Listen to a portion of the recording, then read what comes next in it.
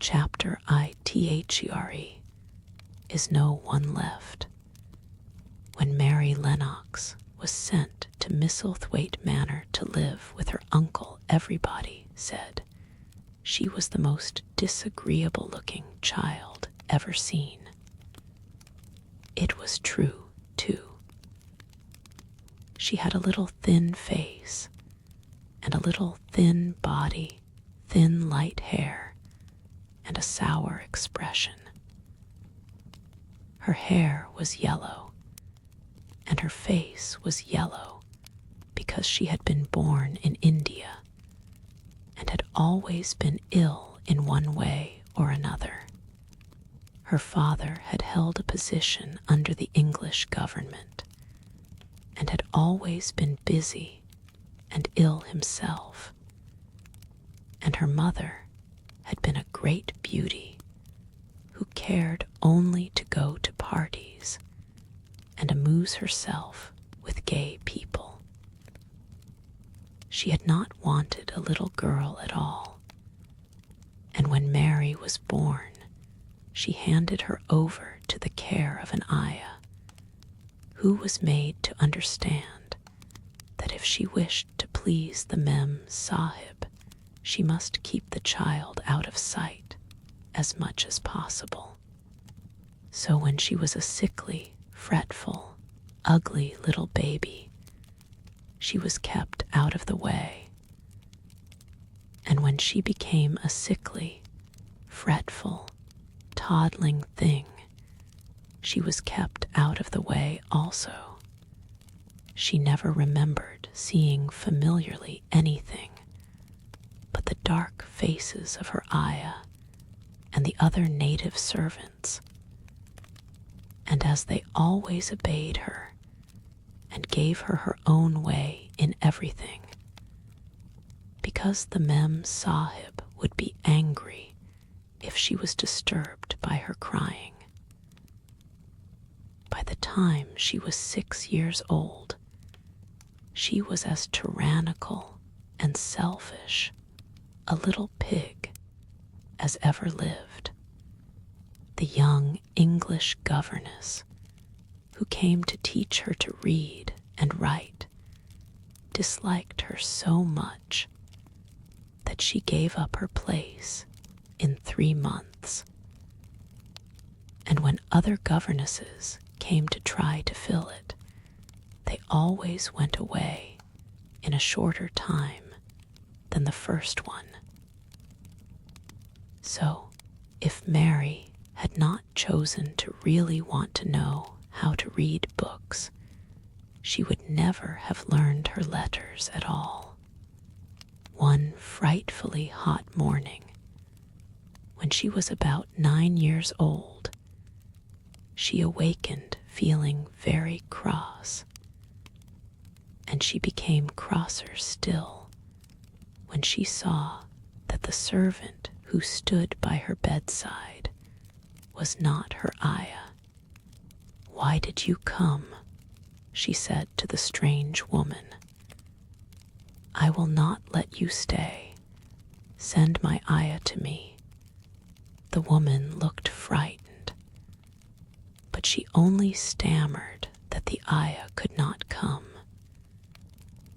And when Mary threw herself into a passion and beat and kicked her, she looked only more frightened and repeated that it was not possible for the ayah to come to Missie Sahib.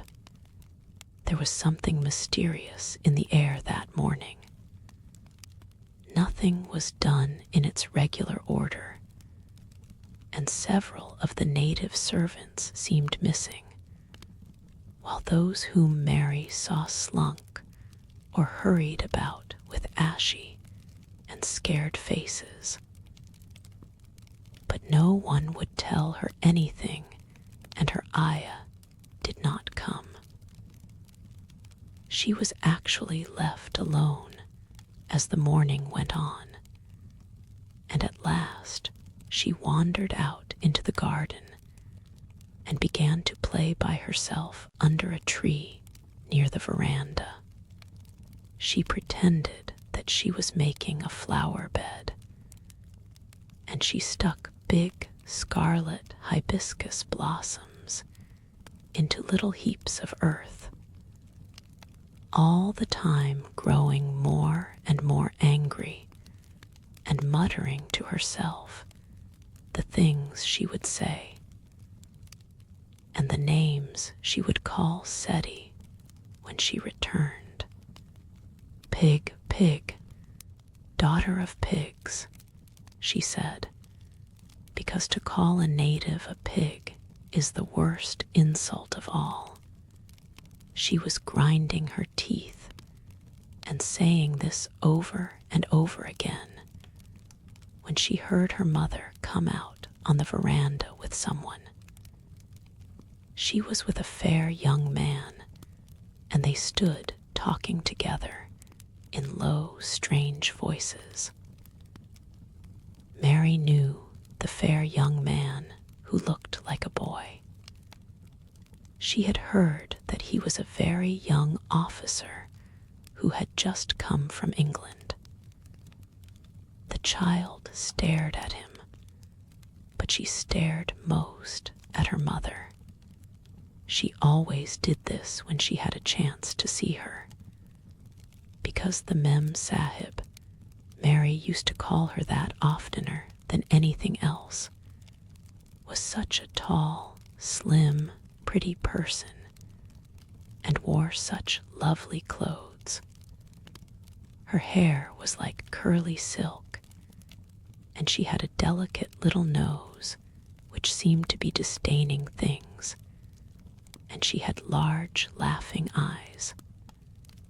All her clothes were thin and floating, and Mary said they were full of lace. They looked fuller of lace than ever this morning, but her eyes were not laughing at all.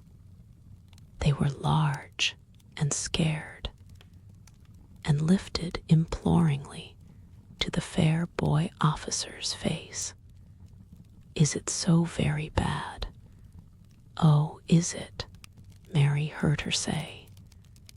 Awfully, the young man answered in a trembling voice. Awfully, Mrs. Lennox. You ought to have gone to the hills 2 weeks ago. The Mem Sahib wrung her hands. Oh, I know I ought, she cried. I only stayed to go to that silly dinner party. What a fool I was. At that very moment, such a loud sound of wailing broke out from the servants' quarters that she clutched the young man's arm, and Mary stood shivering from head to foot. The wailing grew wilder and wilder. What is it? What is it? Mrs. Lennox gasped. Someone has died, answered the boy officer. You did not say it had broken out among your servants. I did not know, the Mem Sahib cried. Come with me, come with me. And she turned and ran into the house. After that, appalling things happened, and the mysteriousness of the morning was explained to Mary. The cholera had broken out in its most fatal form, and people were dying like flies. The ayah had been taken ill in the night, and it was because she had just died that the servants had wailed in the huts. Before the next day, 3 other servants were dead, and others had run away in terror. There was panic on every side, and dying people in all the bungalows. During the confusion and bewilderment of the second day, Mary hid herself in the nursery and was forgotten by everyone. nobody thought of her, nobody wanted her, and strange things happened of which she knew nothing. Mary alternately cried and slept through the hours. She only knew that people were ill, and that she heard mysterious and frightening sounds. Once she crept into the dining room and found it empty, though a partly finished meal was on the table, and chairs and plates looked as if they had been hastily pushed back when the diners rose suddenly for some reason. The child ate some fruit and biscuits, and being thirsty, she drank a glass of wine which stood nearly filled. It was sweet, and she did not know how strong it was.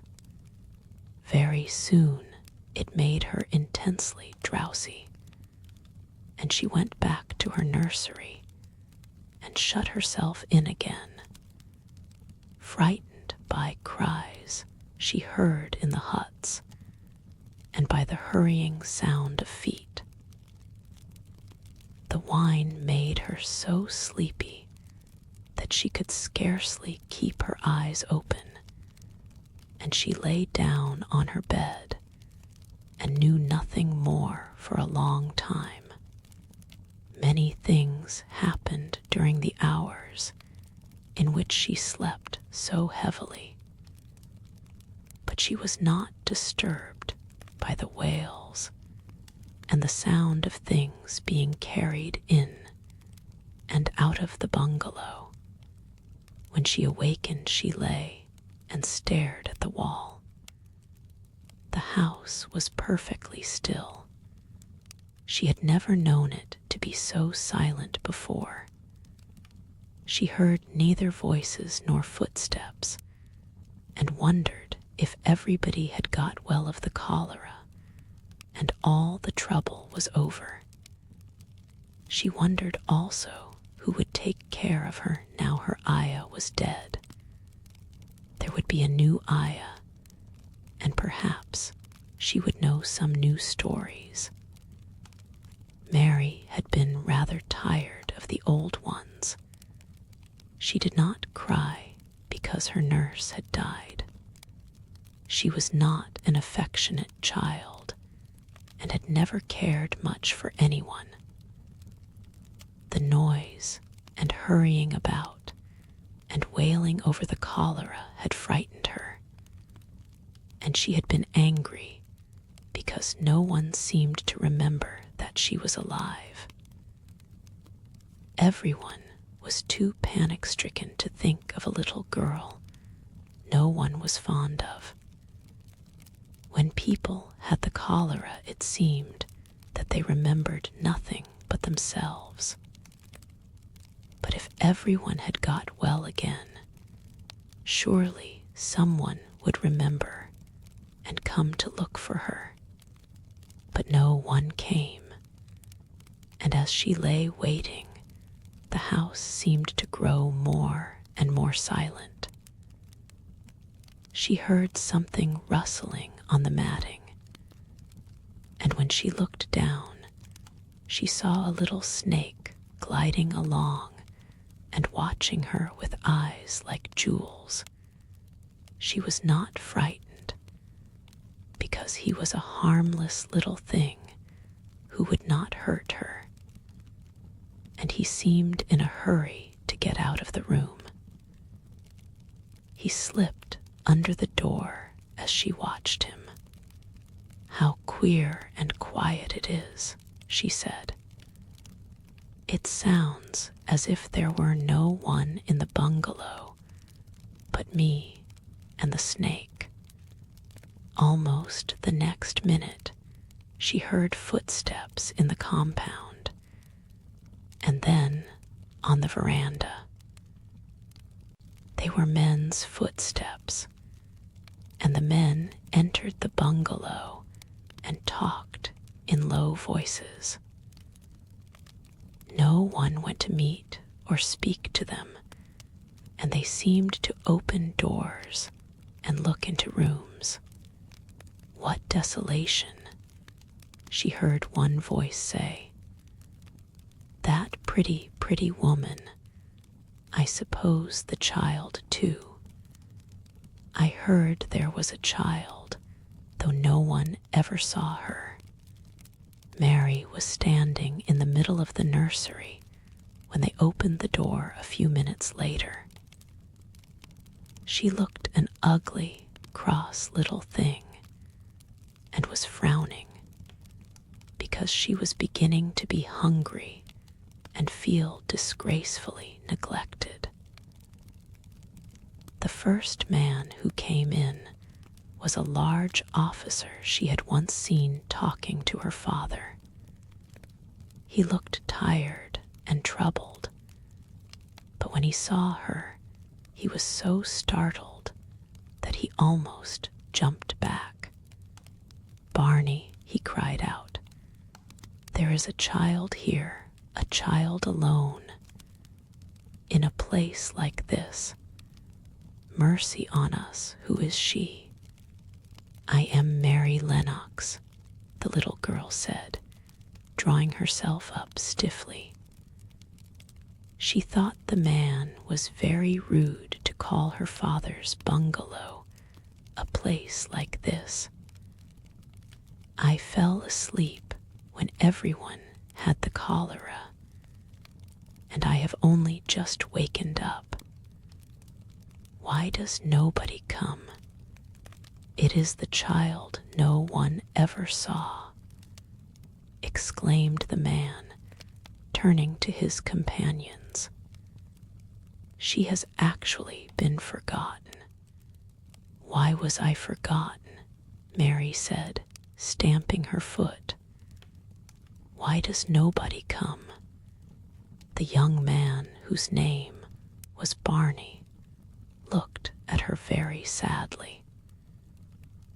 Mary even thought she saw him wink his eyes, as if to wink tears away. "Poor little kid," he said, "there is nobody left to come."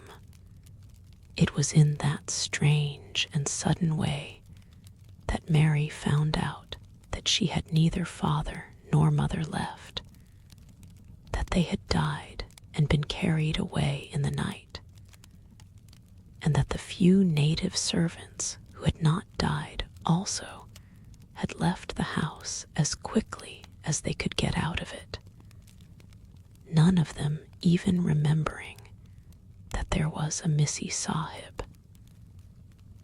That was why the place was so quiet. It was true that there was no one in the bungalow but herself and the little rustling snake. Chapter II. Mistress Mary quite contrary. Mary had liked to look at her mother from a distance, and she had thought her very pretty. But as she knew very little of her, she could scarcely have been expected to love her, or to miss her very much when she was gone. She did not miss her at all, in fact, and as she was a self-absorbed child, she gave her entire thought to herself, as she had always done. If she had been older, she would no doubt have been very anxious at being left alone in the world. But she was very young, and as she had always been taken care of, she supposed she always would be.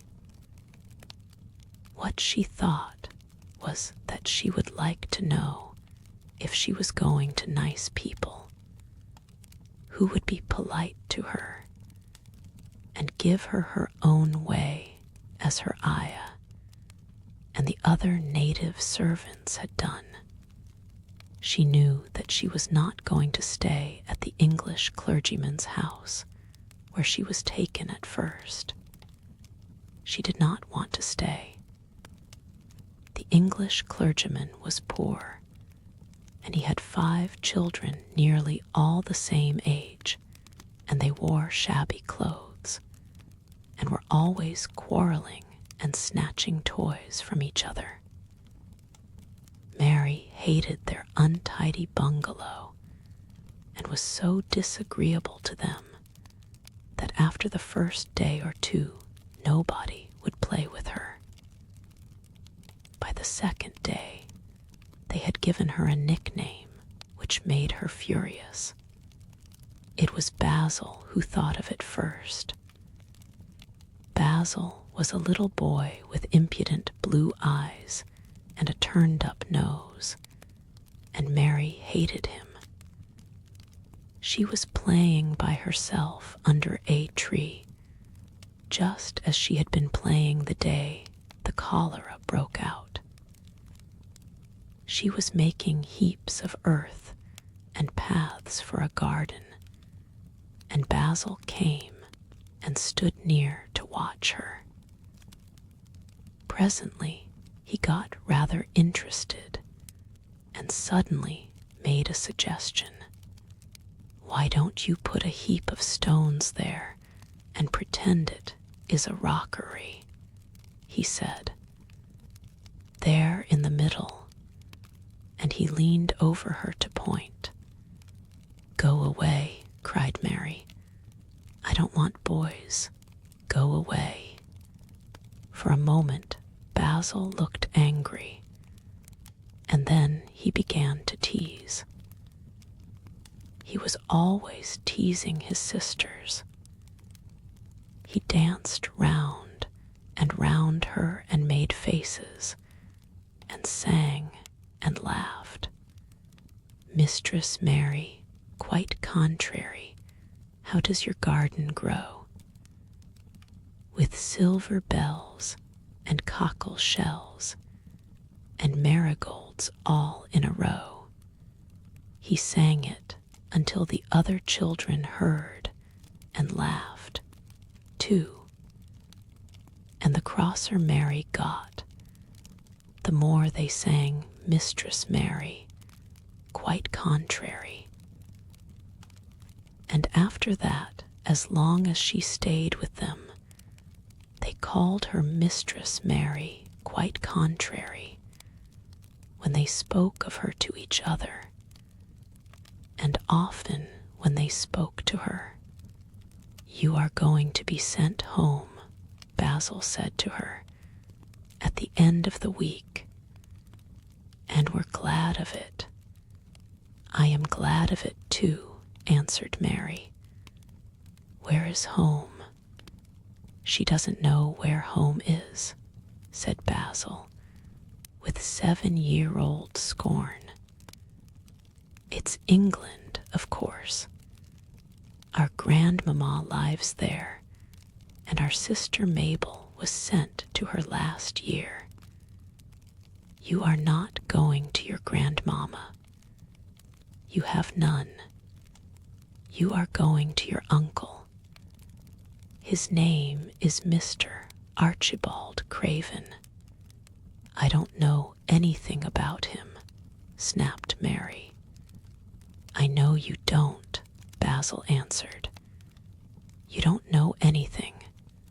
Girls never do. I heard father and mother talking about him. He lives in a great, big, desolate old house in the country, and no one goes near him. He's so cross he won't let them, and they wouldn't come if he would let them.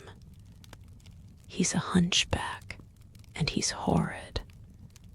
"I don't believe you," said Mary. And she turned her back and stuck her fingers in her ears, because she would not listen any more. But she thought over it a great deal afterward. And when Mrs. Crawford told her that night that she was going to sail away to England in a few days and go to her uncle, Mr. Archibald Craven, who lived at Misselthwaite Manor, She looked so stony and stubbornly uninterested that they did not know what to think about her. They tried to be kind to her, but she only turned her face away when Mrs. Crawford attempted to kiss her, and held herself stiffly when Mr. Crawford patted her shoulder. "She is such a plain child," Mrs. Crawford said pityingly afterward. "And her mother was such a pretty creature. She had a very pretty manner, too, and Mary has the most unattractive ways I ever saw in a child. The children call her Mistress Mary quite contrary, and though it's naughty of them, one can't help understanding it. Perhaps if her mother had carried her pretty face and her pretty manners oftener into the nursery, Mary might have learned some pretty ways too. It is very sad, now the poor beautiful thing is gone, to remember that many people never even knew that she had a child at all. I believe she scarcely ever looked at her," sighed Mrs. Crawford. "When her ayah was dead, there was no one to give a thought to the little thing. Think of the servants running away and leaving her all alone in that deserted bungalow. Colonel McGrew said he nearly jumped out of his skin when he opened the door and found her standing by herself in the middle of the room. Mary made the long voyage to England under the care of an officer's wife, who was taking her children to leave them in a boarding school. She was very much absorbed in her own little boy and girl, and was rather glad to hand the child over to the woman Mr. Archibald Craven sent to meet her in London. The woman was his housekeeper at Misselthwaite Manor, and her name was Mrs. Medlock. She was a stout woman with very red cheeks and sharp black eyes. She wore a very purple dress, a black silk mantle with jet fringe on it, and a black bonnet with purple velvet flowers which stuck up and trembled when she moved her head. Mary did not like her at all, but as she very seldom liked people, there was nothing remarkable in that, besides which it was very evident Mrs. Medlock did not think much of her. "My word, she's a plain little piece of goods," she said, "and we'd heard that her mother was a beauty. She hasn't handed much of it down, has she, ma'am? Perhaps she will improve as she grows older," the officer's wife said good-naturedly. "If she were not so sallow and had a nicer expression, her features are rather good. Children alter so much. She'll have to alter a good deal," answered Mrs. Medlock. "And there's nothing likely to improve children at Misselthwaite, if you ask me." They thought Mary was not listening because she was standing a little apart from them at the window of the private hotel they had gone to. She was watching the passing buses and cabs and people, but but she heard quite well and was made very curious about her uncle and the place he lived in. What sort of a place was it, and what would he be like? What was a hunchback? She had never seen one. Perhaps there were none in India, since she had been living in other people's houses, and had had no ayah. She had begun to feel lonely and to think queer thoughts which were new to her. She had begun to wonder why she had never seemed to belong to anyone, even when her father and mother had been alive. Other children seemed to belong to their fathers and mothers, but she had never seemed to really be anyone's little girl. She had had servants and food and clothes, but no one had taken any notice of her. She did not know that this was because she was a disagreeable child. But then, of course, she did not know she was disagreeable. She often thought that other people were, but she did not know that she was so herself. She thought Mrs. Medlock the most disagreeable person she had ever seen, with her common, highly colored face and her common fine bonnet. When the next day they set out on their journey to Yorkshire, she walked through the station to the railway carriage with her head up, and trying to keep as far away from her as she could, because she did not want to seem to belong to her.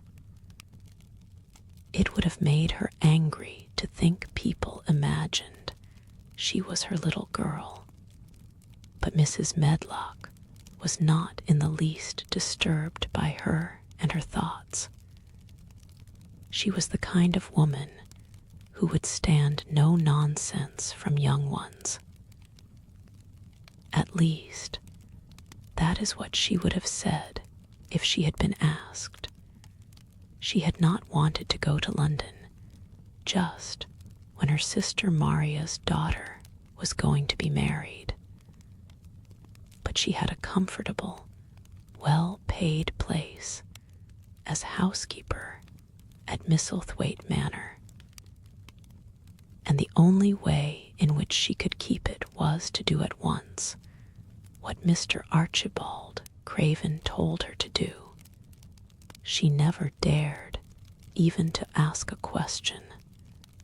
Captain Lennox and his wife died of the cholera, Mr. Craven had said in his short, cold way. Captain Lennox was my wife's brother, and I am their daughter's guardian. The child is to be brought here. You must go to London and bring her yourself. So she packed her small trunk and made the journey. Mary sat in her corner of the railway carriage and looked plain and fretful. She had nothing to read or to look at, and she had folded her thin little black-gloved hands in her lap. Her black dress made her look yellower than ever, and her limp, light hair straggled from under her black crepe hat. A more marred-looking young one I never saw in my life, Mrs. Medlock thought. Marred is a Yorkshire word and means spoiled and pettish. She had never seen a child who sat so still without doing anything, and at last she got tired of watching her and began to talk in a brisk, hard voice. I suppose I may as well tell you something about where you are going to, she said. Do you know anything about your uncle? No, said Mary. Never heard your father and mother talk about him. No, said Mary, frowning. She frowned because she remembered that her father and mother had never talked to her about anything in particular. Certainly, they had never told her things. Humph, muttered Mrs. Medlock, staring at her queer, unresponsive little face. She did not say any more for a few moments, and then she began again. I suppose you might as well be told something to prepare you. You are going to a queer place. Mary said nothing at all, and Mrs. Medlock looked rather discomfited by her apparent indifference. But after taking a breath, she went on. Not but that it's a grand big place in a gloomy way, and Mr. Craven's proud of it in his way, and that's gloomy enough too. The house is 600 years old, and it's on the edge of the moor, and there's near 100 rooms in it, though most of them's shut up and locked. And there's pictures and fine old furniture and things that's been there for ages, and there's a big park round it, and gardens and trees, with branches trailing to the ground, some of them. She paused and took another breath. But there's nothing else, she ended suddenly. Mary had begun to listen in spite of herself. It all sounded so unlike India, and anything new rather attracted her. But she did not intend to look as if she were interested. That was one of her unhappy, disagreeable ways. So she sat still. Well, said Mrs. Medlock, what do you think of it? Nothing, she answered. I know nothing about such places. That made Mrs. Medlock laugh a short sort of laugh. Eh, she said, but you are like an old woman. Don't you care? It doesn't matter, said Mary, whether I care or not. You are right enough there, said Mrs. Medlock. It doesn't. What you're to be kept at Misselthwaite Manor for I don't know, unless because it's the easiest way. He's not going to trouble himself about you, that's sure and certain.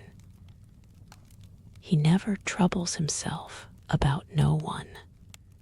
She stopped herself, as if she had just remembered something in time. He's got a crooked back, she said. That set him wrong.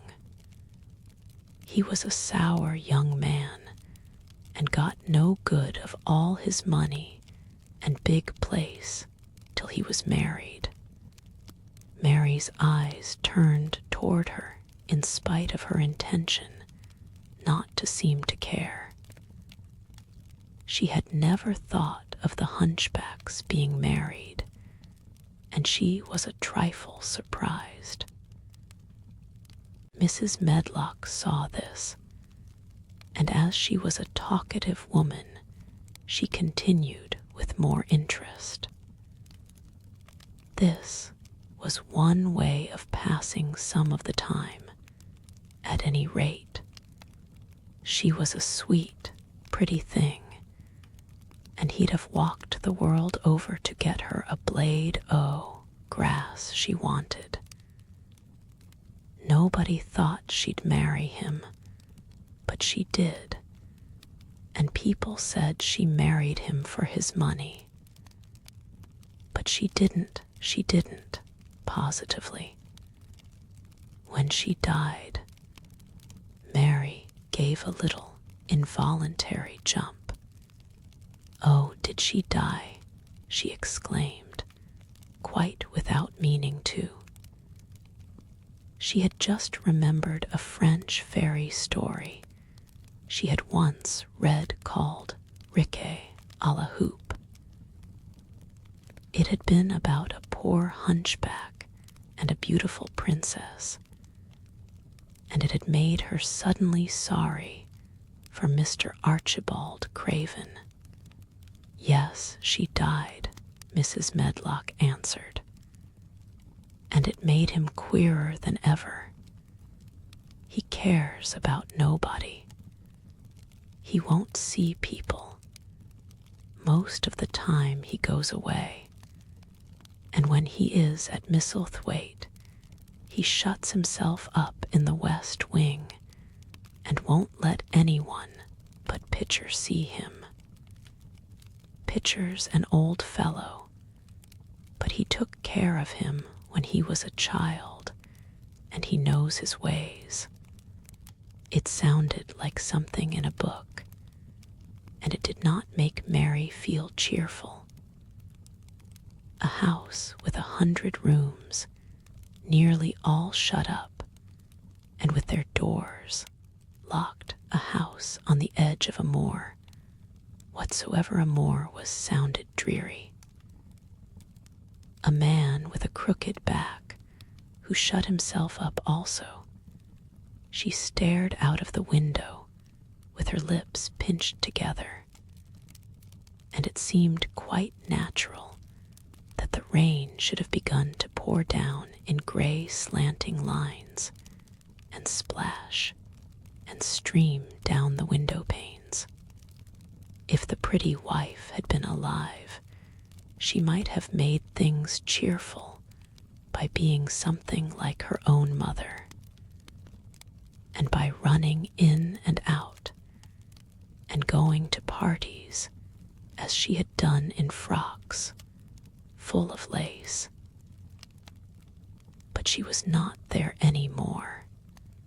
You needn't expect to see him, because 10 to 1 you won't, said Mrs. Medlock.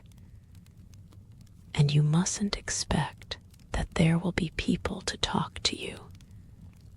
You'll have to play about and look after yourself.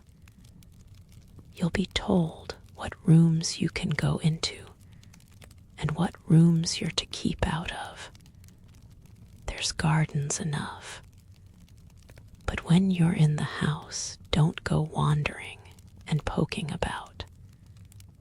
Mr. Craven won't have it. I shall not want to go poking about, said sour little Mary. And just as suddenly as she had begun to be rather sorry for Mr. Archibald Craven, she began to cease to be sorry, and to think he was unpleasant enough to deserve all that had happened to him. And she turned her face toward the streaming panes of the window of the railway carriage, and gazed out at the gray rainstorm, which looked as if it would go on forever and ever. She watched it so long and steadily that the grayness grew heavier and heavier before her eyes, and she fell asleep. Chapter III. Across the Moor. She slept a long time, and when she awakened, Mrs. Medlock had bought a lunch basket at one of the stations, and they had some chicken and cold beef and bread and butter and some hot tea. the rain seemed to be streaming down more heavily than ever, and everybody in the station wore wet and glistening waterproofs. The guard lighted the lamps in the carriage, and Mrs. Medlock cheered up very much over her tea and chicken and beef. She ate a great deal, and afterward fell asleep herself, and Mary sat and stared at her, and watched her fine bonnet slip on one side, until she herself fell asleep once more in the corner of the carriage, lulled by the splashing of the rain against the windows. It was quite dark when she awakened again. The train had stopped at a station, and Mrs. Medlock was shaking her. "You have had a sleep," she said. "It's time to open your eyes. We're at Thwaite Station, and we've got a long drive before us." Mary stood up and tried to keep her eyes open while Mrs. Medlock collected her parcels. The little girl did not offer to help her, because in India, native servants always picked up or carried things, and it seemed quite proper that other people should wait on one. The station was a small one and nobody, but themselves seemed to be getting out of the train. The station master spoke to Mrs. Medlock in a rough, good-natured way, pronouncing his words in a queer, broad fashion, which Mary found out afterward was Yorkshire. "I see Thaw's got back," he said, "and Thaw's browt Th, young un with thee." "Aye, that's her," answered Mrs. Medlock, speaking with a Yorkshire accent herself, and jerking her head over her shoulder toward Mary. "How es thy missus?" "Well, Eno, Th, carriage is waitin' outside for thee." A brougham stood on the road before the little outside platform. Mary saw that it was a smart carriage, and that it was a smart footman who helped her in. His long waterproof coat and the waterproof covering of his hat were shining and dripping with rain, as everything was, the burly station master included, when he shut the door, mounted the box with the coachman, and they drove off. The little girl found herself seated in a comfortably cushioned corner, but she was not inclined to go to sleep again. She sat and looked out of the window, curious to see something of the road over which she was being driven to the queer place Mrs. Medlock had spoken of. She was not at all a timid child, and she was not exactly frightened, but she felt that there was no knowing what might happen in a house with 100 rooms nearly all shut up, a house standing on the edge of a moor. "What is a moor?" she said suddenly to Mrs. Medlock. "Look out of the window in about 10 minutes, and you'll see," the woman answered. "We've got to drive 5 miles across MISSEL moor before we get to the manor. You won't see much because it's a dark night, but you can see something." Mary asked no more questions, but waited in the darkness of her corner, keeping her eyes on the window.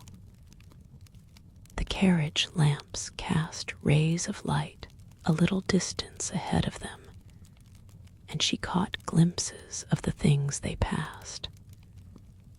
After they had left the station, they had driven through a tiny village, and she had seen whitewashed cottages and the lights of a public house.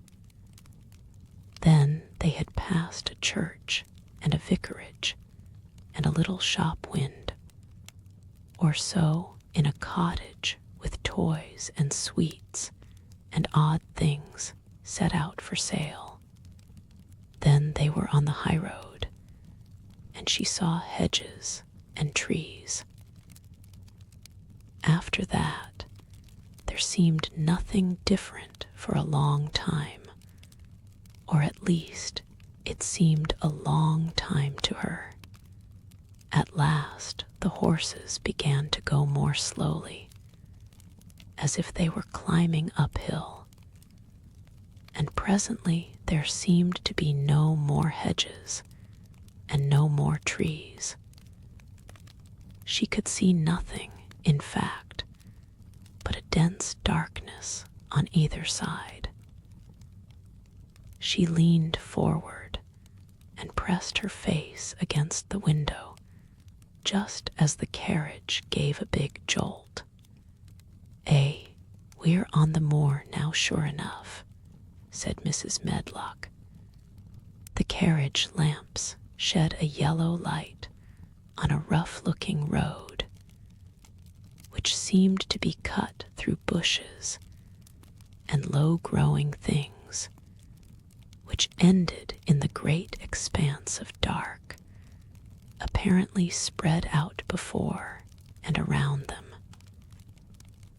A wind was rising and making a singular, wild, low, rushing sound. It's not the sea, is it?" said Mary, looking round at her companion. "No, not it," answered Mrs. Medlock. "Nor it isn't fields nor mountains.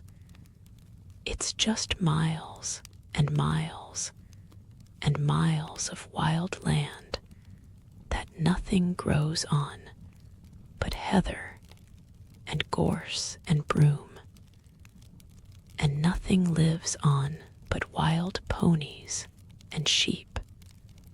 I feel as if it might be the sea, if there were water on it," said Mary.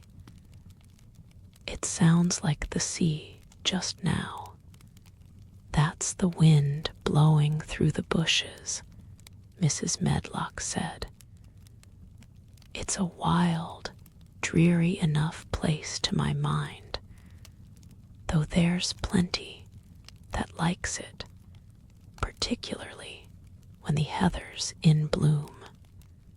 On and on they drove through the darkness, and though the rain stopped, the wind rushed by and whistled and made strange sounds.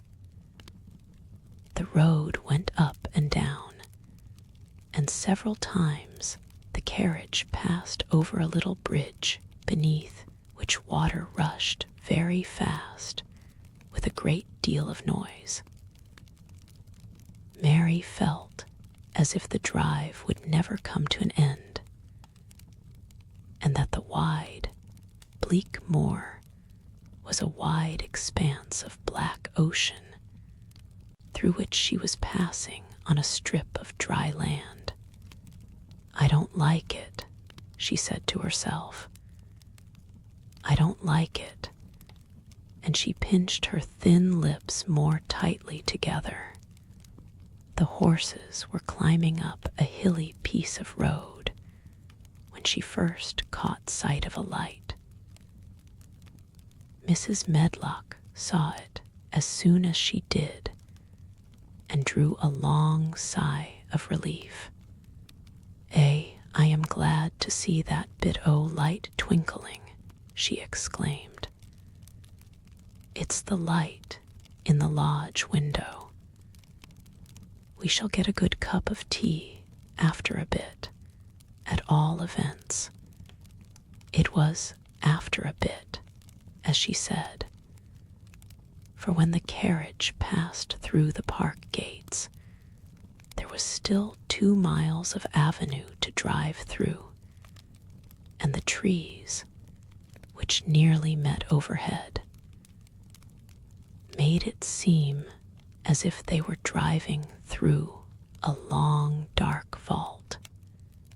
They drove out of the vault into a clear space and stopped before an immensely long but low-built house, which seemed to ramble round a stone court. At first Mary thought that there were no lights at all in the windows, but as she got out of the carriage, she saw that one room in a corner, upstairs, showed a dull glow. The entrance door was a huge one made of massive, curiously shaped panels of oak, studded with big iron nails, and bound with great iron bars. It opened into an enormous hall, which was so dimly lighted that the faces in the portraits on the walls and the figures in the suits of armor made Mary feel that she did not want to look at them. As she stood on the stone floor, she looked a very small, odd little black figure, and she felt as small and lost and odd as she looked. A neat, thin old man stood near the manservant, who opened the door for them. "You are to take her to her room," he said in a husky voice. "He doesn't want to see her. He's going to London in the morning." "Very well, Mr. Pitcher," Mrs. Medlock answered. "So long as I know what's expected of me, I can manage." "What's expected of you, Mrs. Medlock," Mr. Pitcher said, "is that you make sure that he's not disturbed, and that he doesn't see what he doesn't want to see." And then Mary Lennox was led up a broad staircase, and down a long corridor, and up a short flight of steps, and through another corridor and another, until a door opened in a wall, and she found herself in a room with a fire in it and a supper on a table. Mrs. Medlock said unceremoniously, "Well, here you are. This room and the next are where you'll live, and you must keep to them. Don't you forget that." It was in this way Mistress Mary arrived at Misselthwaite Manor, and she had perhaps never felt quite so contrary in all her life. Chapter IV.MARTHA.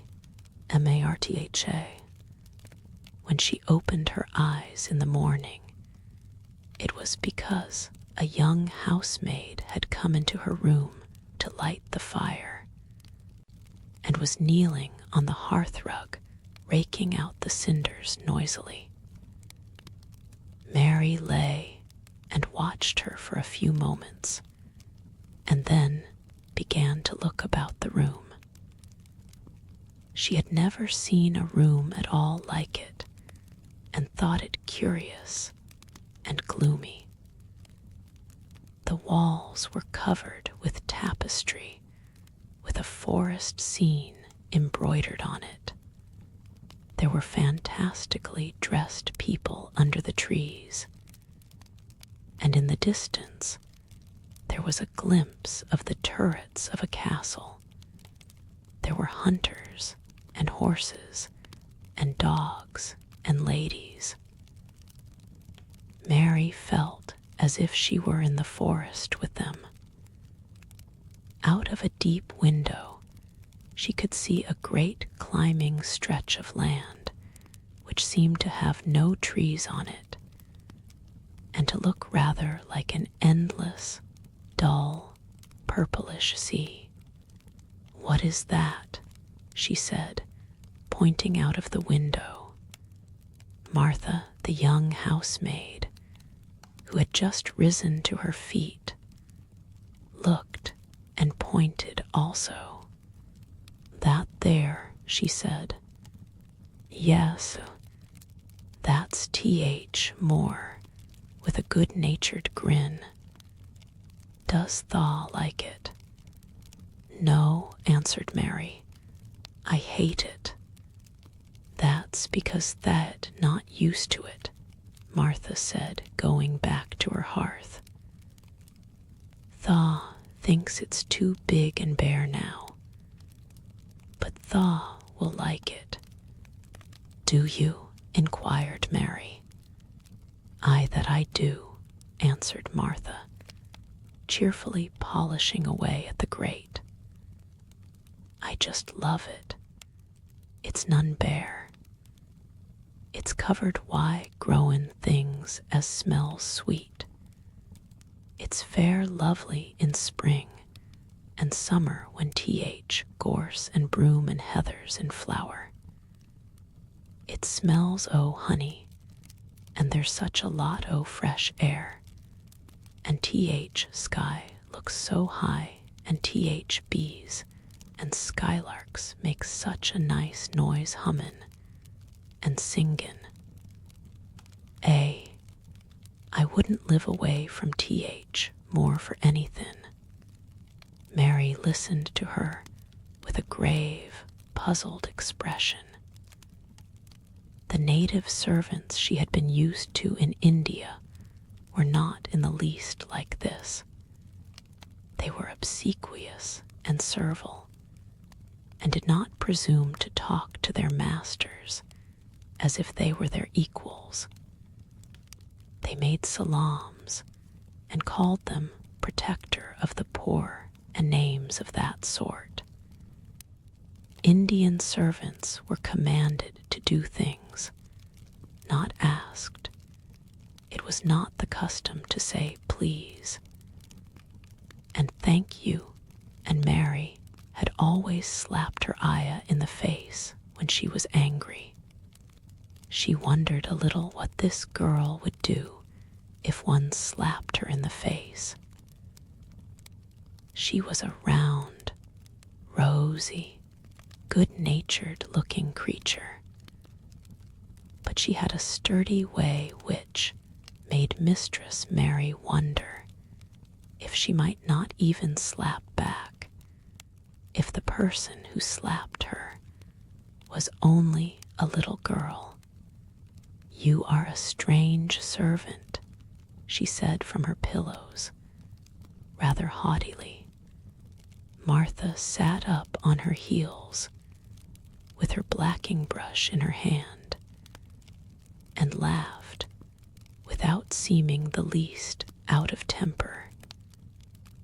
I know that," she said. "If there was a grand missus at MISSEL, I should never have been even one of T.H. under housemaids. I might have been let to be scullery maid, but I'd never have been let upstairs. I'm too common and I talk too much Yorkshire. But this is a funny house for all it's so grand. Seems like there's neither master nor mistress, except Mr. Pitcher and Mrs. Medlock. Mr. Craven, he won't be troubled about anything when he's here, and he's nearly always away. Mrs. Medlock gave me th, place out o kindness. She told me she could never have done it if Misselthwaite had been like other big houses. Are you going to be my servant? Mary asked, still in her imperious little Indian way. Martha began to rub her grate again. I'm Mrs. Medlock's servant, she said stoutly. And she's Mr. Craven's.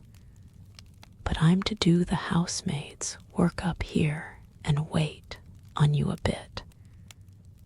But you won't need much waitin' on. Who is going to dress me? Demanded Mary.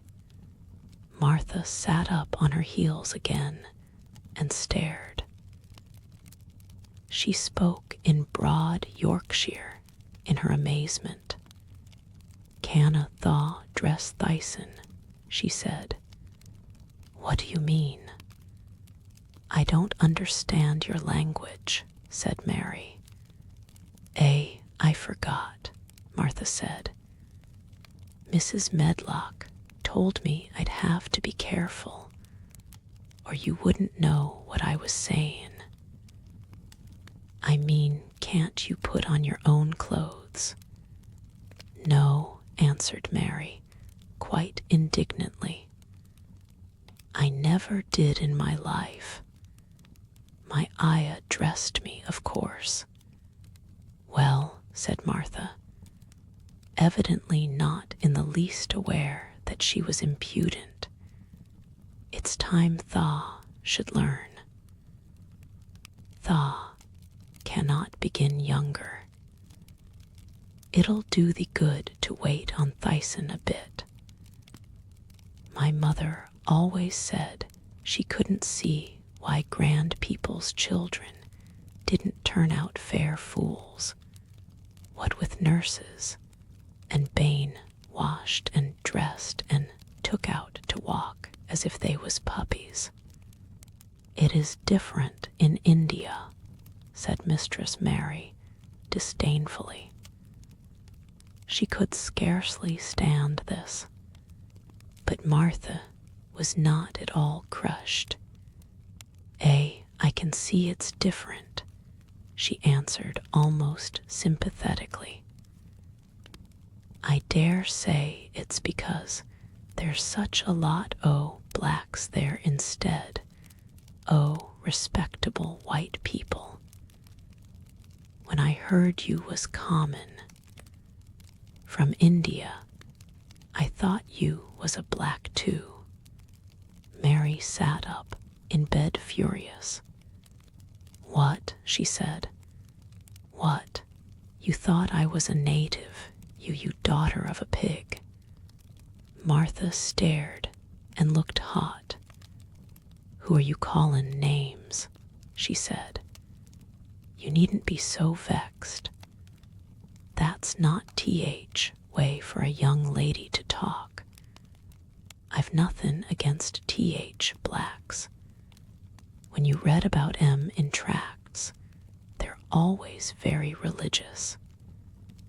You always read as a black a man and a brother. I've never seen a black un. I was fair pleased to think I was goin' to see one close. When I come in to light your fire this mornin', I crept up to your bed and pulled th, cover back careful to look at you. And there you was, disappointedly. No more black than me, for all you're so yeller.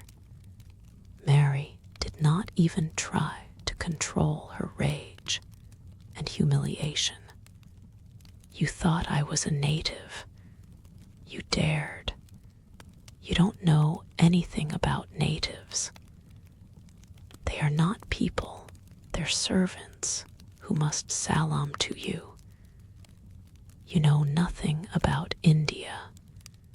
You know nothing about anything. She was in such a rage. and felt so helpless before the girl's simple stare. And somehow, she suddenly felt so horribly lonely and far away from everything she understood and which understood her, that she threw herself face downward on the pillows and burst into passionate sobbing. She sobbed so unrestrainedly that good-natured Yorkshire Martha was a little frightened and quite sorry for her. She went to the bed and bent over her. You mustn't cry like that there," she begged. "You mustn't for sure. I didn't know you'd be vexed. I don't know anything about anything, just like you said. I beg your pardon, Miss, do stop crying." There was something comforting and really friendly in her queer Yorkshire speech and sturdy way, which had a good effect on Mary. She gradually ceased crying and became quiet. Martha looked relieved. "It's time for thee to get up now," she said. "Mrs. Medlock said I was to carry thaw breakfast and tea and dinner into T.H. room next to this. It's been made into a nursery for thee.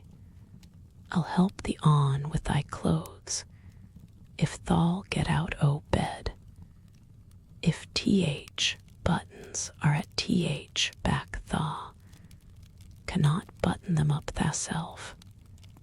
When Mary at last decided to get up, the clothes Martha took from the wardrobe were not the ones she had worn when she arrived the night before with Mrs.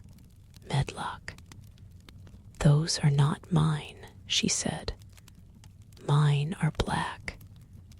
She looked the thick white wool coat and dress over, and added with cool approval, "Those are nicer than mine.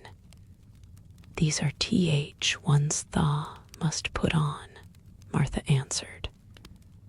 "Mr. Craven ordered Mrs. Medlock to get 'em in London. He said, 'I won't have a child dressed in black wanderin', about like a lost soul,' he said.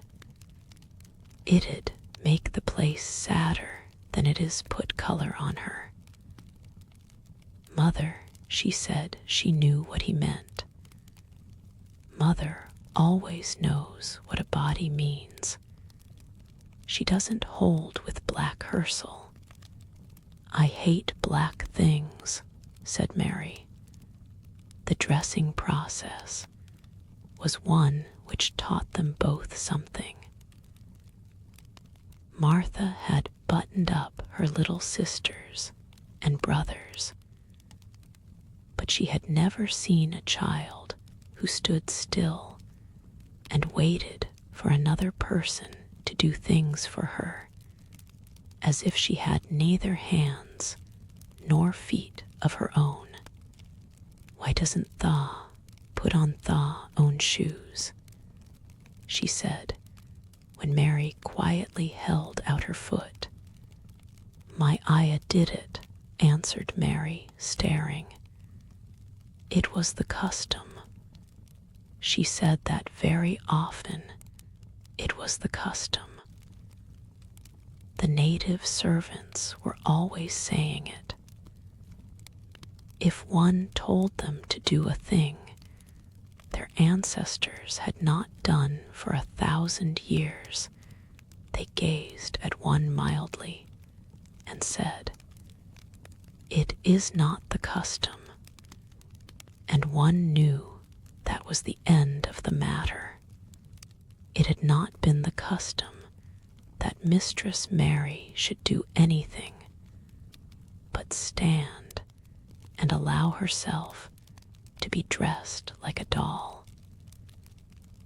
But before she was ready for breakfast, she began to suspect that her life at Misselthwaite Manor would end by teaching her a number of things quite new to her, things such as putting on her own shoes and stockings, and picking up things she let fall. If Martha had been a well-trained, fine young lady's maid, she would have been more subservient and respectful, and would have known that it was her business to brush hair and button boots and pick things up and lay them away. She was, however, only an untrained Yorkshire rustic who had been brought up in a moorland cottage with a swarm of little brothers and sisters who had never dreamed of doing anything but waiting on themselves and on the younger ones who were either babies in arms or just learning to totter about and tumble over things. If Mary Lennox had been a child who was ready to be amused, she would perhaps have laughed at Martha's readiness to talk. But Mary only listened to her coldly and wondered at her freedom of manner. At first, she was not at all interested, but gradually, as the girl rattled on in her good-tempered, homely way, Mary began to notice what she was saying. You should see 'em all," she said. "There's 12 of us, and my father only gets 16 shilling a week. I can tell you my mother's put to it to get porridge for 'em all. They tumble about on TH, moor and play there all day, and mother says TH, heir of TH, more fattens 'em. She says she believes they eat TH, grass same as TH wild ponies do. Our Dickon, he's 12 years old, and he's got a young pony he calls his own." "Where did he get it?" asked Mary. "He found it on TH moor with its mother when it was a little one, and he began to make friends with it and give it bits o' bread and pluck young grass for it. And it got to like him, so it follows him about and it lets him get on its back. Dickon's a kind lad, and animals likes him." Mary had never possessed an animal pet of her own, and had always thought she should like one.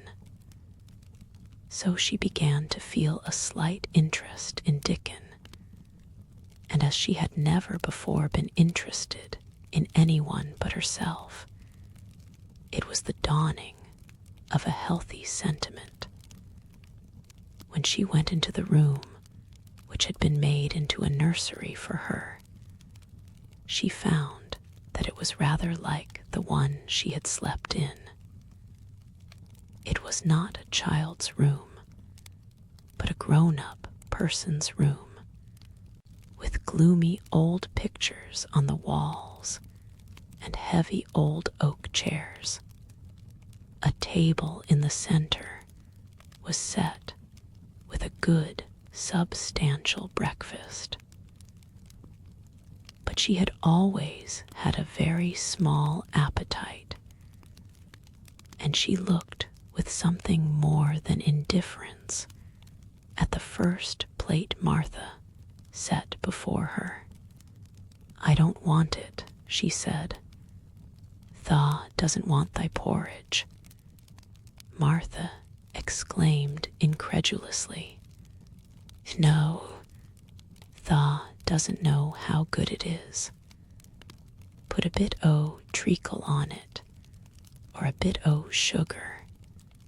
I don't want it, repeated Mary. Said Martha. I can't abide to see good victuals go to waste. If our children was at this table, they'd clean it bare in 5 minutes. Why, said Mary coldly. Why, echoed Martha. Because they scarce ever had their stomachs full in their lives.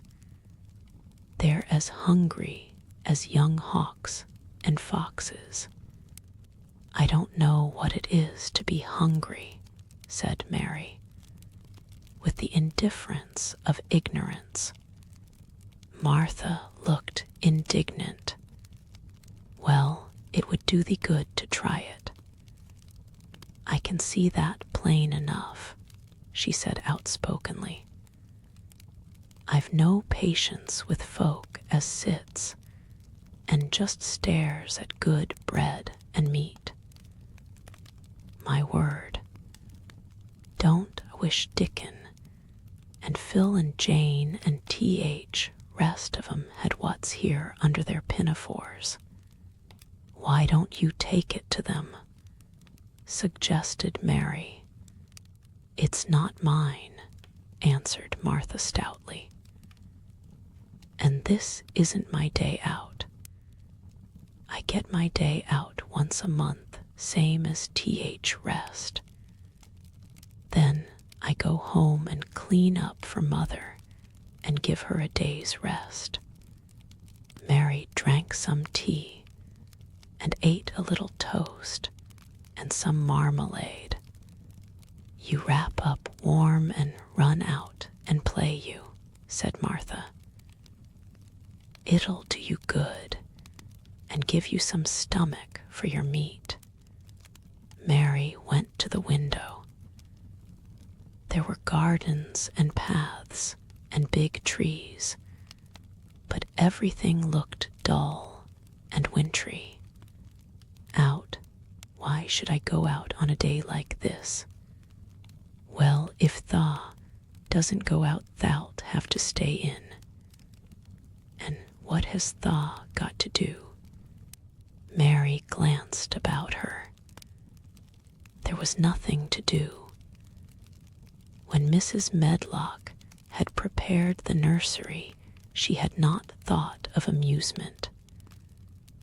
Perhaps it would be better to go and see what the gardens were like. Who will go with me? She inquired. Martha stared. You'll go by yourself, she answered. You'll have to learn to play like other children does when they haven't got sisters and brothers. Our Dickon goes off on T.H. MOOR by himself and plays for hours. That's how he made friends with T.H. Pony. He's got sheep on T.H.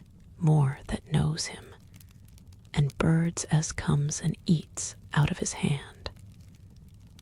However little there is to eat, he always saves a bit o' his bread to coax his pets.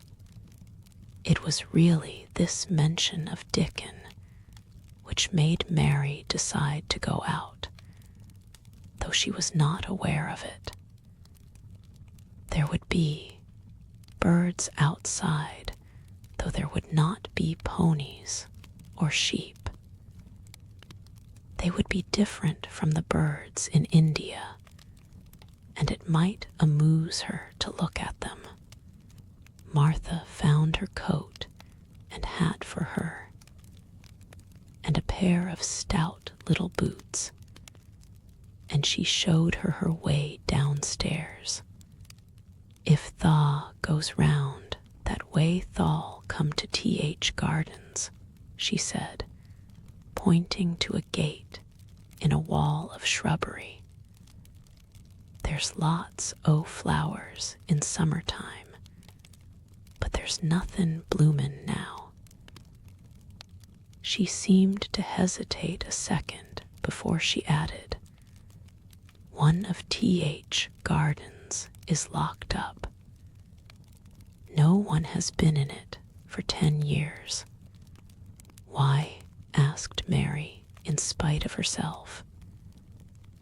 Here was another locked door added to the 100 in the strange house.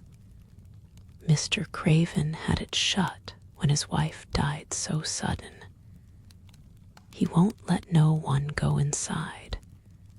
It was her garden. He locked T.H. door and dug a hole and buried T.H. key. There's Mrs. Medlock's bell ringing. I must run." After she was gone, Mary turned down the walk which led to the door in the shrubbery. She could not help thinking about the garden, which no one had been into for 10 years. She wondered what it would look like, and whether there were any flowers still alive in it. When she had passed through the shrubbery gate, she found herself in great gardens, with wide lawns and winding walks with clipped borders. There were trees and flower beds and evergreens clipped into strange shapes, and a large pool with an old gray fountain in its midst. But the flower beds were bare and wintry, and the fountain was not playing. This was not the garden which was shut up. How could a garden be shut up? You could always walk into a garden. She was just thinking this when she saw that, at the end of the path she was following, there seemed to be a long wall, with ivy growing over it. She was not familiar enough with England to know that she was coming upon the kitchen gardens where the vegetables and fruit were growing. She went toward the wall and found that there was a green door in the ivy, and that it stood open. This was not the closed garden, evidently, and she could go into it. She went through the door and found that it was a garden with walls all round it, and that it was only one of several walled gardens which seemed to open into one another. She saw another open green door, revealing bushes and pathways between beds containing winter vegetables. Fruit trees were trained flat against the wall, and over some of the beds there were glass frames. The place was bare and ugly enough, Mary thought, as she stood and stared about her. It might be nicer in summer when things were green, but there was nothing pretty about it now. Presently an old man with a spade over his shoulder walked through the door leading from the second garden. He looked startled when he saw Mary, and then touched his cap. He had a surly old face and did not seem at all pleased to see her. But then she was displeased with his garden and wore her quite contrary expression, and certainly did not seem at all pleased to see him. "What is this place?" she asked. "1 Kitchen Gardens," he answered. "What is that?" said Mary, pointing through the other green door. Another of 'em, shortly. There's another on t'other side, O.T.H. wall, and there's T.H. orchard t'other side, o' that. Can I go in them? Asked Mary. If thou likes, but there's nowt to see. Mary made no response. She went down the path and through the second green door. There she found more walls and winter vegetables and glass frames, but in the second wall there was another green door, and it was not open. Perhaps it led into the garden which no one had seen for 10 years. As she was not at all a timid child, and always did what she wanted to do, Mary went to the green door and turned the handle. She hoped the door would not open, because she wanted to be sure she had found the mysterious garden. But it did open quite easily, and she walked through it and found herself in an orchard. There were walls all round it also, and trees trained against them, and there were bare fruit trees growing in the winter-browned grass, but there was no green door to be seen anywhere. Mary looked for it, and yet, when she had entered the upper end of the garden, she had noticed that the wall did not seem to end with the orchard, but to extend beyond it, as if it enclosed a place at the other side. She could see the tops of trees above the wall, and when she stood still, she saw a bird with a bright red breast sitting on the topmost branch of one of them. And suddenly he burst into his winter song, almost as if he had caught sight of her and was calling to her. She stopped and listened to him, and somehow his cheerful, friendly little whistle gave her a pleased feeling.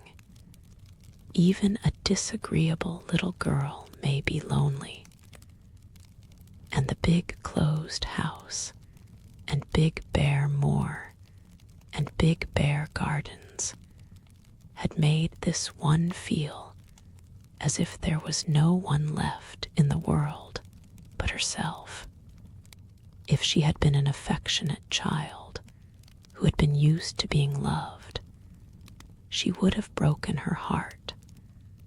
But even though she was Mistress Mary quite contrary, she was desolate, and the bright-breasted little bird brought a look into her sour little face, which was almost a smile.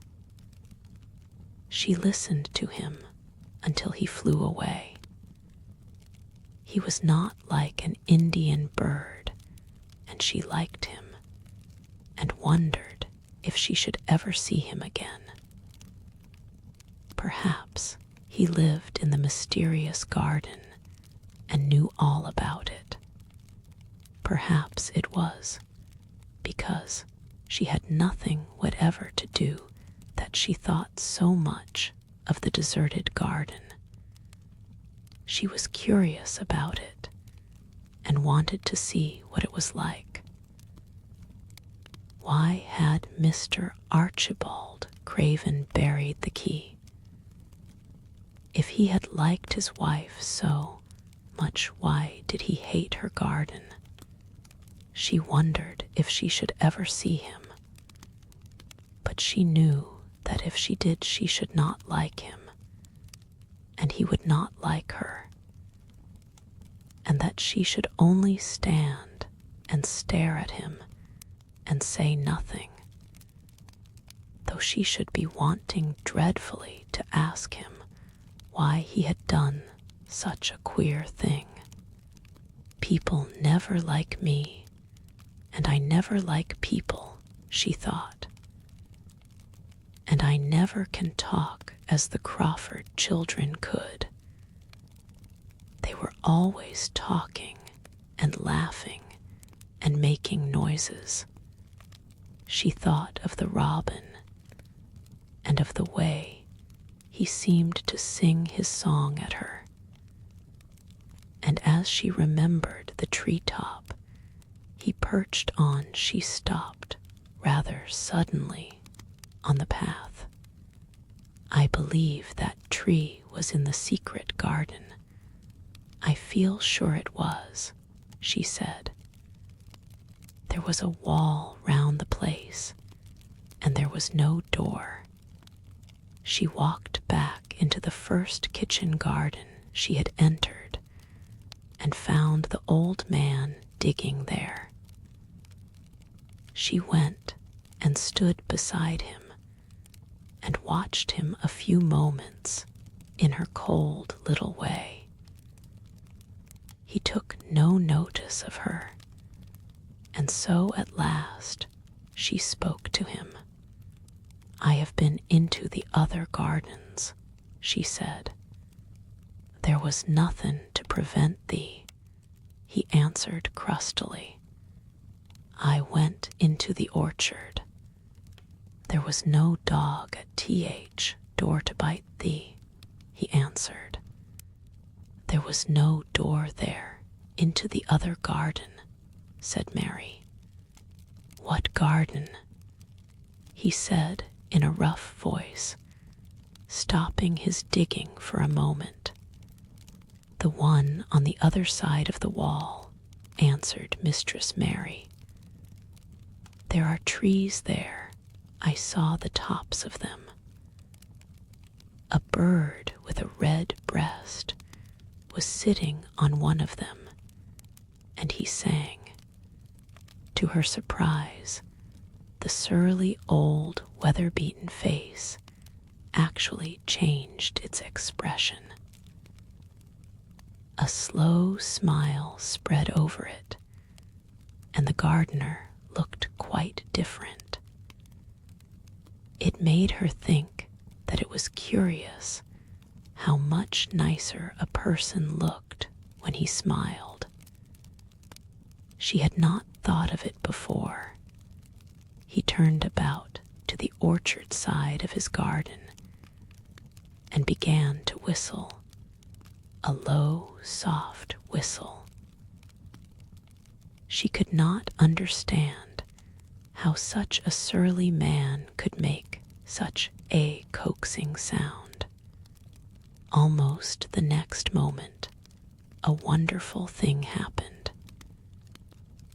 She heard a soft, little rushing flight through the air, and it was the bird with the red breast flying to them. And he actually alighted on the big clod of earth quite near to the gardener's foot. Here he is, chuckled the old man, and then he spoke to the bird as if he were speaking to a child. Where has Thaw been, Thaw, cheeky little beggar? He said. I've not seen thee before today. Has Thaw begun Thaw courtin' this early in Th season? That too forad. The bird put his tiny head on one side and looked up at him with his soft, bright eye, which was like a black dewdrop. He seemed quite familiar and not the least afraid. He hopped about and pecked the earth briskly, looking for seeds and insects. It actually gave Mary a queer feeling in her heart, because he was so pretty and cheerful and seemed so like a person. He had a tiny, plump body and a delicate beak and slender, delicate legs. Will he always come when you call him? She asked almost in a whisper. Aye, that he will. I've knowed him ever since he was a fledgling. He come out of T.H. nest in T.H. other garden, and when first he flew over T.H. wall, he was too weak to fly back for a few days, and we got friendly. When he went over T.H. wall again, T.H. rest of T.H. brood was gone, and he was lonely, and he come back to me. What kind of a bird is he? Mary asked. Doesn't Thaw know? He's a robin redbreast, and they're T.H. friendliest, curiousest birds alive. They are almost as friendly as dogs. If you know how to get on with 'em, watch him peckin' about there and lookin' round at us now and again. He knows we're talkin' about him. It was the queerest thing in the world to see the old fellow. He looked at the plump, little scarlet waistcoated bird as if he were both proud and fond of him. He's a conceited one, he chuckled. He likes to hear folk talk about him. And curious, bless me, there never was his like for curiosity and meddlin'. He's always common to see what I'm plantin'. He knows all T.H. things Mester Craven never troubles Hissel to find out. He's T.H. head gardener, he is. The robin hopped about busily pecking the soil, and now, and then stopped and looked at them a little. Mary thought his black dewdrop eyes gazed at her with great curiosity.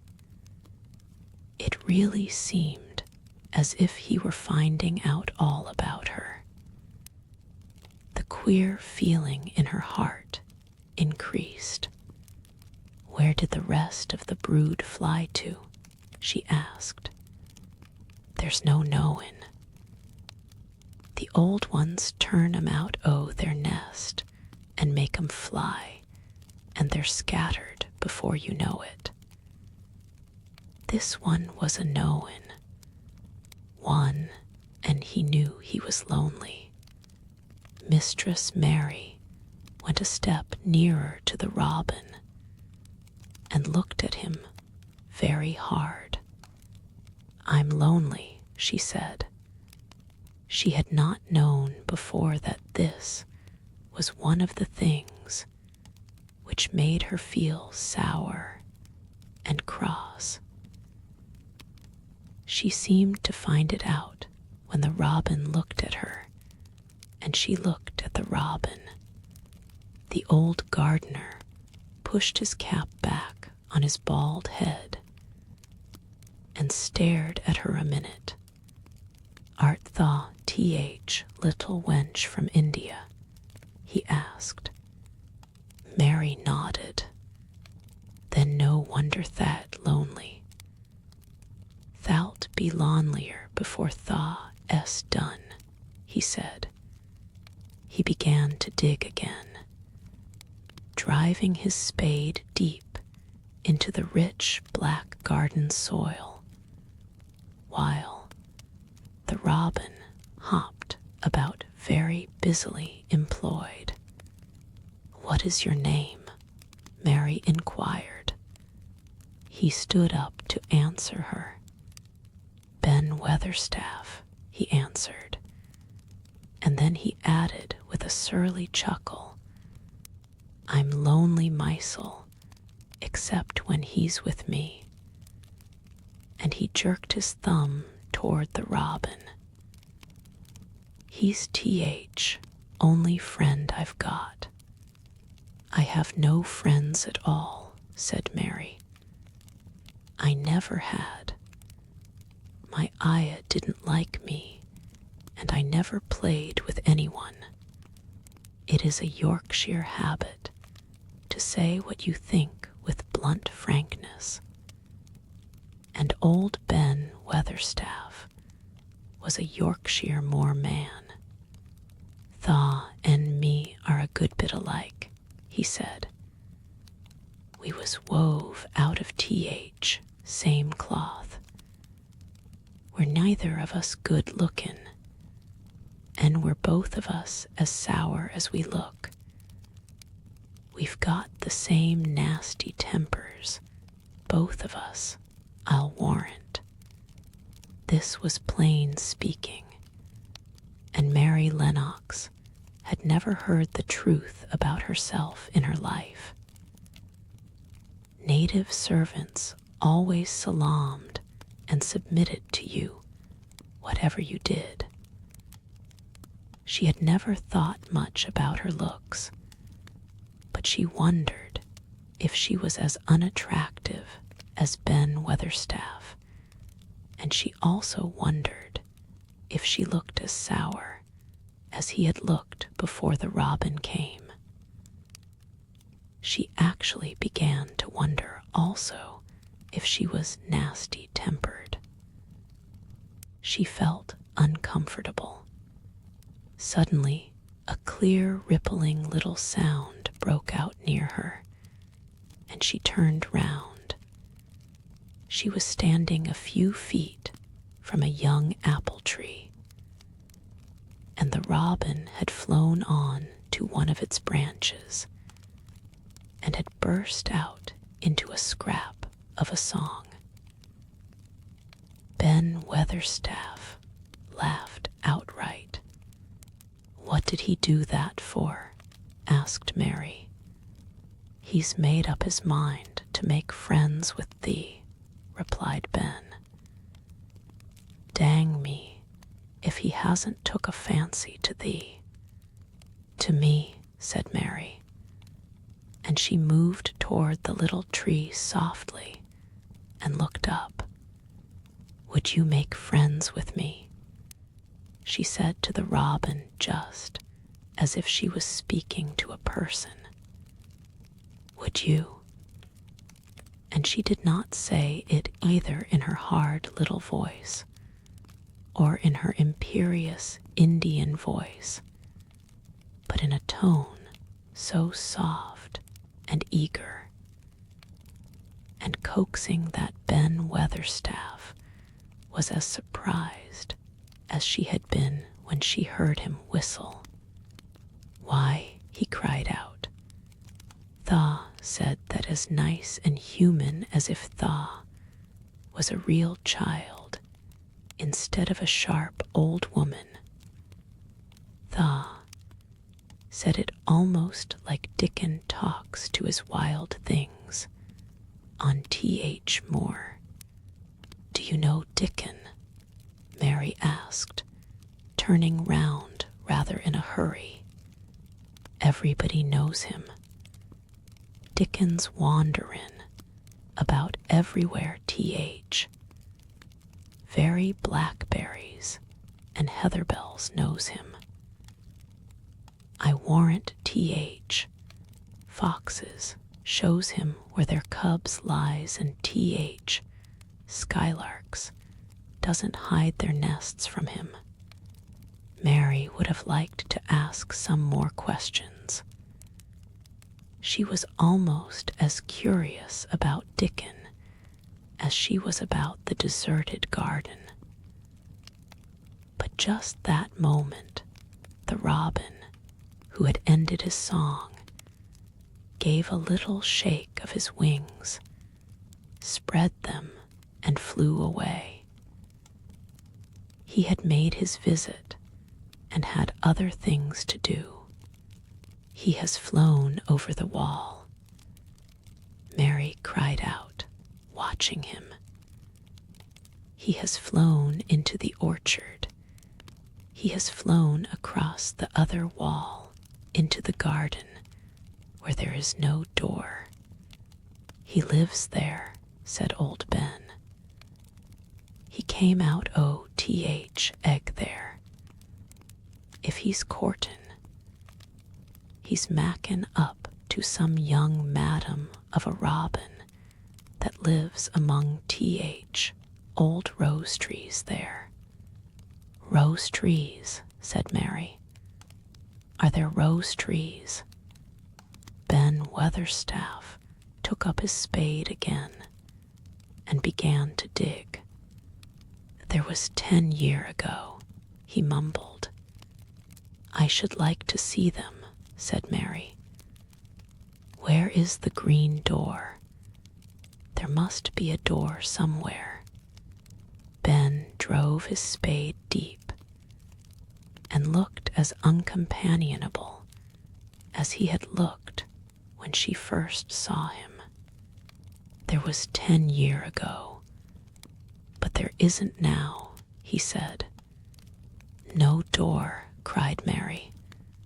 There must be. None as anyone can find, and none as is anyone's business. Don't you be a meddlesome wench, and poke your nose where it's no cause to go. Here, I must go on with my work. Get you gone and play you. I've no more time. And he actually stopped digging, threw his spade over his shoulder, and walked off, without even glancing at her or saying goodbye. Chapter V. The Cry in the Corridor. At first each day, which passed by for Mary Lennox, was exactly like the others. Every morning she awoke in her tapestried room and found Martha kneeling upon the hearth building her fire. Every morning she ate her breakfast in the nursery, which had nothing amusing in it. And after each breakfast, she gazed out of the window across to the huge moor, which seemed to spread out on all sides and climb up to the sky. And after she had stared for a while, she realized that if she did not go out, she would have to stay in and do nothing. And so she went out. She did not know that this was the best thing she could have done. And she did not know that when she began to walk quickly, or even run along the paths and down the avenue, she was stirring her slow blood and making herself stronger by fighting with the wind which swept down from the moor. She ran only to make herself warm, and she hated the wind which rushed at her face and roared and held her back as if it were some giant she could not see.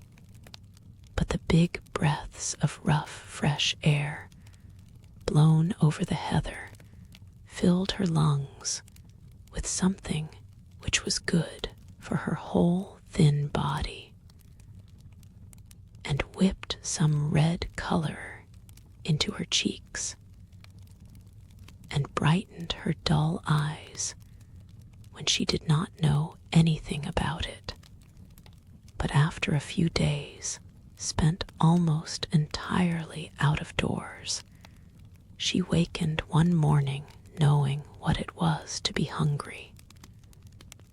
And when she sat down to her breakfast, she did not glance disdainfully at her porridge and push it away, but took up her spoon and began to eat it, and went on eating it until her bowl was empty. "Tha got on well enough with that this mornin', didn't thaw," said Martha. "It tastes nice today," said Mary, feeling a little surprised herself. "It's th, air of th, more that's given thee stomach for thaw victuals," answered Martha. "It's lucky for thee that thaw's got victuals, as well as appetite. There's been 12 in our cottage as had th, stomach, and nothing to put in it. You go on playin', you out-o' doors, every day, and you'll get some flesh on your bones, and you won't be so yeller." "I don't play," said Mary. "I have nothing to play with." "Nothing to play with," exclaimed Martha. "Our children plays with sticks and stones. They just runs about and shouts and looks at things." Mary did not shout, but she looked at things. There was nothing else to do. She walked round and round the gardens and wandered about the paths in the park. Sometimes she looked for Ben Weatherstaff, but though several times she saw him at work, he was too busy to look at her, or was too surly. Once, when she was walking toward him, he picked up his spade and turned away, as if he did it on purpose. One place she went to oftener than to any other. It was the long walk outside the gardens with the walls round them. There were bare flower beds on either side of it, and against the walls ivy grew thickly. There was one part of the wall where the creeping dark green leaves were more bushy than elsewhere. It seemed as if for a long time that part had been neglected. The rest of it had been clipped and made to look neat. But at this lower end of the walk, it had not been trimmed at all. A few days after she had talked to Ben Weatherstaff, Mary stopped to notice this and wondered why it was so. She had just paused and was looking up at a long spray of ivy swinging in the wind when she saw a gleam of scarlet and heard a brilliant chirp. And there, on the top of the wall, perched Ben Weatherstaff's robin redbreast, tilting forward to look at her with his small head on one side. "Oh," she cried out, "is it you, is it you?" And it did not seem at all queer to her that she spoke to him, as if she were sure that he would understand and answer her. He did answer. He twittered and chirped and hopped along the wall, as if he were telling her all sorts of things. It seemed to Mistress Mary as if she understood him too, though he was not speaking in words. It was as if he said, "Good morning. Isn't the wind nice? Isn't the sun nice? Isn't everything nice? Let us both chirp and hop and twitter. Come on, come on." Mary began to laugh, and as he hopped and took little flights along the wall, she ran after him. Poor little thin, sallow, ugly Mary. She actually looked almost pretty for a moment. "I like you, I like you," she cried out, pattering down the walk, and she chirped and tried to whistle, which last she did not know how to do in the least. But the robins seemed to be quite satisfied and chirped and whistled back at her. At last he spread his wings and made a darting flight to the top of a tree, where he perched and sang loudly. That reminded Mary of the first time she had seen him. He had been swinging on a treetop then, and she had been standing in the orchard. Now she was on the other side of the orchard, and standing in the path outside a wall much lower down, and there was the same tree inside. "It's in the garden no one can go into," she said to herself. "It's the garden without a door. He lives in there. How I wish could see what it is like." She ran up the walk to the green door she had entered the first morning.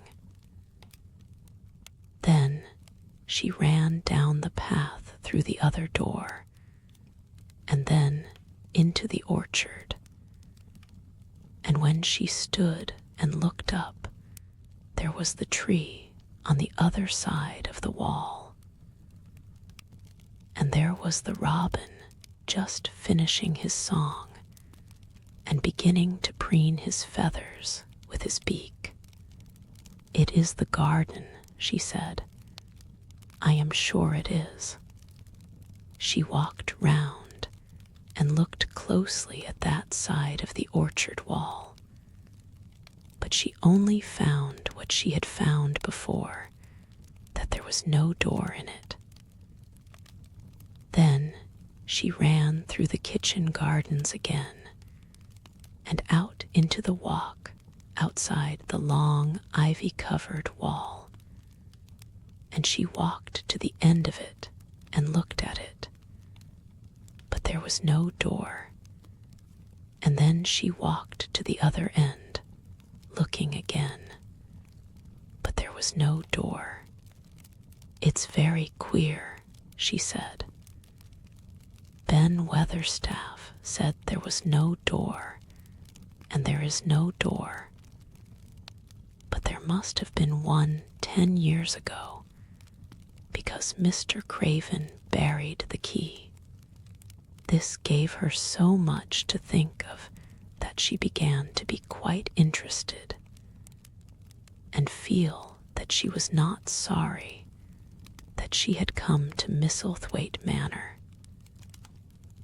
In India, she had always felt hot and too languid to care much about anything.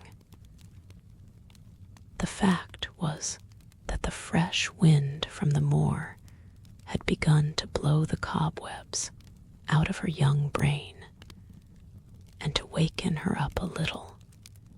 She stayed out of doors nearly all day, and when she sat down to her supper at night, she felt hungry and drowsy and comfortable.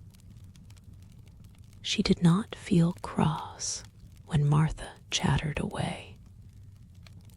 She felt as if she rather liked to hear her, and at last she thought she would ask her a question. She asked it after she had finished her supper and had sat down on the hearth rug before the fire. "Why did Mr. Craven hate the garden?" she said. She had made Martha stay with her, and Martha had not objected at all. She was very young and used to a crowded cottage full of brothers and sisters, and she found it dull in the great servants' hall downstairs, where the footmen and upper housemaids made fun of her Yorkshire speech and looked upon her as a common little thing, and sat and whispered among themselves. Martha liked to talk, and the strange child who had lived in India and been waited upon by blacks was novelty enough to attract her. She sat down on the hearth herself without waiting to be asked, "Art-thou thinkin' about that garden yet?" she said. "I knew thou would. That was just the way with me when I first heard about it." "Why did he hate it?" Mary persisted. Martha tucked her feet under her and made herself quite comfortable. "Listen to T.H. wind wutherin' round the house," she said. "You could bear stand up on the moor if you was out on it tonight." Mary did not know what wutherin' meant until she listened, and then she understood. It must mean that hollow, shuddering sort of roar which rushed round and round the house, as if the giant no one could see were buffeting it, and beating at the walls and windows to try to break in. But one knew he could not get in, and somehow it made one feel very safe and warm inside a room with a red coal fire. But why did he hate it so? She asked, after she had listened. She intended to know if Martha did. Then Martha gave up her store of knowledge. "Mind," she said, "Mrs. Medlock said it's not to be talked about. There's lots o' things in this place that's not to be talked over. That's Mr. Craven's orders. His troubles are none servant's business, he says. But for T.H. Garden, he wouldn't be like he is. It was Mrs. Craven's garden that she had made when first they were married, and she just loved it. And they used to tend the flowers themselves. And none o' T.H. gardeners was ever let to go in. Him and her used to go in and shut T.H. door and stay there hours and hours, readin' and talkin'. And she was just a bit of a girl, and there was an old tree with a branch bent like a seat on it. And she made roses grow over it, and she used to sit there. But one day when she was sittin' there, T.H. branch broke, and she fell on T.H. ground, and was hurt so bad that next day she died. T.H. doctors thought he'd go out o' his mind and die too. That's why he hates it. No one s never gone in since, and he won't let anyone talk about it. Mary did not ask any more questions. She looked at the red fire and listened to the wind wutherin'. It seemed to be wutherin' louder than ever. At that moment, a very good thing was happening to her. 4 good things had happened to her, in fact, since she came to Misselthwaite Manor. She had felt as if she had understood a robin, and that he had understood her. She had run in the wind until her blood had grown warm. She had been healthily hungry for the first time in her life, and she had found out what it was to be sorry for someone. But as she was listening to the wind, she began to listen to something else. She did not know what it was, because at first she could scarcely distinguish it from the wind itself. It was a curious sound. It seemed almost as if a child were crying somewhere. Sometimes the wind sounded rather like a child crying, but presently Mistress Mary felt quite sure this sound was inside the house, not outside it. It was far away, but it was inside. She turned round and looked at Martha. "Do you hear anyone crying?" she said. Martha suddenly looked confused. "No," she answered.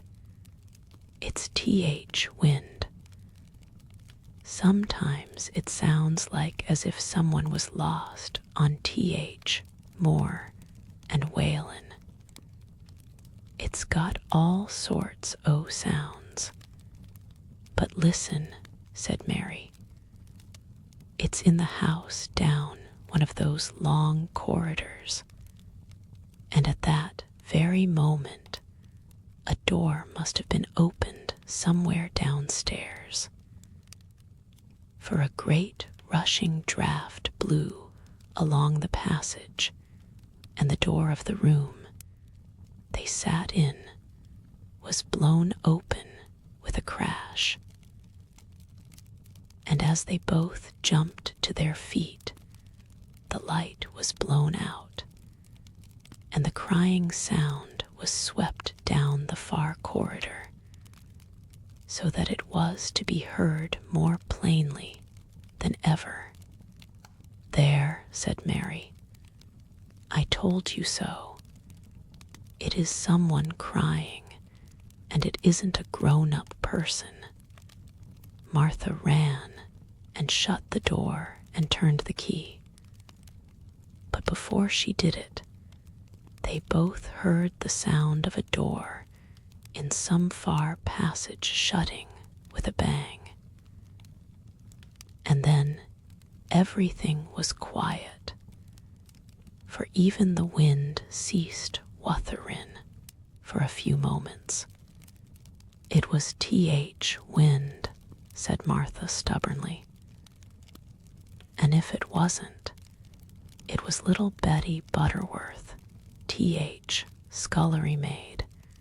She's had TH, toothache all day. But something troubled and awkward in her manner made Mistress Mary stare very hard at her. She did not believe she was speaking the truth. Chapter VI. There was someone crying, THERE was. The next day, the rain poured down in torrents again, and when Mary looked out of her window, the moor was almost hidden by gray mist and cloud. There could be no going out today. "What do you do in your cottage when it rains like this?" she asked Martha. "Try to keep from under each other's feet mostly," Martha answered. There does seem a lot of us then. Mother's a good-tempered woman, but she gets fair moithered. The biggest ones goes out in TH, cowshed, and plays there. Dickon, he doesn't mind TH, wet. He goes out just TH, same as if TH, sun was shinin'. He says he sees things on rainy days as doesn't show when it's fair weather. He once found a little fox cub half drowned in its hole, and he brought it home in TH, bosom of his shirt, to keep it warm. Its mother had been killed nearby, and TH hole was swum out, and TH rest OTH litter was dead. He's got it at home now. He found a half-drowned young crow another time, and he brought it home, too, and tamed it. It's named Soot because it's so black, and it hops and flies about with him everywhere. The time had come when Mary had forgotten to resent Martha's familiar talk. She had even begun to find it interesting and to be sorry when she stopped or went away. The stories she had been told by her ayah when she lived in India had been quite unlike those Martha had to tell about the moorland cottage, which held 14 people who lived in 4 little rooms and never had quite enough to eat. The children seemed to tumble about and amuse themselves like a litter of rough, good-natured collie puppies. Mary was most attracted by the mother and Dickon. When Martha told stories of what mother said or did, they always sounded comfortable. If I had a raven or a fox cub, I could play with it, said Mary. But I have nothing. Martha looked perplexed. Can thaw knit? She asked. No, answered Mary. Can thaw sew? No. Can thaw read? Yes. Then why doesn't thaw read something or learn a bit o' spellin'? Tha'st old enough to be learnin'. Thy book a good bit now. I haven't any books, said Mary. Those I had were left in India. That's a pity, said Martha. If Mrs. Medlock let thee go into T.H. library, there's thousands o' books there. Mary did not ask where the library was, because she was suddenly inspired by a new idea. She made up her mind to go and find it herself. She was not troubled about Mrs. Medlock. Mrs. Medlock seemed always to be in her comfortable housekeeper's sitting room downstairs. In this queer place, one scarcely ever saw anyone at all.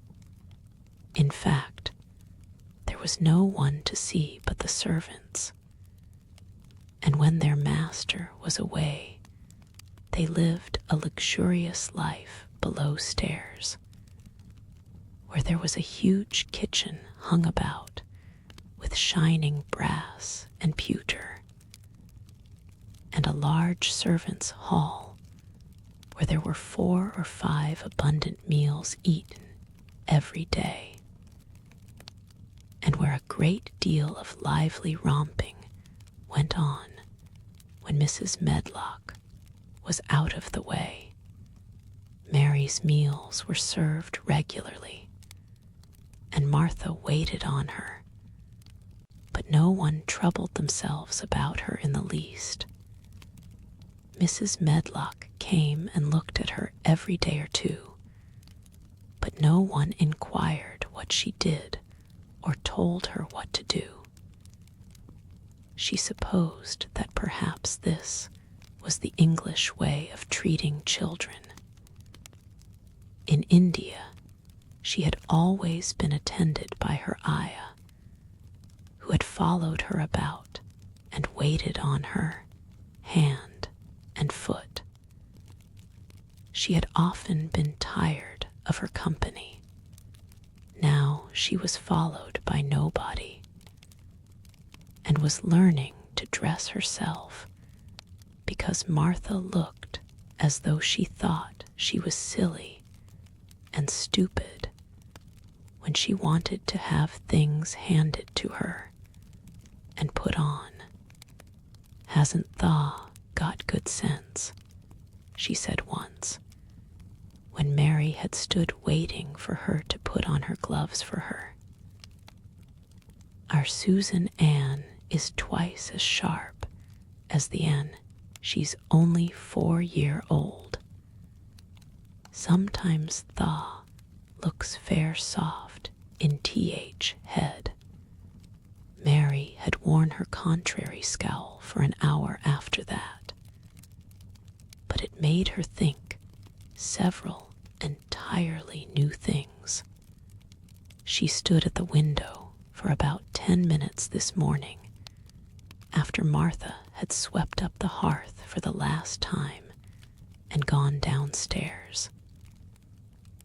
She was thinking over the new idea which had come to her when she heard of the library. She did not care very much about the library itself, because she had read very few books, but to hear of it brought back to her mind the 100 rooms with closed doors. She wondered if they were all really locked, and what she would find if she could get into any of them. Were there 100 really? Why shouldn't she go and see how many doors she could count? It would be something to do on this morning when she could not go out. She had never been taught to ask permission to do things, and she knew nothing at all about authority, so she would not have thought it necessary to ask Mrs. Medlock if she might walk about the house, even if she had seen her. She opened the door of the room and went into the corridor, and then she began her wanderings. It was a long corridor, and it branched into other corridors, and it led her up short flights of steps which mounted to others again. There were doors and doors, and there were pictures on the walls. Sometimes they were pictures of dark, curious landscapes, but oftenest they were portraits of men and women in queer, grand costumes made of satin and velvet. She found herself in one long gallery whose walls were covered with these portraits. She had never thought there could be so many in any house.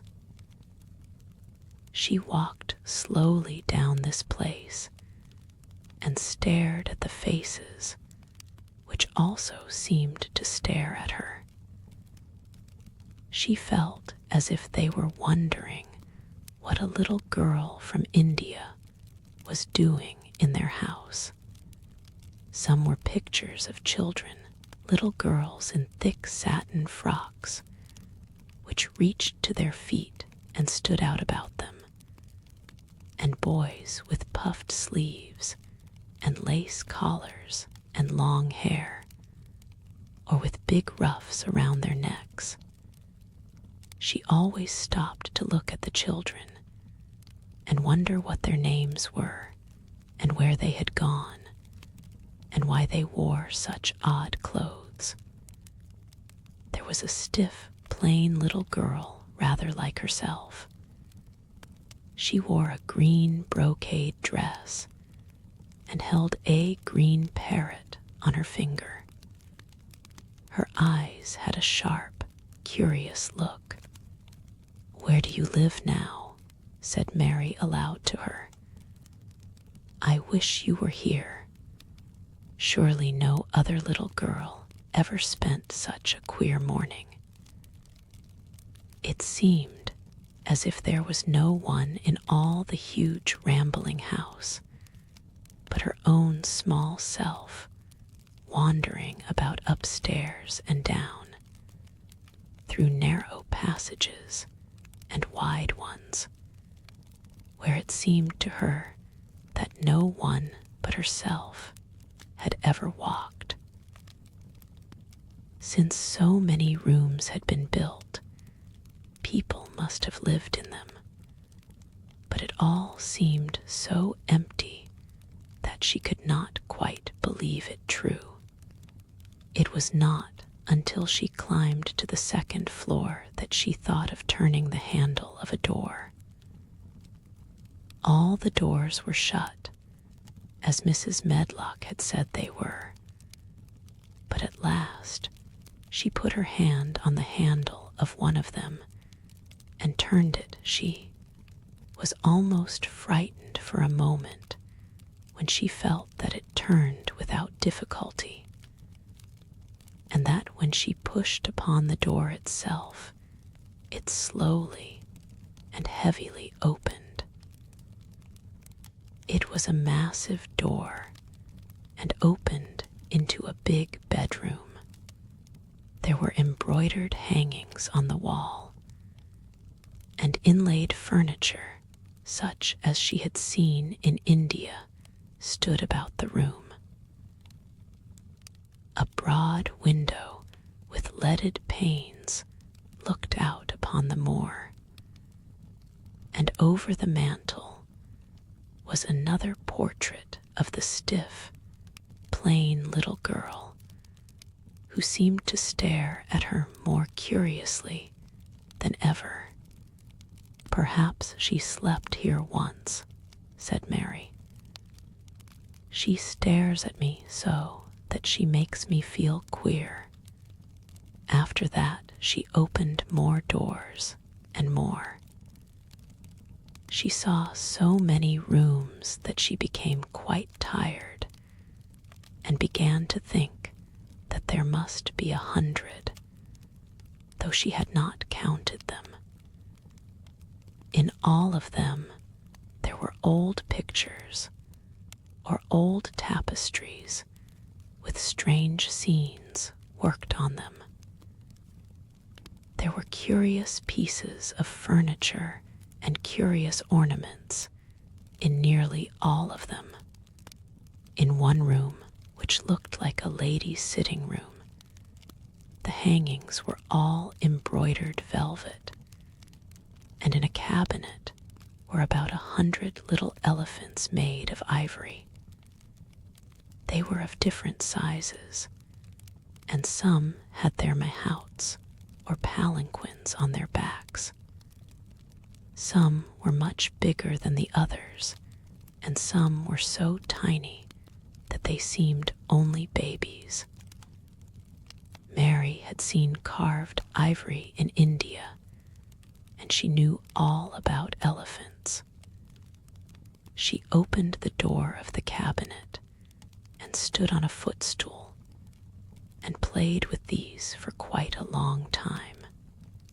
When she got tired, she set the elephants in order and shut the door of the cabinet. In all her wanderings through the long corridors and the empty rooms, she had seen nothing alive. But in this room she saw something. Just after she had closed the cabinet door, she heard a tiny rustling sound. It made her jump and look around at the sofa by the fireplace, from which it seemed to come.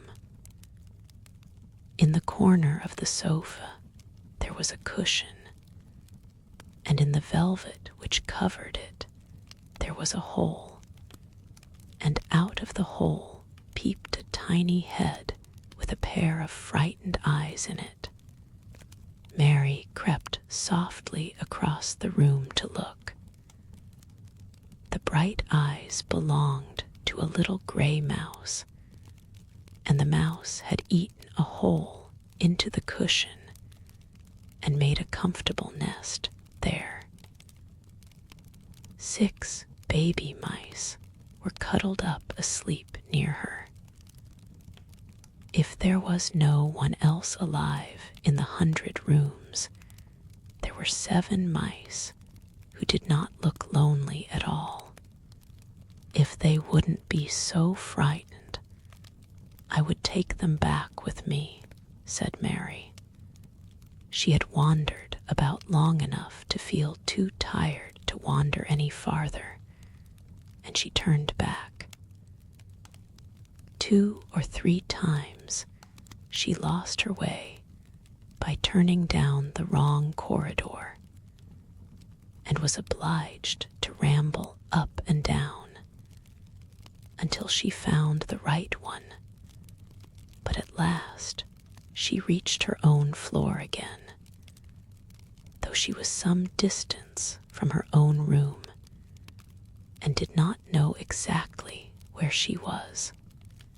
"I believe I have taken a wrong turning again," she said, standing still at what seemed the end of a short passage with tapestry on the wall.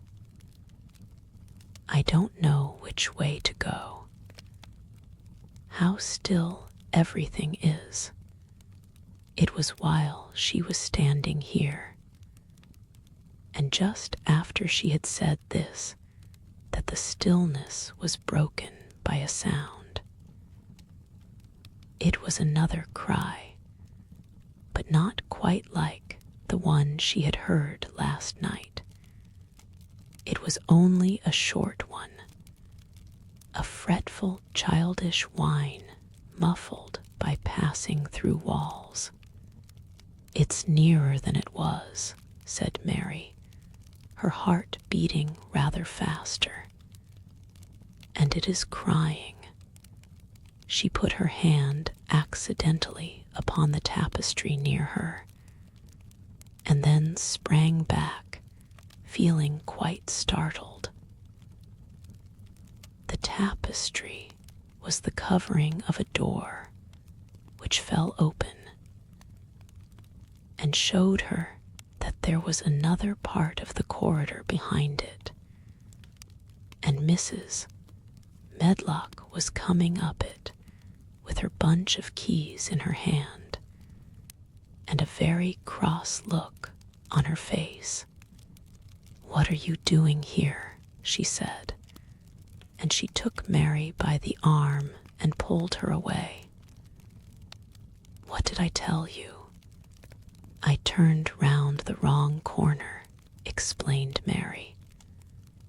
"Didn't know which way to go, and I heard someone crying."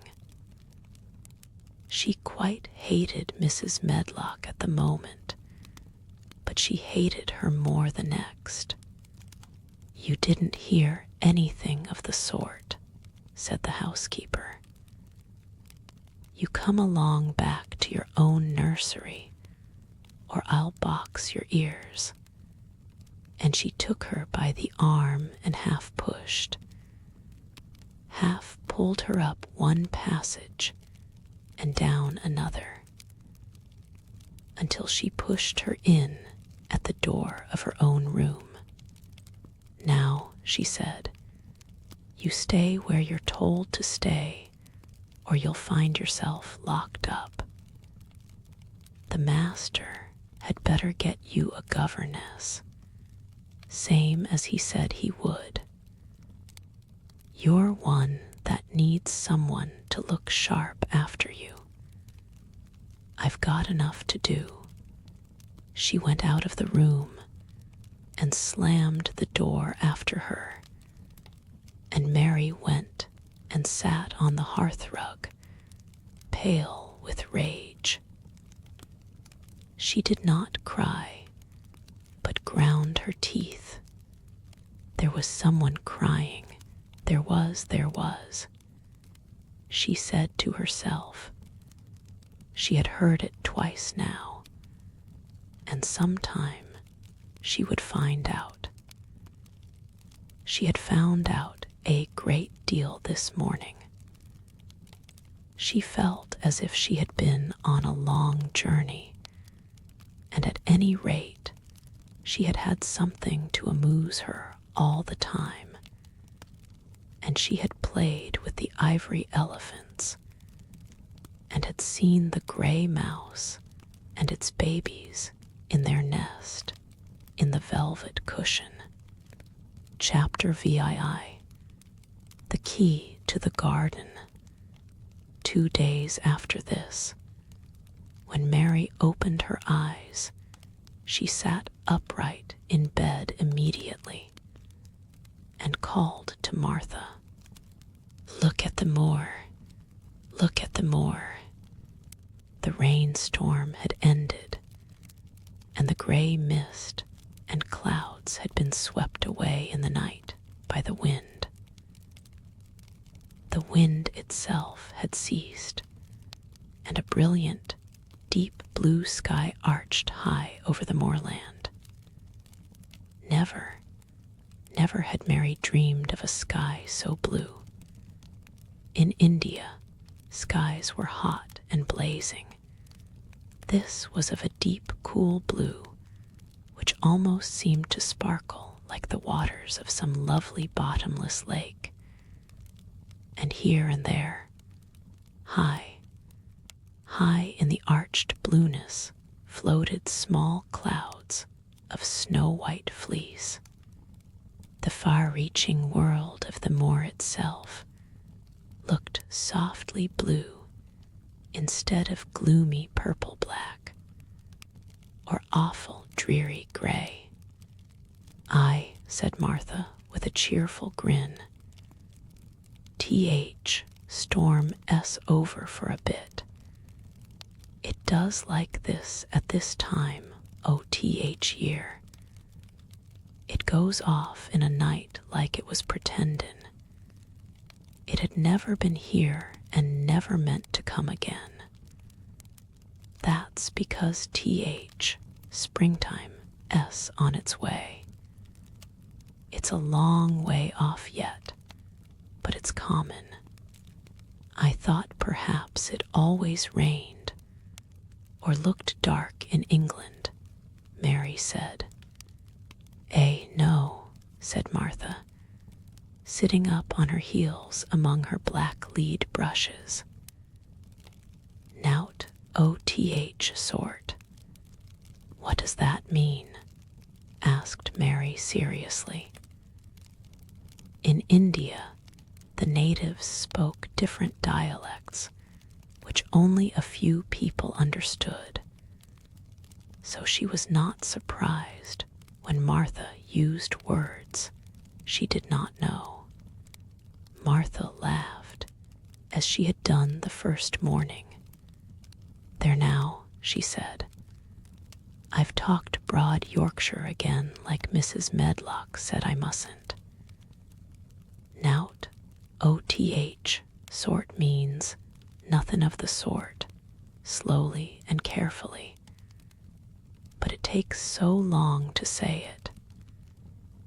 Yorkshire's TH, sunniest place on earth when it is sunny. I told the thod like TH, more after a bit. Just you wait till you see TH, gold-colored gorse blossoms, and TH, blossoms O.TH, broom, and TH, heather flowerin', all purple bells, and hundreds o' butterflies flutterin', and bees hummin', and skylarks soarin' up and singin'. You'll want to get out on it at sunrise and live out on it all day like Dickon does." "Could I ever get there?"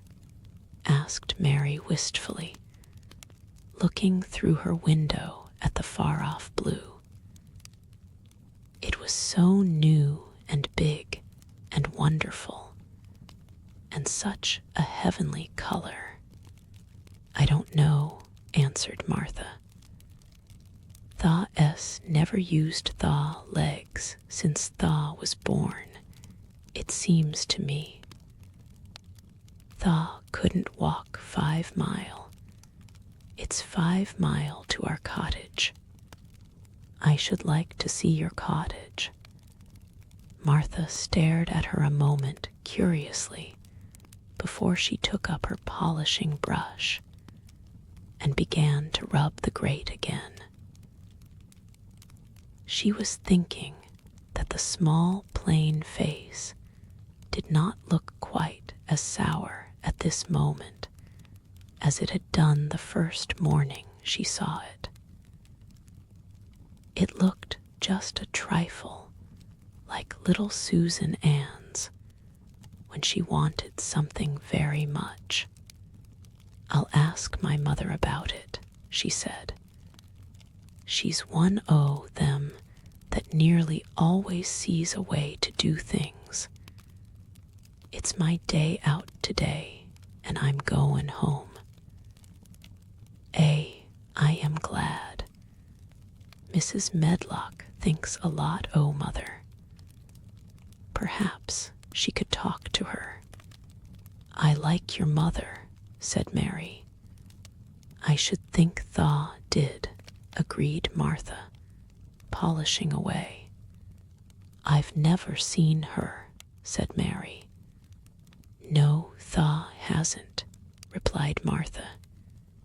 She sat up on her heels again and rubbed the end of her nose with the back of her hand as if puzzled for a moment. But she ended quite positively. "Well, she's that sensible and hard-workin' and good-natured and clean that no one could help lickin' her, whether they'd seen her or not. When I'm goin' home to her on my day out, I just jump for joy when I'm crossin' the moor. I like Dickon," added Mary, "and I've never seen him."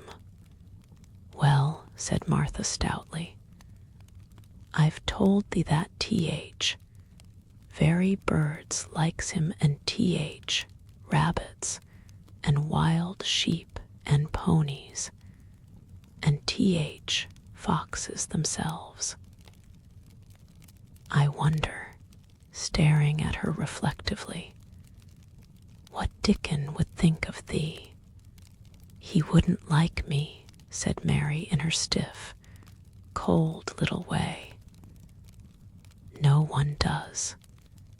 Martha looked reflective again. "How does THE like THRUSH?" she inquired, really quite as if she were curious to know. Mary hesitated a moment and thought it over. "Not at all, really," she answered. "But I never thought of that before." Martha grinned a little, as if at some homely recollection. "Mother said that to me once," she said. "She was at her wash-tub and I was in a bad temper and talkin' ill of folk, and she turns round on me and says, 'The young vixen, the.' There THE stands sayin' THE does like this one and THE doesn't like that one. How does THE like Thistle?" It made me laugh, and it brought me to my senses in a minute.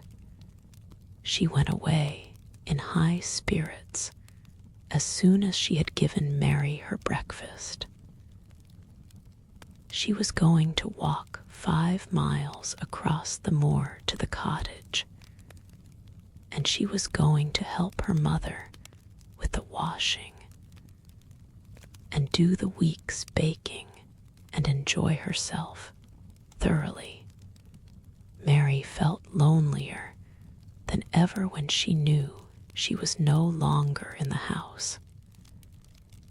She went out into the garden as quickly as possible, and the first thing she did was to run round and round the fountain flower garden 10 times.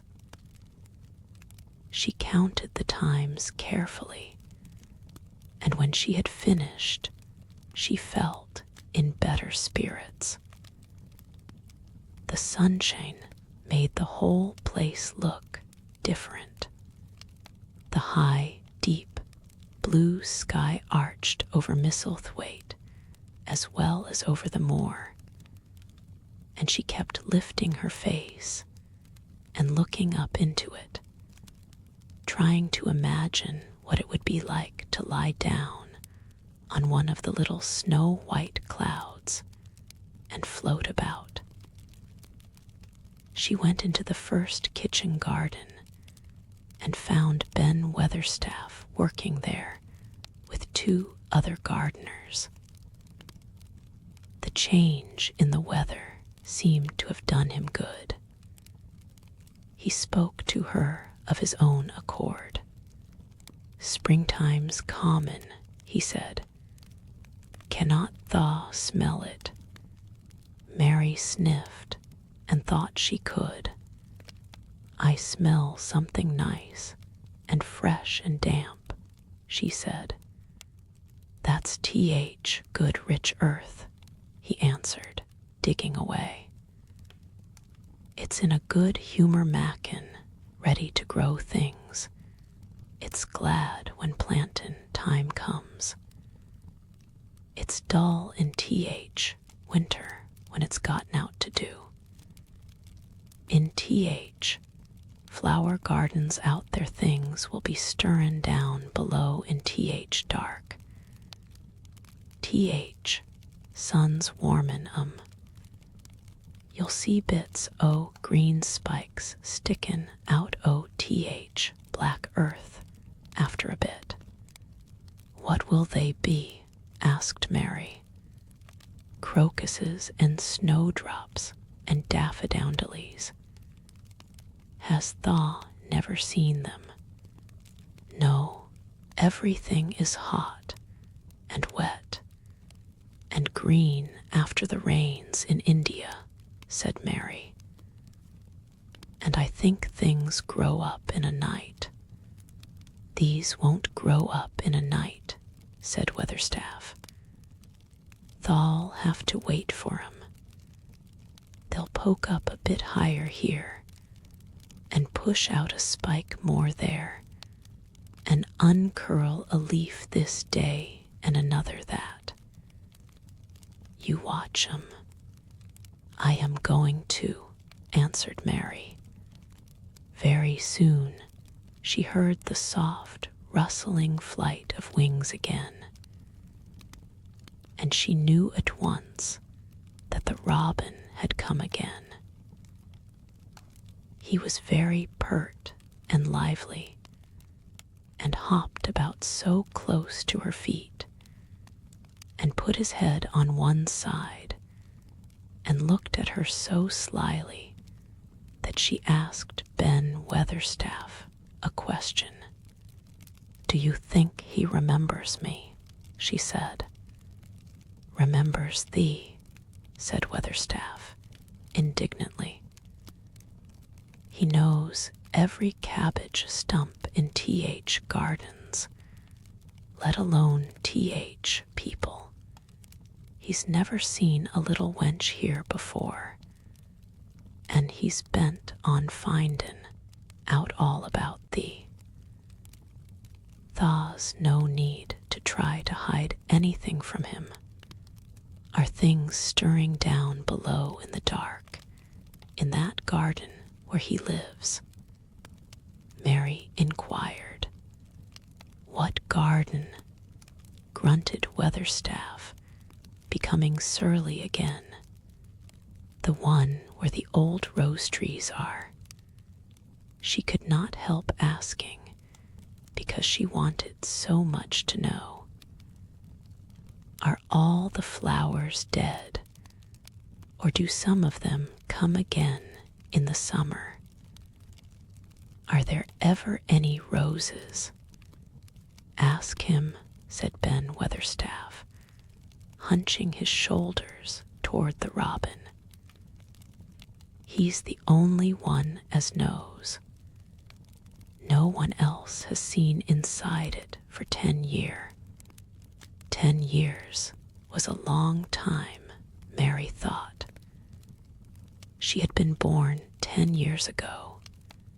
She walked away, slowly thinking. She had begun to like the garden just as she had begun to like the robin and Dickon and Martha's mother. She was beginning to like Martha, too. That seemed a good many people to like when you were not used to liking. She thought of the robin as one of the people. She went to her walk outside the long, ivy-covered wall over which she could see the treetops. And the second time she walked up and down, the most interesting and exciting thing happened to her. And it was all through Ben Weatherstaff's robin. She heard a chirp and a twitter, and when she looked at the bare flower bed at her left side there, he was hopping about and pretending to peck things out of the earth to persuade her that he had not followed her. But she knew he had followed her, and the surprise so filled her with delight that she almost trembled a little. "You do remember me," she cried out. "You do. You are prettier than anything else in the world." She chirped and talked and coaxed, and he hopped and flirted his tail and twittered.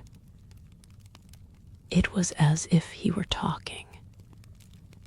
His red waistcoat was like satin, and he puffed his tiny breast out, and was so fine and so grand and so pretty that it was really as if he were showing her how important and like a human person a robin could be.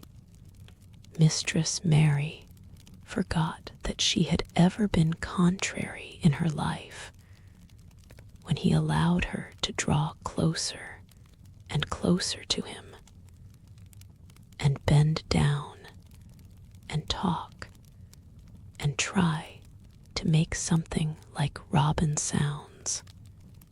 Oh, to think that he should actually let her come as near to him as that. He knew nothing in the world would make her put out her hand toward him or startle him in the least tiniest way. He knew it because he was a real person, only nicer than any other person in the world. She was so happy that she scarcely dared to breathe. The flower bed was not quite bare. It was bare of flowers because the perennial plants had been cut down for their winter rest. But there were tall shrubs and low ones which grew together at the back of the bed. And as the robin hopped about under them, she saw him hop over a small pile of freshly turned up earth. He stopped on it to look for a worm. The earth had been turned up because a dog had been trying to dig up a mole, and he had scratched quite a deep hole. Mary looked at it, not really knowing why the hole was there. And as she looked, she saw something almost buried in the newly turned soil. It was something like a ring of rusty iron or brass. And when the robin flew up into a tree nearby, she put out her hand and picked the ring up. It was more than a ring, however. It was an old key which looked as if it had been buried a long time. Mistress Mary stood up and looked at it with an almost frightened face as it hung from her finger. "Perhaps it has been buried for 10 years," she said in a whisper. "Perhaps it is the key to the garden." Chapter VIII. The Robin Who Showed the Way. She looked at the key quite a long time. She turned it over and over and thought about it. As I have said before, she was not a child who had been trained to ask permission or consult her elders about things. All she thought about the key was that if it was the key to the closed garden, and she could find out where the door was, she could perhaps open it and see what was inside the walls and what had happened to the old rose trees. It was because it had been shut up so long that she wanted to see it. It seemed as if it must be different from other places, and that something strange must have happened to it during 10 years. Besides that, if she liked it, she could go into it every day and shut the door behind her, and she could make up some play of her own and play it quite alone, because nobody would ever know where she was, but would think the door was still locked and the key buried in the earth. The thought of that pleased her very much. Living, as it were, all by herself in a house with 100 mysteriously closed rooms, and having nothing whatever to do to amuse herself, had set her inactive brain to working, and was actually awakening her imagination. There is no doubt that the fresh, strong, pure air from the moor had a great deal to do with it, just as it had given her an appetite, and fighting with the wind had stirred her blood. So the same things had stirred her mind.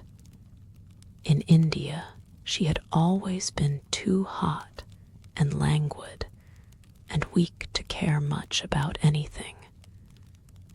But in this place, she was beginning to care and to want to do new things.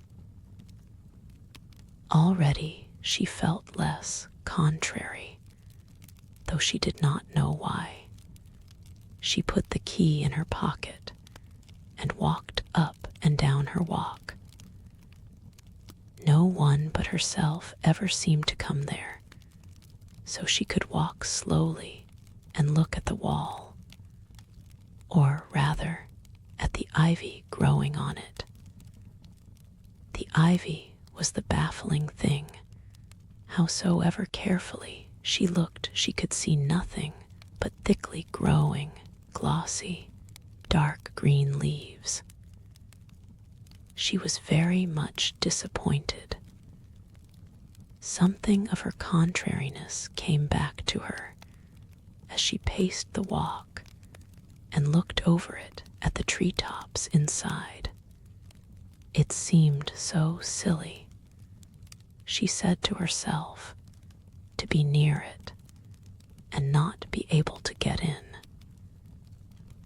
She took the key in her pocket when she went back to the house, and she made up her mind that she would always carry it with her when she went out, so that if she ever should find the hidden door, she would be ready.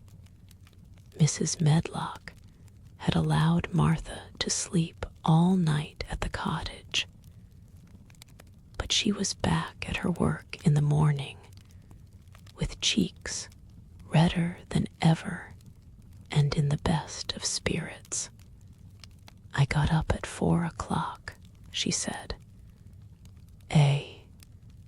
It was pretty on th, more with th, birds gettin' up, and th, rabbits scamperin'. About an th, sun risen. I didn't walk all th way.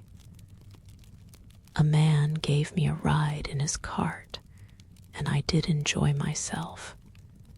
She was full of stories of the delights of her day out. Her mother had been glad to see her, and they had got the baking and washing all out of the way.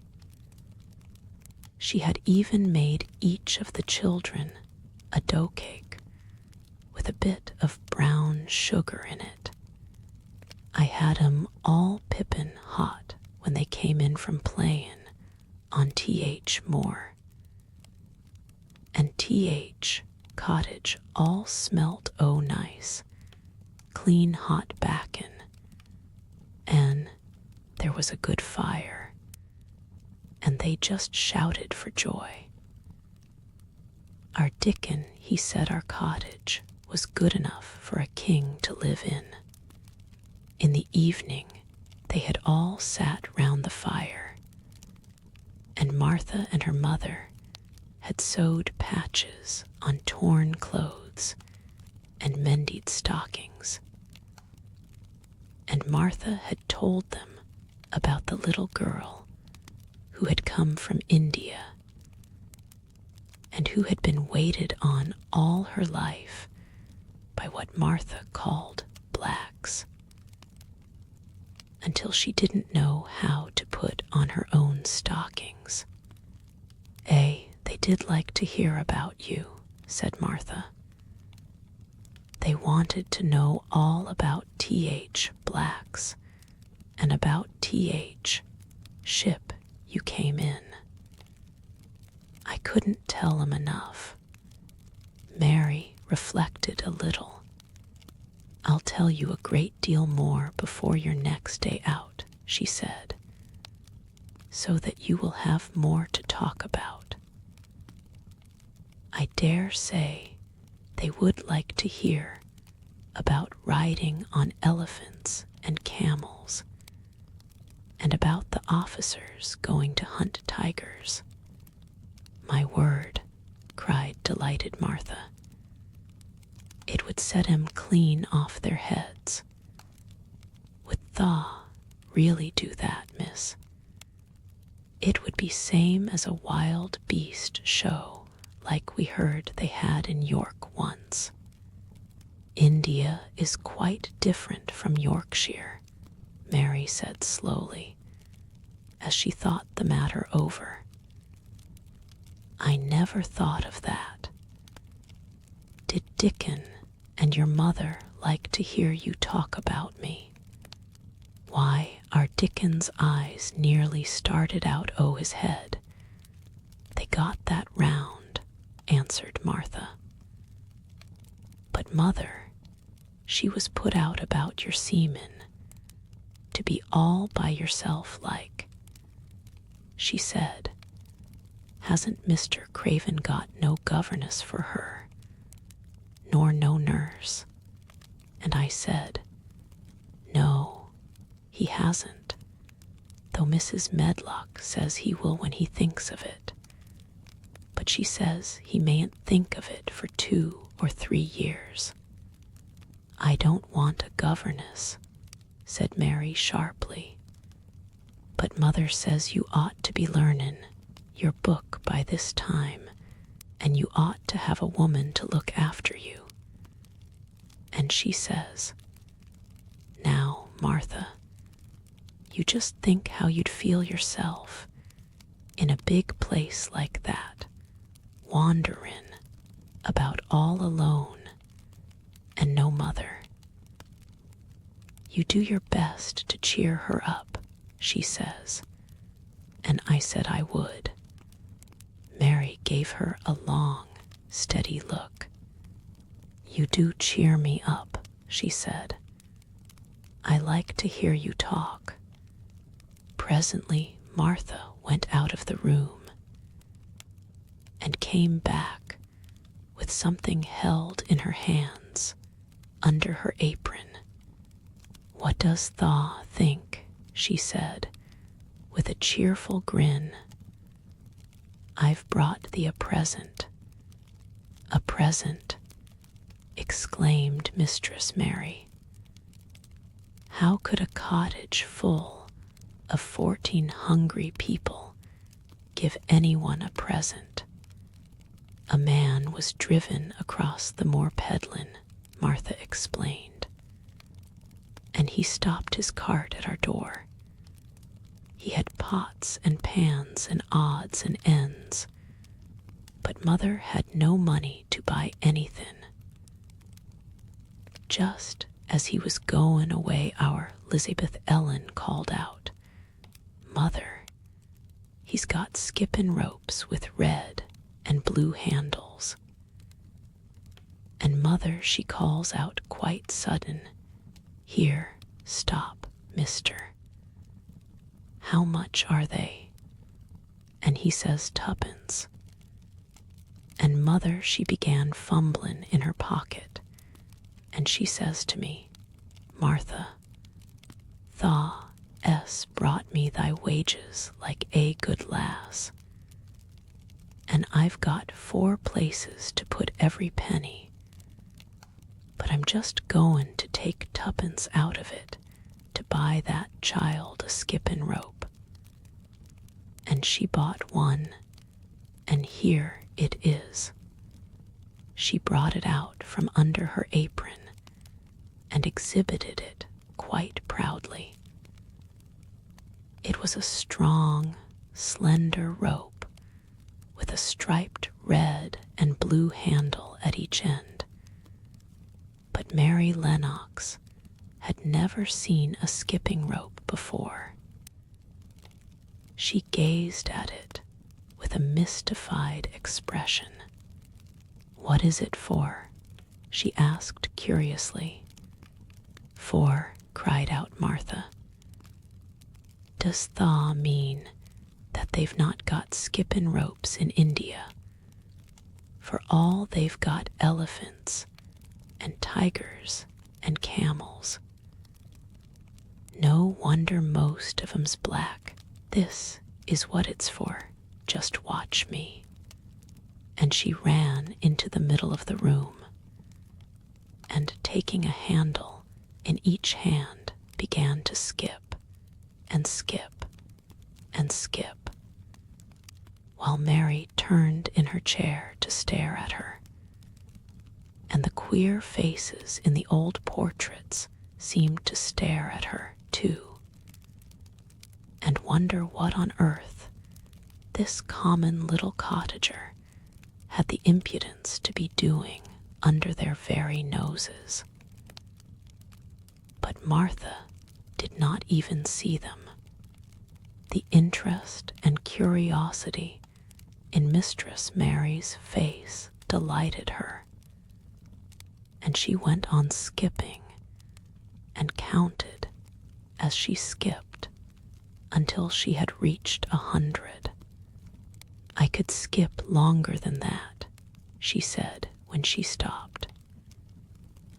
"I've skipped as much as 500 when I was 12, but I wasn't as fat then as I am now, and I was in practice." Mary got up from her chair, beginning to feel excited herself. "It looks nice," she said. "Your mother is a kind woman. Do you think I could ever skip like that?" "You just try it," urged Martha, handing her the skipping rope. "You can't skip 100 at first, but if you practice, you'll mount up. That's what Mother said. She says nothing will do her more good than skipping rope. It's TH, sensiblest toy a child can have. Let her play out in TH, fresh air skippin', and it'll stretch her legs and arms and give her some strength in 'em. It was plain that there was not a great deal of strength in Mistress Mary's arms and legs when she first began to skip. She was not very clever at it, but she liked it so much that she did not want to stop. Put on thaw things and run and skip out o' doors, said Martha. Mother said I must tell you to keep out o' doors as much as you could, even when it rains a bit, so as thaw wrap up warm. Mary put on her coat and hat and took her skipping rope over her arm. She opened the door to go out, and then suddenly thought of something and turned back rather slowly. Martha, she said, they were your wages. It was your 2 pence, really. Thank you. She said it stiffly because she was not used to thanking people or noticing that they did things for her. Thank you, she said, and held out her hand because she did not know what else to do. Martha gave her hand a clumsy little shake, as if she was not accustomed to this sort of thing either. Then she laughed. A.T.H. Art a queer, old womanish thing, she said. If tha'd been our Elizabeth Ellen tha'd have given me a kiss. Mary looked stiffer than ever. Do you want me to kiss you? Martha laughed again. Nay, not me, she answered. If thaw was different, p'raps tha'd want to thistle. But thaw is. Run off outside and play with thy rope. Mistress Mary felt a little awkward as she went out of the room. Yorkshire people seemed strange, and Martha was always rather a puzzle to her. At first, she had disliked her very much, but now she did not. The skipping rope was a wonderful thing. She counted and skipped and counted until her cheeks were quite red, and she was more interested than she had ever been since she was born. The sun was shining, and a little wind was blowing, not a rough wind, but one which came in delightful little gusts and brought a fresh scent of newly turned earth with it. She skipped round the fountain garden and up one walk and down another. She skipped at last into the kitchen garden and saw Ben Weatherstaff digging and talking to his robin, which was hopping about him. She skipped down the walk toward him, and he lifted his head and looked at her with a curious expression. She had wondered if he would notice her. She wanted him to see her skip.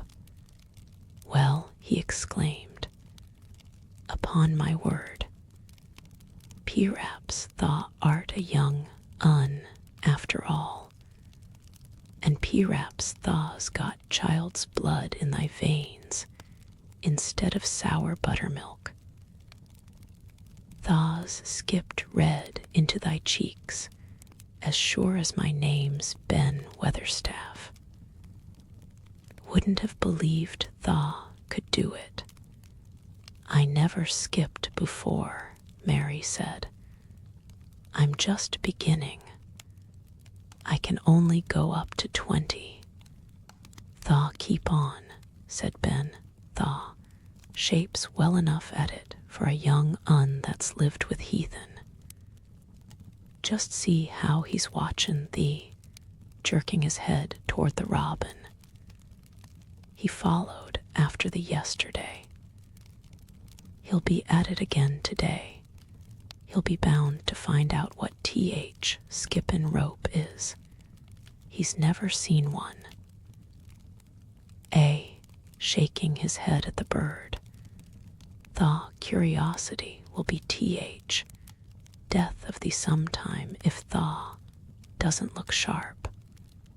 Mary skipped round all the gardens and round the orchard, resting every few minutes. At length, she went to her own special walk and made up her mind to try if she could skip the whole length of it. It was a good long skip, and she began slowly. But before she had gone halfway down the path, she was so hot and breathless that she was obliged to stop. She did not mind much, because she had already counted up to 30. She stopped with a little laugh of pleasure. And there, lo and behold, was the robin swaying on a long branch of ivy. He had followed her, and he greeted her with a chirp. As Mary had skipped toward him, she felt something heavy in her pocket strike against her at each jump. And when she saw the robin, she laughed again. "You showed me where the key was yesterday," she said. "You ought to show me the door today, but I don't believe you know." The robin flew from his swinging spray of ivy on to the top of the wall, and he opened his beak and sang a loud, lovely trill, merely to show off. Nothing in the world is quite as adorably lovely as a robin when he shows off, and they are nearly always doing it. Mary Lennox had heard a great deal about magic in her ayah's stories, and she always said that what happened almost at that moment was magic. One of the nice little gusts of wind rushed down the walk, and it was a stronger one than the rest. It was strong enough to wave the branches of the trees, and it was more than strong enough to sway the trailing sprays of untrimmed ivy hanging from the wall. Mary had stepped close to the robin, and suddenly the gust of wind swung aside some loose ivy trails, and more suddenly still she jumped toward it and caught it in her hand. This she did because she had seen something under it, a round knob, which had been covered by the leaves hanging over it. It was the knob of a door. She put her hands under the leaves and began to pull and push them aside. Thick as the ivy hung, it nearly all was a loose and swinging curtain, though some had crept over wood and iron. Mary's heart began to thump, and her hands to shake a little in her delight and excitement.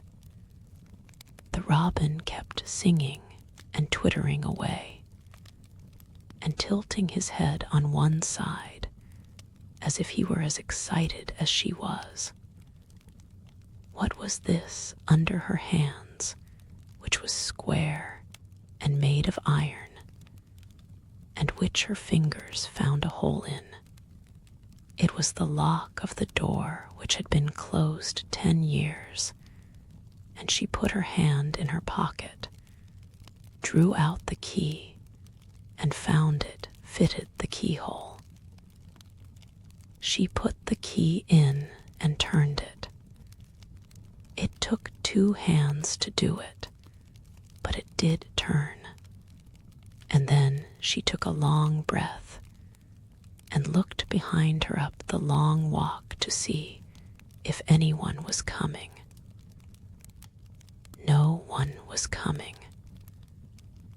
No one ever did come, it seemed, and she took another long breath because she could not help it, and she held back the swinging curtain of ivy and pushed back the door, which opened slowly, slowly. Then she slipped through it and shut it behind her and stood with her back against it, looking about her and breathing quite fast with excitement and wonder and delight. She was standing inside the secret garden. Chapter IX. The strangest house anyone ever lived in. It was the sweetest, most mysterious-looking place anyone could imagine. The high walls which shut it in were covered with the leafless stems of climbing roses, which were so thick that they were matted together. Mary Lennox knew they were roses because she had seen a great many roses in India. All the ground was covered with grass of a wintry brown, and out of it grew clumps of bushes, which were surely rose bushes if they were alive. There were numbers of standard roses, which had so spread their branches that they were like little trees. There were other trees in the garden, and one of the things which made the place look strangest and loveliest was that climbing roses had run all over them and swung down long tendrils which made light, swaying curtains, and here and there they had caught at each other or at a far-reaching branch, and had crept from one tree to another and made lovely bridges of themselves. There were neither leaves nor roses on them now, and Mary did not know whether they were dead or alive, but their thin gray or brown branches and sprays looked like a sort of hazy mantle spreading over everything, walls and trees, and even brown grass where they had fallen from their fastenings and run along the ground. It was this hazy tangle from tree to tree which made it all look so mysterious. Mary had thought it must be different from other gardens, which had not been left all by themselves so long. And indeed it was different from any other place she had ever seen in her life. "How still it is," she whispered. "How still." Then she waited a moment and listened at the stillness. The robin, who had flown to his treetop, was still as all the rest. He did not even flutter his wings. He sat without stirring and looked at Mary. "No wonder it is still," she whispered again. "I am the first person who has spoken in here for 10 years. She moved away from the door, stepping as softly as if she were afraid of awakening someone. She was glad that there was grass under her feet and that her steps made no sounds. She walked under one of the fairy-like gray arches between the trees and looked up at the sprays and tendrils which formed them. "I wonder if they are all quite dead," she said. "Is it all a quite dead garden? I wish it was." If she had been Ben Weatherstaff, she could have told whether the wood was alive by looking at it. But she could only see that there were only gray or brown sprays and branches, and none showed any signs of even a tiny leaf bud anywhere. But she was inside the wonderful garden, and she could come through the door under the ivy any time, and she felt as if she had found a world all her own. The sun was shining inside the four walls, and the high arch of blue sky over this particular piece of Misselthwaite seemed even more brilliant and soft than it was over the moor. The robin flew down from his treetop and hopped about or flew after her from one bush to another.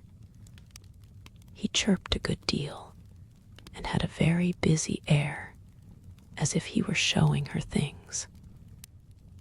Everything was strange and silent, and she seemed to be hundreds of miles away from anyone. But somehow she did not feel lonely at all. All that troubled her was her wish that she knew whether all the roses were dead, or if perhaps some of them had lived and might put out leaves and buds as the weather got warmer. She did not want it to be a quite dead garden.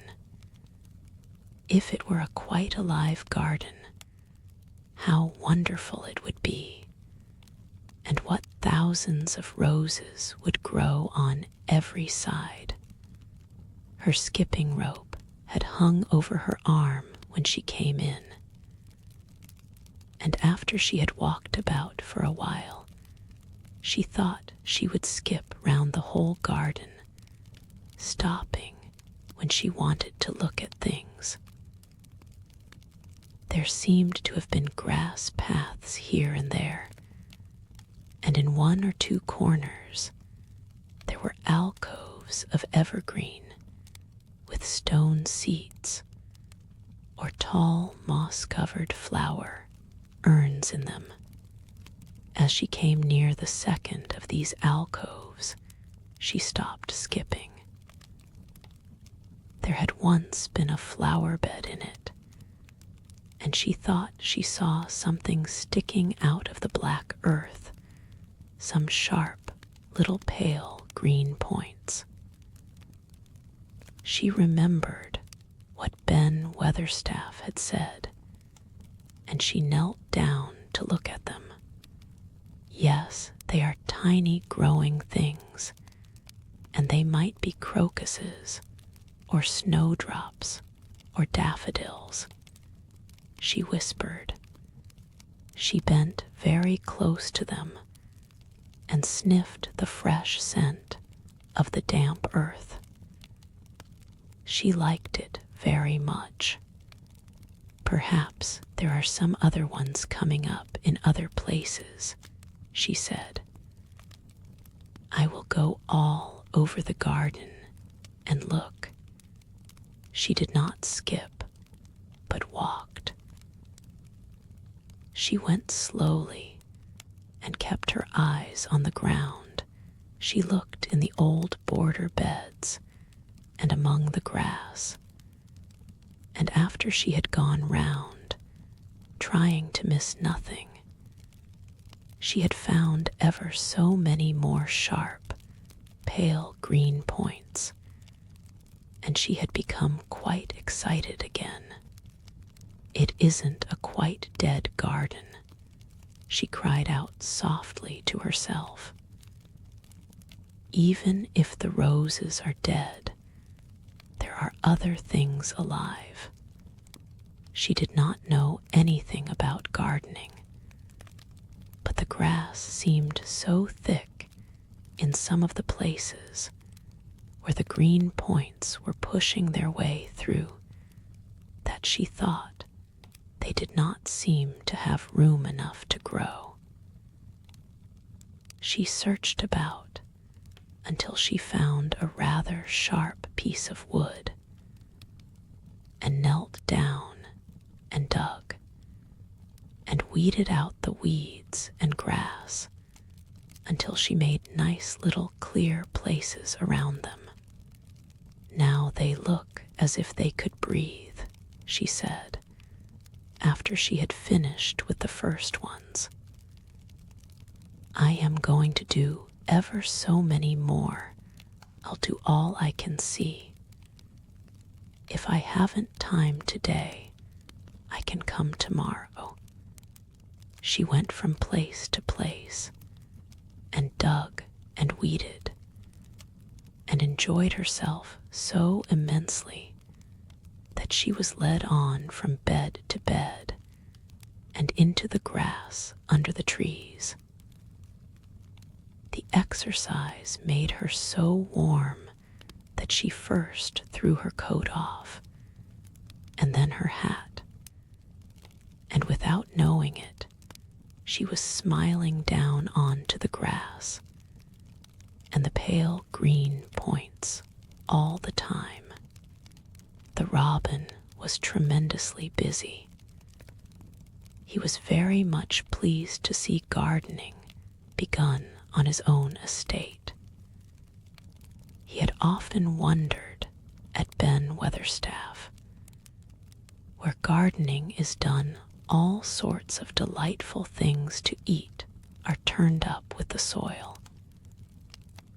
Now here was this new kind of creature who was not half Ben's size, and yet had had the sense to come into his garden and begin at once. Mistress Mary worked in her garden until it was time to go to her midday dinner. In fact, she was rather late in remembering, and when she put on her coat and hat and picked up her skipping rope, she could not believe that she had been working 2 or 3 hours.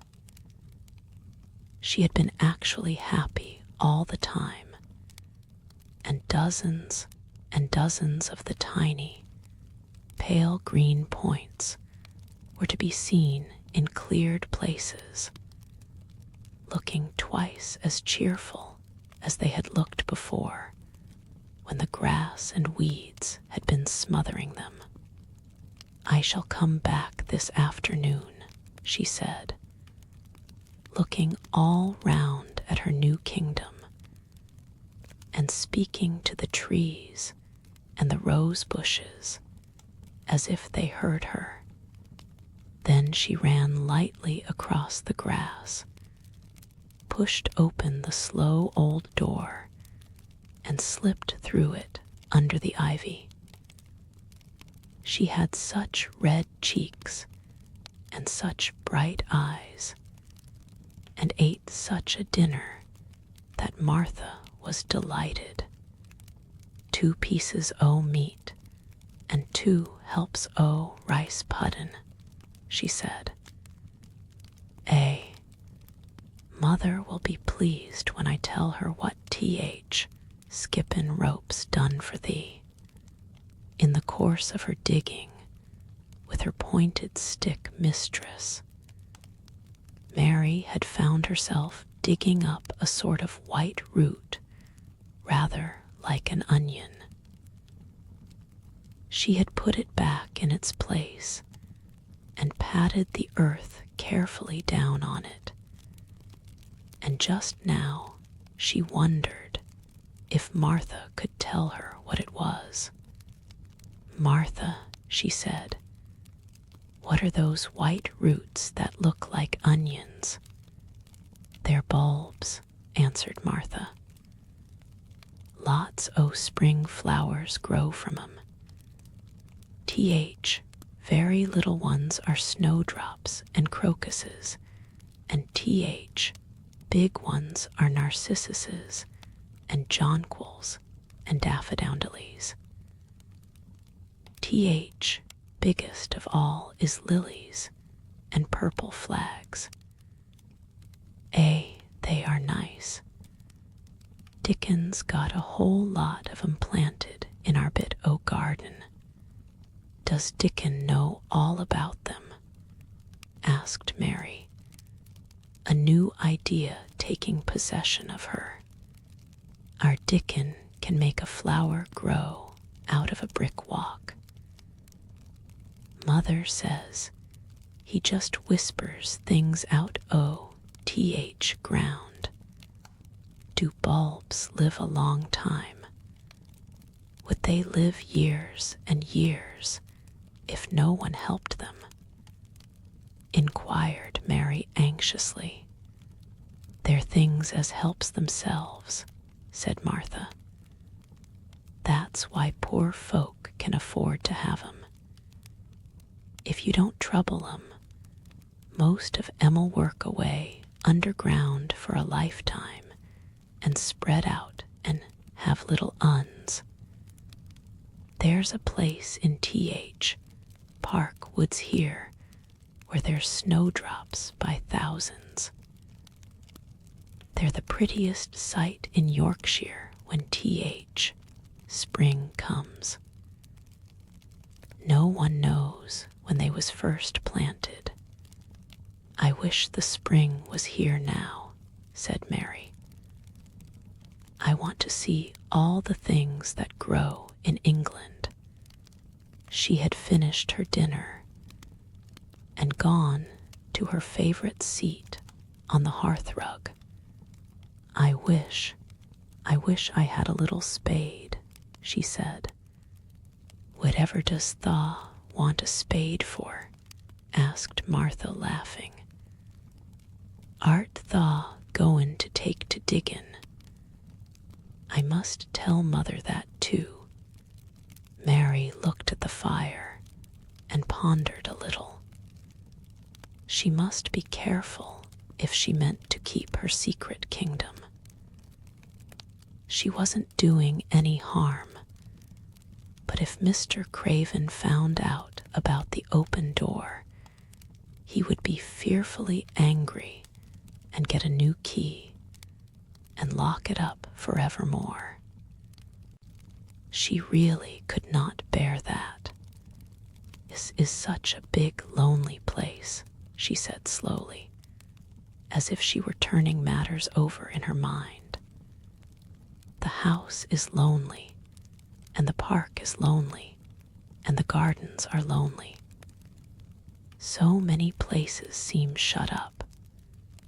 I never did many things in India, but there were more people to look at, natives and soldiers marching by, and sometimes bands playing, and my ayah told me stories.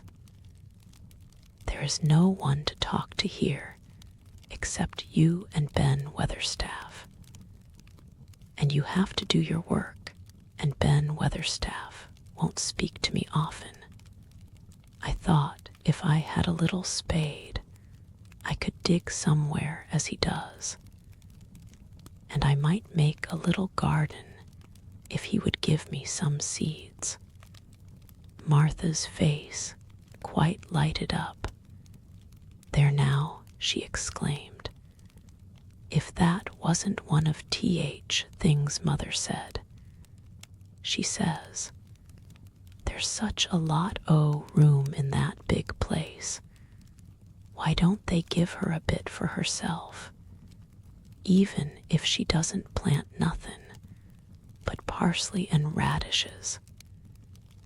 She'd dig and rake away and be right down happy over it. "Them" was the very words she said. "Were they?" said Mary. "How many things she knows, doesn't she?" Said Martha. "It's like she says, a woman as brings up 12 children learns something besides her ABC children's, as good as arithmetic, to set you findin' out things." "How much would a spade cost, a little one?" Mary asked. "Well," was Martha's reflective answer, "at Thwaite village there's a shop or so, and I saw little garden sets with a spade and a rake and a fork all tied together for 2 shillings.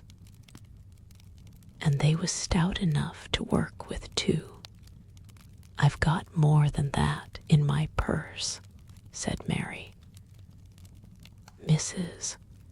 Morrison gave me 5 shillings, and Mrs. Medlock gave me some money from Mr. Craven. Did he remember thee that much?" exclaimed Martha. "Mrs. Medlock said I was to have 1 shilling a week to spend. She gives me 1 every Saturday. I didn't know what to spend it on. My word, that's riches," said Martha. "Tha can buy anything in T.H. world Tha wants. T.H. rent of our cottage is only 1 and 3pence, and it's like pullin' I.THERE to get it. Now, I've just thought of somethin'," putting her hands on her hips. "What?" said Mary eagerly. "In the shop at Thwaite they sell packages o' flower seeds for 1 penny each, and our Dickon he knows which is T.H. prettiest ones, and how to make 'em grow. He walks over to Thwaite many a day just for T.H. fun of it. Does Tha know how to print letters?" "Suddenly, I know how to write," Mary answered. Martha shook her head. "Our Dickon can only read printin'. If Tha could print, we could write a letter to him and ask him to go and buy T.H. garden tools and T.H. seeds at T.H. same time." "Oh, you're a good girl," Mary cried. "You are, really. I didn't know you were so nice. I know I can print letters if I try. Let's ask Mrs. Medlock for a pen and ink and some paper. I've got some of my own," said Martha. "I bought 'em so I could print a bit of a letter to Mother of a Sunday. I'll go and get it." She ran out of the room, and Mary stood by the fire and twisted her thin little hands together with sheer pleasure. "If I have a spade," she whispered, "I can make the earth nice and soft and dig up weeds. If I have seeds and can make flowers grow, the garden won't be dead at all. It will come alive." She did not go out again that afternoon, because when Martha returned with her pen and ink and paper, she was obliged to clear the table and carry the plates and dishes downstairs. And when she got into the kitchen, Mrs. Medlock was there and told her to do something. So Mary waited for what seemed to her a long time before she came back. Then it was a serious piece of work to write to Dickon. Mary had been taught very little because her governesses had disliked her too much to stay with her. She could not spell particularly well, but she found that she could print letters when she tried. This was the letter Martha dictated to her. My dear Dickon, this comes hoping to find you well as it leaves me at present. Miss Mary has plenty of money, and will you go to Thwaite and buy her some flower seeds and a set of garden tools to make a flower bed? Pick the prettiest ones and easy to grow, because she has never done it before and lived in India, which is different. Give my love to Mother and every one of you. Miss Mary is going to tell me a lot more, so that on my next day out you can hear about elephants and camels and gentlemen going hunting lions and tigers. Your loving sister, Martha Phoebe Sowerby. My dear Dickon, this comes hoping to find you well as it leaves me at present. Miss Mary has plenty of money, and will you go to Thwaite and buy her some flower seeds and a set of garden tools to make a flower bed? Pick the prettiest ones and easy to grow, because she has never done it before and lived in India, which is different. Give my love to Mother and every one of you. Miss Mary is going to tell me a lot more, so that on my next day out you can hear about elephants and camels and gentlemen going hunting lions and tigers. Your loving sister, Martha Phoebe Sowerby. We'll put the money in T.H. envelope, and I'll get T.H. butcher boy to take it in his cart. He's a great friend, O. Dickon S., said Martha. How shall I get the things when Dickon buys them? He'll bring 'em to you himself. He'll like to walk over this way. Oh, exclaimed Mary, then I shall see him. I never thought I should see Dickon. Does Thaw want to see him? Asked Martha suddenly, for Mary had looked so pleased. Yes, I do. I never saw a boy foxes and crows loved. I want to see him very much. Martha gave a little start, as if she remembered something. Now to think, she broke out. To think, oh, me forgettin' that there. An' I thought I was goin' to tell you first thing this mornin'. I asked Mother, and she said she'd ask Mrs. Medlock her own self. Do you mean, Mary began, what I said Tuesday?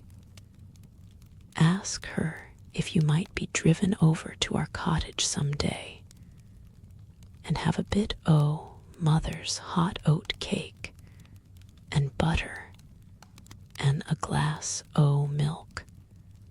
It seemed as if all the interesting things were happening in one day. To think of going over the moor in the daylight and when the sky was blue.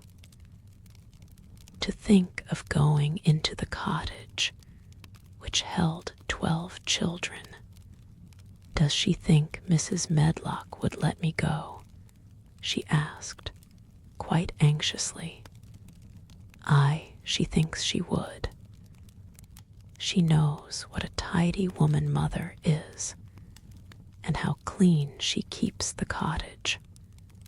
If I went, I should see your mother as well as Dickon, said Mary, thinking it over and liking the idea very much. She doesn't seem to be like the mothers in India. Her work in the garden and the excitement of the afternoon ended by making her feel quiet and thoughtful. Martha stayed with her until tea time, but they sat in comfortable quiet and talked very little. But just before Martha went downstairs for the tea tray, Mary asked a question. Martha, she said, has the scullery maid had the toothache again today? Martha certainly started slightly. What makes thee ask that? She said. Because when I waited so long for you to come back, I opened the door and walked down the corridor to see if you were coming. And I heard that far off crying again, just as we heard it the other night. There isn't a wind today, so you see it couldn't have been the wind. Said Martha restlessly. Thaw mustn't go walkin' about in corridors and listenin'. Mr. Craven would be that they're angry there's no knowin' what he'd do. I wasn't listening, said Mary. I was just waiting for you, and I heard it. That's 3 times. My word. There's Mrs. Medlock's bell, said Martha, and she almost ran out of the room. It's the strangest house anyone ever lived in, said Mary drowsily, as she dropped her head on the cushioned seat of the armchair near her. Fresh air and digging and skipping rope had made her feel so comfortably tired that she fell asleep. Chapter XDICKON. The sun shone down for nearly a week on the secret garden. The secret garden was what Mary called it when she was thinking of it. She liked the name, and she liked still more the feeling that, when its beautiful old walls shut her and no one knew where she was, it seemed almost like being shut out of the world in some fairy place. The few books she had read and liked had been fairy story books, and she had read of secret gardens in some of the stories. Sometimes people went to sleep in them for 100 years, which she had thought must be rather stupid. She had no intention of going to sleep, and in fact, she was becoming wider awake every day which passed at MISSEL. She was beginning to like to be out of doors. She no longer hated the wind, but enjoyed it.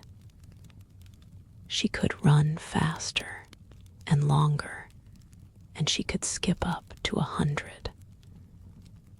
The bulbs in the secret garden must have been much astonished. Such nice clear places were made round them that they had all the breathing space they wanted. And really, if Mistress Mary had known it, they began to cheer up under the dark earth and work tremendously. The sun could get at them and warm them, and when the rain came down, it could reach them at once. So they began to feel very much alive. Mary was an odd, determined little person, and now she had something interesting to be determined about. She was very much absorbed, indeed.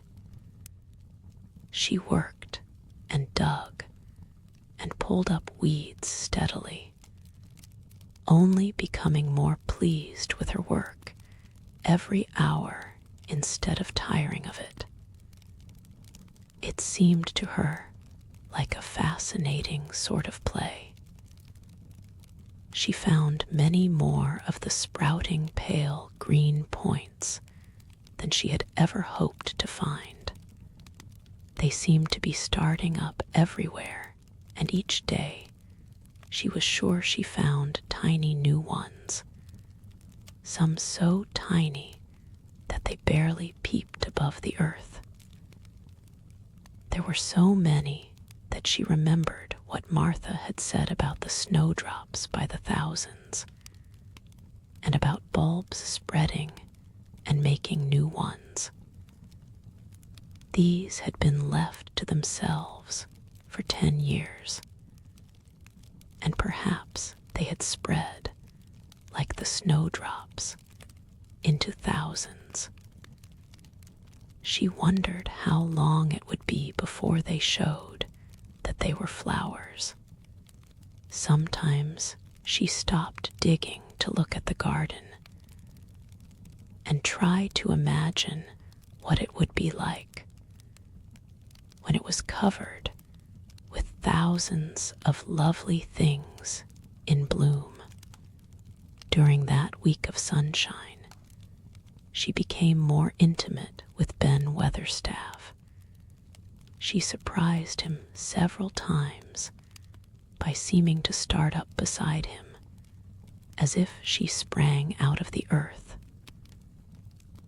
The truth was that she was afraid that he would pick up his tools and go away if he saw her coming, so she always walked toward him as silently as possible. But in fact, he did not object to her as strongly as he had at first. Perhaps he was secretly rather flattered by her evident desire for his elderly company. Then also, she was more civil than she had been. He did not know that, when she first saw him, she spoke to him as she would have spoken to a native, and had not known that a cross, sturdy old Yorkshire man was not accustomed to salaam to his masters, and be merely commanded by them to do things. That, like T.H. Robin, he said to her one morning when he lifted his head and saw her standing by him. I never knows when I shall see thee, or which side thou'll come from. He's friends with me now, said Mary. That's like him, snapped Ben Weatherstaff. Mackin up to T.H. women folk just for vanity and flightiness. There's nothin' he wouldn't do for T.H. sake o' showin' off and flirtin' his tail feathers. He's as full o' pride as an egg's full o' meat. He very seldom talked much, and sometimes did not even answer Mary's questions except by a grunt. But this morning he said more than usual. He stood up and rested one hobnailed boot on the top of his spade while he looked her over. "How long has THE been here?" he jerked out. "I think it's about a month," she answered. "THE's beginnin' to do Misselthwaite credit," he said. "THE's a bit fatter than THE was, and THE's not quite so yeller. THE looked like a young plucked crow when THE first came into this garden. Thinks I to myself, I never set eyes on an uglier, sourer-faced young un. Mary was not vain, and as she had never thought much of her looks, she was not greatly disturbed. "I know I'm fatter," she said. "My stockings are getting tighter. They used to make wrinkles. There's the robin, Ben Weatherstaff." There indeed was the robin, and she thought he looked nicer than ever. His red waistcoat was as glossy as satin, and he flirted his wings and tail, and tilted his head, and hopped about with all sorts of lively graces. He seemed determined to make Ben Weatherstaff admire him. But Ben was sarcastic. "I.THERE art," he said. "THE can put up with me for a bit sometimes when THE's got no one better. THE's been reddening up thy waistcoat and polishin' thy feathers this 2 weeks. I know what THE's up to. THE's courtin' some bold young madam somewhere tellin' thy lies to her about Bane T.H., finest cock robin on Missel Moor, and ready to fight all T.H., rest of 'em." "Oh, look at him," exclaimed Mary. The robin was evidently in a fascinating, bold mood. He hopped closer and closer and looked at Ben Weatherstaff more and more engagingly. He flew on to the nearest currant bush and tilted his head and sang a little song right at him. "THE thinks THE'll get over me by doin' that," said Ben, wrinkling his face up in such a way that Mary felt sure he was trying not to look pleased. "THE thinks no one can stand out against thee. That's what THE thinks." The robin spread his wings. Mary could scarcely believe her eyes.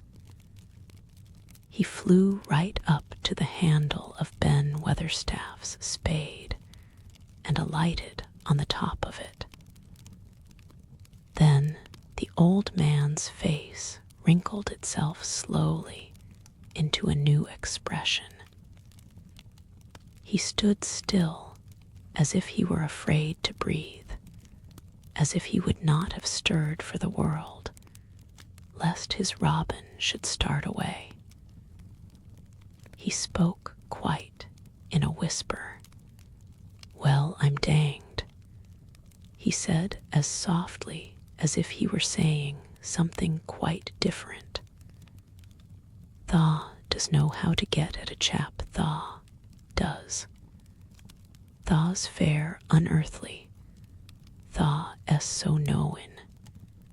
And he stood without stirring, almost without drawing his breath, until the robin gave another flirt to his wings and flew away. Then He stood looking at the handle of the spade, as if there might be magic in it. And then he began to dig again, and said nothing for several minutes. But because he kept breaking into a slow grin now and then, Mary was not afraid to talk to him. "Have you a garden of your own?" she asked. "No, I'm Bachelder and lodge with Martin at Th Gate." "If you had one," said Mary, "what would you plant?" "Cabbages and taters and onions." "But if you wanted to make a flower garden," persisted Mary, "what would you plant?" "Bulbs and sweet-smelling things, but mostly roses." Mary's face lighted up. "Do you like roses?" she said. Ben Weatherstaff rooted up a weed and threw it aside before he answered. "Well, yes, I do. I was learned that by a young lady I was gardener to. She had a lot in a place she was fond of, and she loved 'em like they was children or robins. I've seen her bend over and kiss 'em." He dragged out another weed and scowled at it. "That were as much as 10 year ago." "Where is she now?" asked Mary, much interested. "Heaven," he answered, and drove his spade deep into the soil. "'Cording to what parson says." "What happened to the roses?" Mary asked again, more interested than ever. "They was left to themselves." Mary was becoming quite excited. "Did they quite die?" "Do roses quite die when they are left to themselves?" she ventured. "Well, I'd got to like 'em, and I liked her, and she liked 'em," Ben Weatherstaff admitted reluctantly.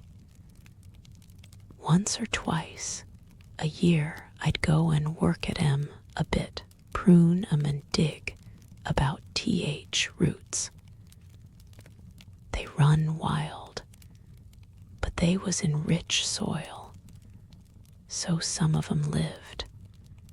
When they have no leaves and look gray and brown and dry, how can you tell whether they are dead or alive?" inquired Mary. "Wait till spring gets at 'em. Wait till sun shines on rain, and rain falls on sunshine, and then thou'll find out." How, cried Mary, forgetting to be careful. "Look along twigs and branches, and if thou see a bit of a brown lump swelling here and there, watch it after warm rain and see what happens." He stopped suddenly and looked curiously at her eager face. "Why does thou care so much about roses and such, all of a sudden?"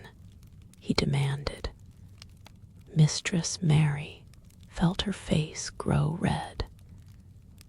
She was almost afraid to answer. I want to play that I have a garden of my own," she stammered. There is nothing for me to do. I have nothing, and no one." "Well," said Ben Weatherstaff slowly, as he watched her, "that's true. Tha hasn't." He said it in such an odd way that Mary wondered if he was actually a little sorry for her. She had never felt sorry for herself. She had only felt tired and cross because she disliked people and things so much. But now the world seemed to be changing and getting nicer. If no one found out about the secret garden, she should enjoy herself always. She stayed with him for 10 or 15 minutes longer and asked him as many questions as she dared. He answered every one of them in his queer, grunting way, and he did not seem really cross and did not pick up his spade and leave her. He said something about roses just as she was going away, and it reminded her of the ones he had said he had been fond of. "Do you go and see those other roses now?" she asked. "Not been this year. My rheumatics has made me too stiff in TH joints." He said it in his grumbling voice, and then quite suddenly he seemed to get angry with her, though she did not see why he should. "Now look here," he said sharply. "Don't thaw ask so many questions. That TH worst wench for askin' questions I've ever come across. Get thee gone and play thee. I've done talkin' for today." And he said it so crossly that she knew there was not the least use in staying another minute. She went skipping slowly down the outside walk, thinking him over and saying to herself that, queer as it was, here was another person whom she liked in spite of his crossness. She liked old Ben Weatherstaff. Yes, she did like him. She always wanted to try to make him talk to her. Also, she began to believe that he knew everything in the world about flowers.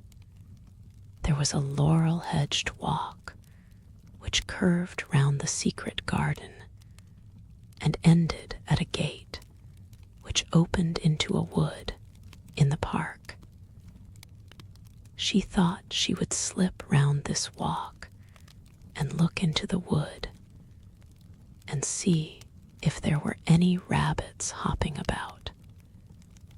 She enjoyed the skipping very much, and when she reached the little gate, she opened it and went through because she heard a low, peculiar whistling sound and wanted to find out what it was. It was a very strange thing indeed. She quite caught her breath as she stopped to look at it. A boy was sitting under a tree with his back against it, playing on a rough wooden pipe.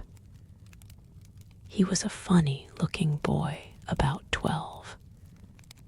He looked very clean, and his nose turned up, and his cheeks were as red as poppies. And never had Mistress Mary seen such round and such blue eyes in any boy's face. And on the trunk of the tree he leaned against, a brown squirrel was clinging and watching him. And from behind a bush nearby, a cock pheasant was delicately stretching his neck to peep out. And quite near him were 2 rabbits sitting up and sniffing with tremulous noses. And actually it appeared as if they were all drawing near to watch him. And listen to the strange, low little call his pipe seemed to make. When he saw Mary, he held up his hand and spoke to her in a voice almost as low as, and rather like his piping. "Don't thaw move," he said. "It'd flight 'em." Mary remained motionless. He stopped playing his pipe and began to rise from the ground. He moved so slowly that it scarcely seemed as though he were moving at all. But at last he stood on his feet, and then the squirrel scampered back up into the branches of his tree. The pheasant withdrew his head, and the rabbits dropped on all fours and began to hop away, though not at all as if they were frightened. "I'm Dickon," the boy said. "I know that, Miss Mary." Then Mary realized that somehow she had known at first that he was Dickon. Who else could have been charming rabbits and pheasants, as the natives charm snakes in India? He had a wide, red, curving mouth, and his smile spread all over his face. "I got up slow," he explained, "because if THE makes a quick move it startles 'em. A body as to move gentle and speak low when wild things is about." He did not speak to her as if they had never seen each other before, but as if he knew her quite well.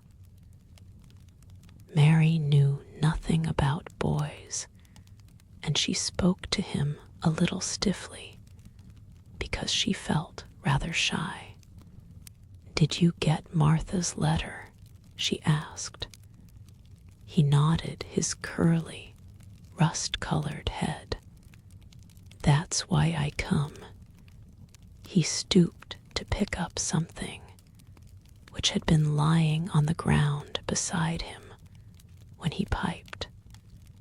"I've got TH garden tools. There's a little spade and rake and a fork and hoe.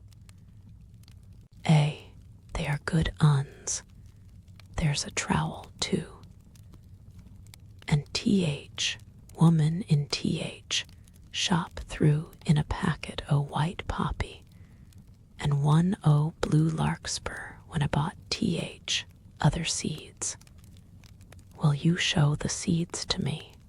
Mary said. She wished she could talk as he did. His speech was so quick and easy.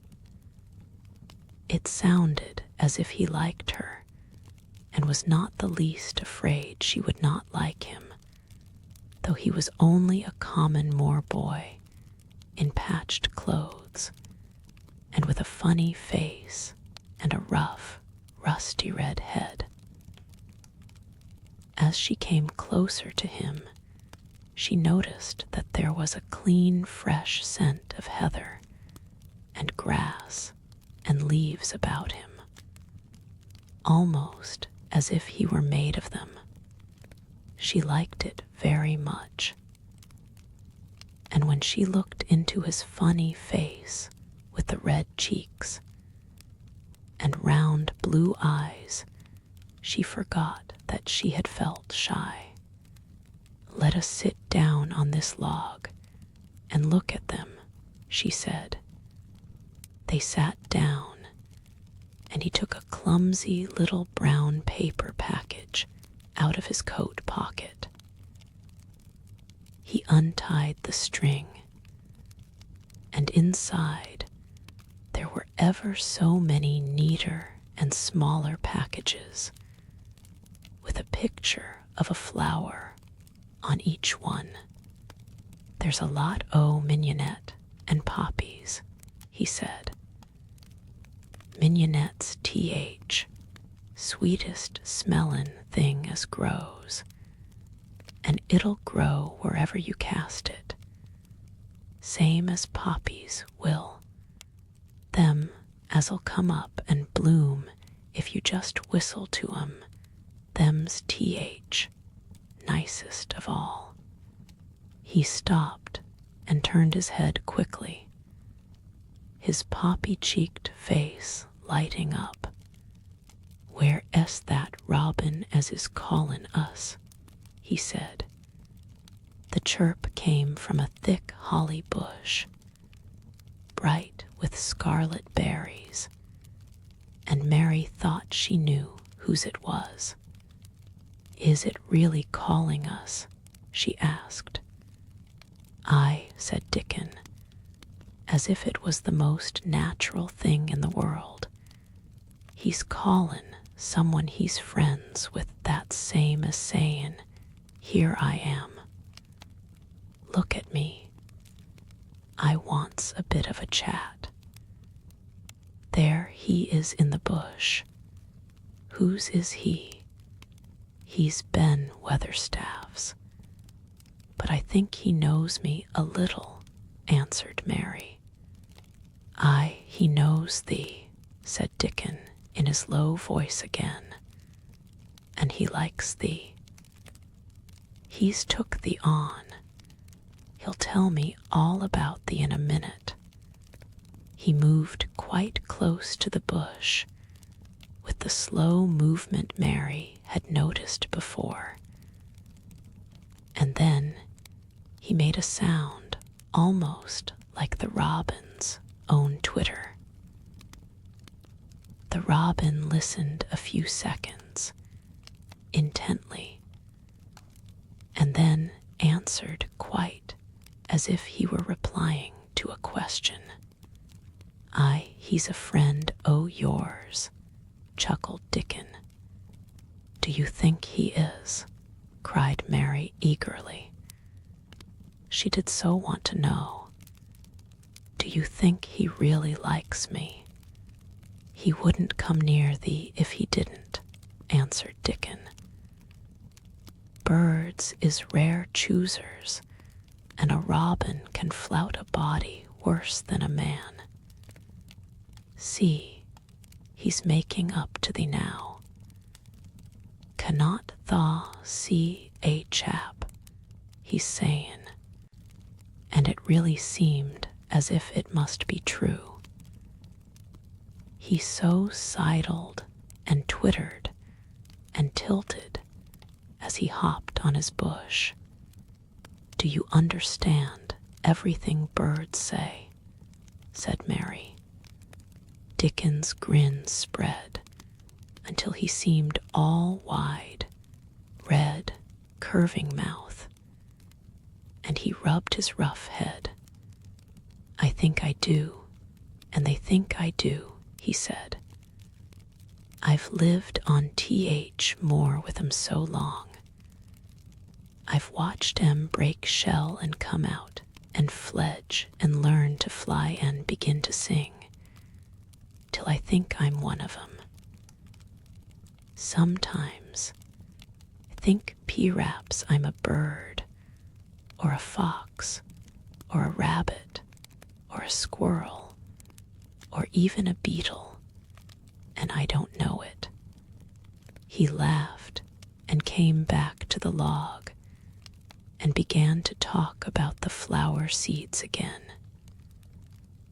He told her what they looked like when they were flowers.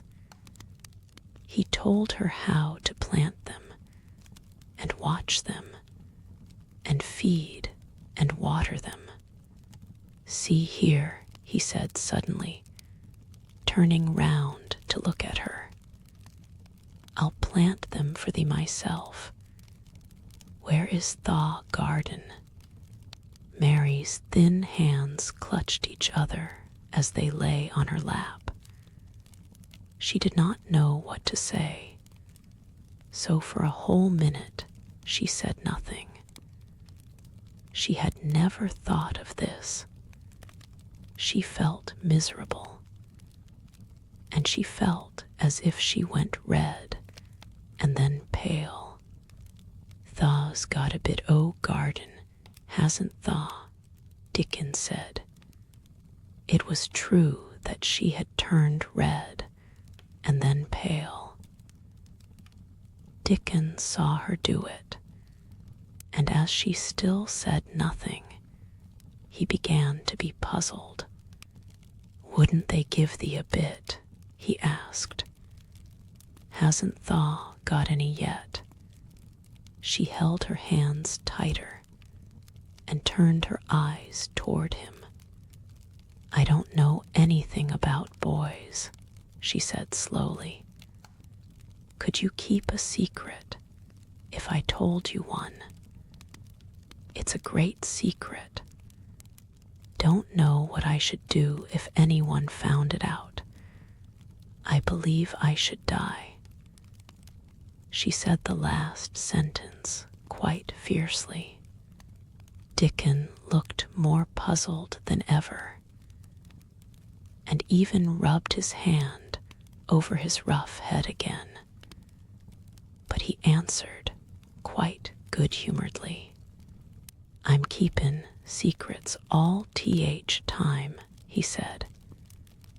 "If I couldn't keep secrets from other lads, secrets about foxes' cubs and birds' nests and wild things' holes, there'd be naught safe on MOOR. I can keep secrets." Mistress Mary did not mean to put out her hand and clutch his sleeve, but she did it.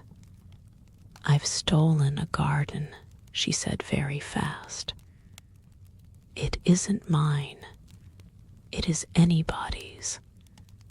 Nobody wants it. Nobody cares for it. Nobody ever goes into it. Perhaps everything is dead in it already. Don't know." She began to feel hot and as contrary as she had ever felt in her life. "I don't care. I don't care. Nobody has any right to take it from me when I care about it, and they don't.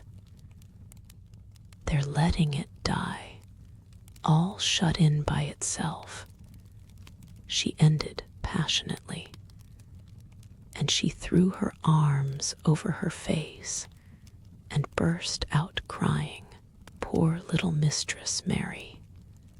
Dickon's curious blue eyes grew rounder and rounder. "AHH," he said, drawing his exclamation out slowly, and the way he did it meant both wonder and sympathy. "I've nothing to do," said Mary. "Nothing belongs to me. I found it myself, and I got into it myself. I was only just like the robin, and they wouldn't take it from the robin." "Where is it?" asked Dickon in a dropped voice. Mistress Mary got up from the log at once. She knew she felt contrary again and obstinate, and she did not care at all. She was imperious and Indian, and at the same time hot and sorrowful. "Come with me, and I'll show you," she said. She led him round the laurel path and to the walk where the ivy grew so thickly. Dickon followed her with a queer, almost pitying look on his face. He felt as if he were being led to look at some strange bird's nest and must move softly. When she stepped to the wall and lifted the hanging ivy, he started. there was a door, and Mary pushed it slowly open, and they passed in together. And then Mary stood and waved her hand round defiantly. "It's this," she said. "It's a secret garden, and I'm the only one in the world who wants it to be alive." Dickon looked round and round about it, and round again. He almost whispered, "It is a queer, pretty place. It's like as if a body was in a dream." Chapter XI. The nest of the MISSEL thrush. For 2 or 3 minutes he stood looking round him, while Mary watched him, and then he began to walk about softly, even more lightly than Mary had walked the first time she had found herself inside the 4 walls.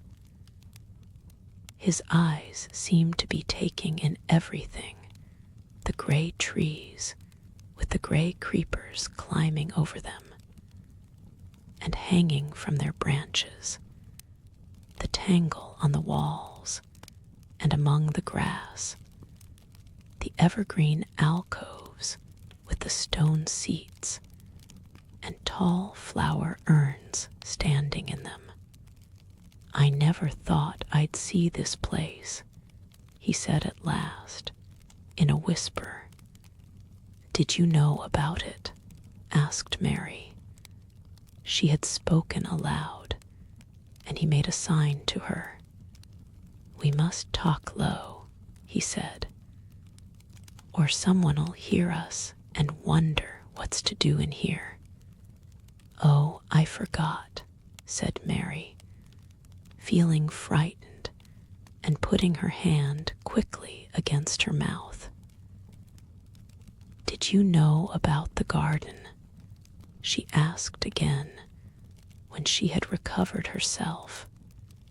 Dickon nodded. "Martha told me there was one as no one ever went inside," he answered. "Us used to wonder what it was like." He stopped and looked round at the lovely gray tangle about him, and his round eyes looked queerly happy. "The nests as'll be here come springtime," he said. "It'd be TH, safest nestin' place in England. No one never common near and tangles o' trees and roses to build in. I wonder all TH birds on TH more don't build here." Mistress Mary put her hand on his arm again, without knowing it. "Will there be roses?" she whispered. "Can you tell? Thought perhaps they were all dead." No, not them, not all of 'em," he answered. "Look here."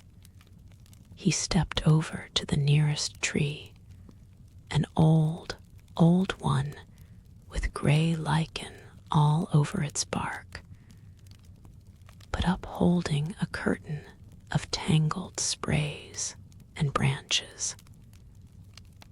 He took a thick knife out of his pocket and opened one of its blades. "There's lots o' dead wood as ought to be cut out," he said. "And there's a lot o' old wood, but it made some new last year. This here's a new bit," and he touched a shoot which looked brownish green instead of hard, dry gray. Mary touched it herself in an eager, reverent way. "That one," she said. "Is that one quite alive, quite?" Dickon curved his wide, smiling mouth. "It's It's as wick as you or me, he said. And Mary remembered that Martha had told her that wick meant alive or lively. I'm glad it's wick, she cried out in her whisper. I want them all to be wick. Let us go round the garden and count how many wick ones there are. She quite panted with eagerness, and Dickon was as eager as she was. They went from tree to tree and from bush to bush. Dickon carried his knife in his hand and showed her things which she thought wonderful. They've run wild, he said, but T.H., strongest ones has fair thrived on it. The delicatest ones has died out, but T.H., others has growed and growed, and spread, till they's a wonder. See here. And he pulled down a thick, grey, dry-looking branch. A body might think this was dead wood, but I don't believe it is down to T.H. root. I'll cut it low down and see. He knelt, and with his knife cut the lifeless-looking branch through, not far above the earth. There, he said exultantly, I told thee so. There's green in that wood yet. Look at it. Mary was down on her knees before he spoke, gazing with all her might. When it looks a bit greenish and juicy like that, it's wick, he explained. When T.H. inside is dry and breaks easy, like this here piece I've cut off, it's done for. There's a big root here as all this live wood sprung out of. And if T.H. old wood's cut off and it's dug round, and took care of there'll be. He stopped and lifted his face to look up at the climbing and hanging sprays above him. There'll be a fountain roses here this summer. They went from bush to bush and from tree to tree. He was very strong and clever with his knife and knew how to cut the dry and dead wood away, and could tell when an unpromising bough or twig had still green life in it. In the course of half an hour, Mary thought she could tell too, and when he cut through a lifeless-looking branch, she would cry out joyfully under her breath when she caught sight of the least shade of moist green. The spade and hoe and fork were very useful. He showed her how to use the fork while he dug about roots with the spade and stirred the earth and let the air in.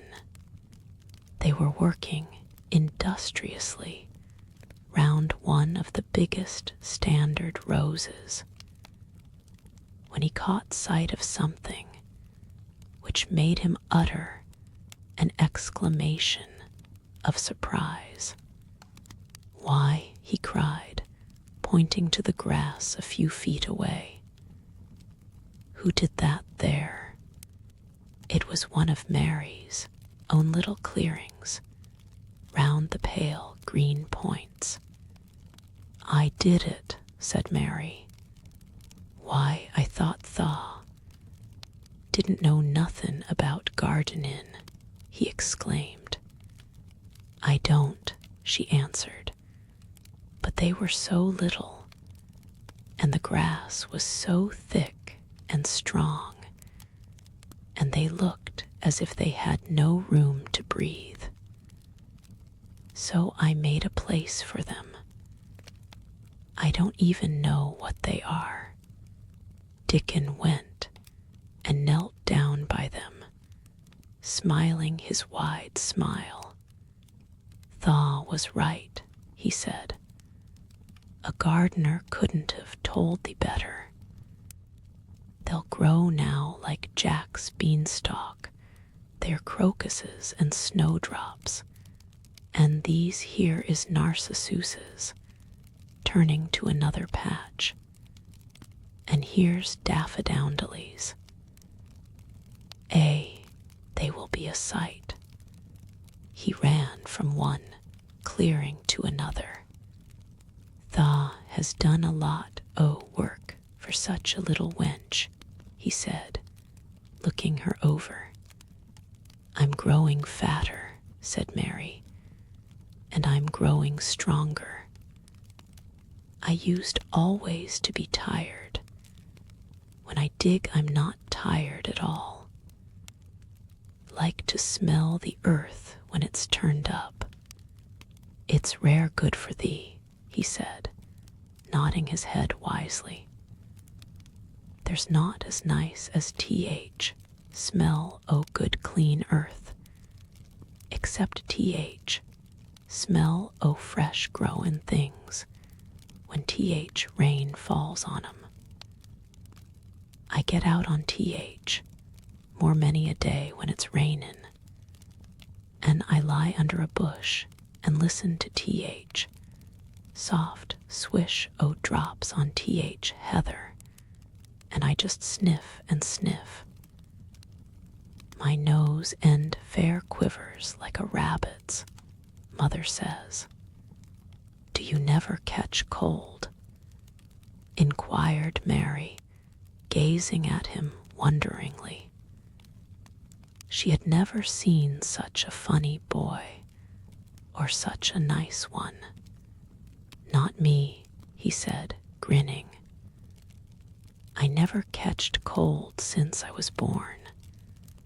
I wasn't brought up nesh enough. I've chased about th, more in all weathers same as th, rabbits does.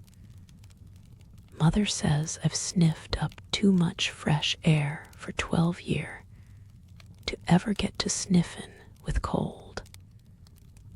I'm as tough as a white thorn knobstick."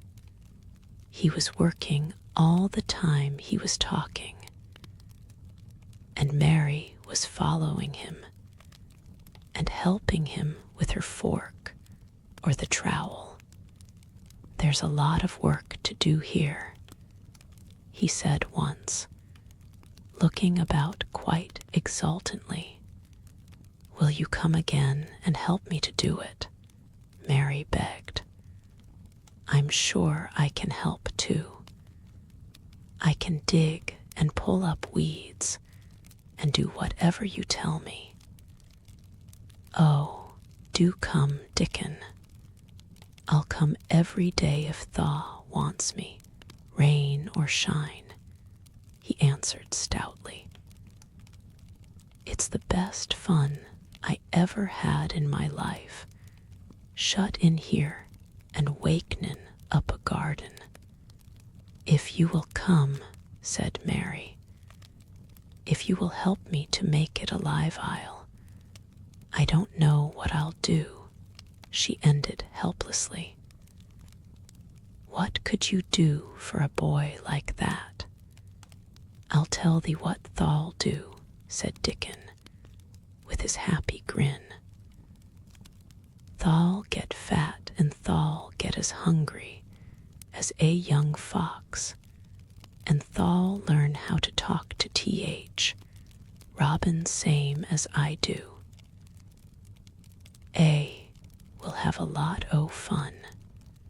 He began to walk about, looking up in the trees and at the walls and bushes with a thoughtful expression.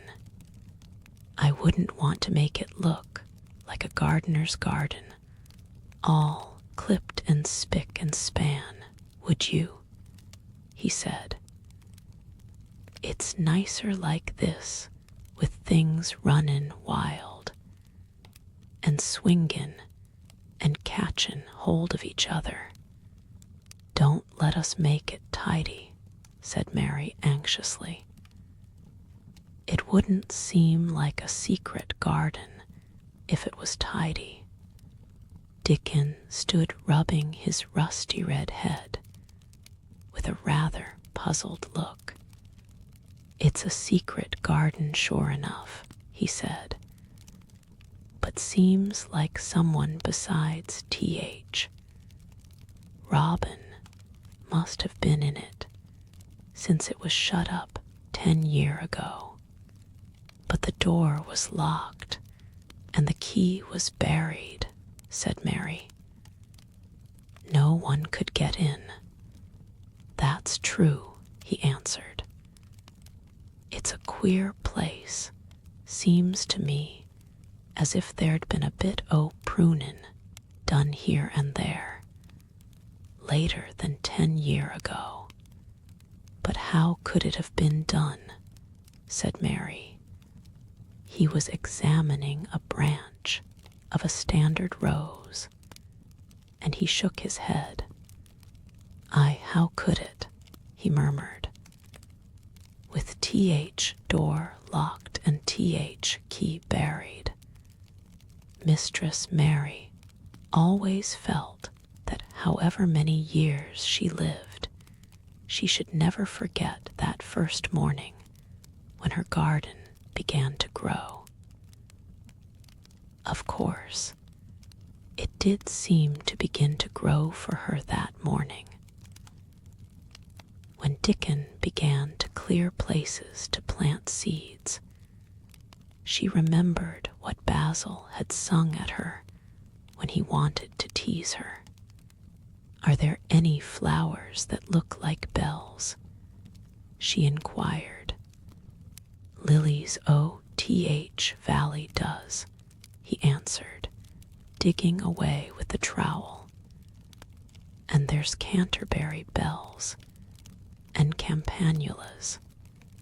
Let's plant some, said Mary. There's lilies O.T.H. Valley here already. I saw 'em. They'll have growed too close and we'll have to separate 'em. But there's plenty. T.H. Other ones takes 2 years to bloom from seed. But I can bring you some bits o' plants from our cottage garden. Why does THE want 'em? Then Mary told him about Basil and his brothers and sisters in India, and of how she had hated them, and of their calling her Mistress Mary quite contrary. They used to dance round and sing at me. They sang, Mistress Mary, quite contrary, how does your garden grow? With silver bells and cockle shells and marigolds all in a row. I just remembered it, and it made me wonder if there were really flowers like silver bells. She frowned a little and gave her trowel a rather spiteful dig into the earth. I wasn't as contrary as they were. But Dickon laughed. He said, and as he crumbled the rich black soil, she saw he was sniffing up the scent of it. There doesn't seem to be no need for no one to be contrary when there's flowers and such like, and such lots. Oh, friendly wild things runnin' about mackin' homes for themselves, or buildin' nests and singin' and whistlin', does there. Mary, kneeling by him holding the seeds, looked at him and stopped frowning. Dickon, she said. You are as nice as Martha said you were. I like you. And you make the fifth person. I never thought I should like 5 people. Dickon sat up on his heels, as Martha did when she was polishing the grate. He did look funny and delightful, Mary thought, with his round blue eyes and red cheeks and happy-looking turned-up nose. Only 5 folk as thaw likes, he said. Who is other for? Your mother and Martha. Mary checked them off on her fingers. And the Robin and Ben Weatherstaff. Dickon laughed so that he was obliged to stifle the sound by putting his arm over his mouth. I know Thaw thinks I'm a queer lad, he said, but I think Thaw art th, queerest little lass I ever saw. Then Mary did a strange thing. She leaned forward and asked him a question she had never dreamed of asking anyone before. And she tried to ask it in Yorkshire because that was his language. And in India, a native was always pleased if you knew his speech. Does Thaw like me? She said. He answered heartily, that I does. I likes thee wonderful, and so does Robin, I do believe. That's 2 then, said Mary. That's 2 for me.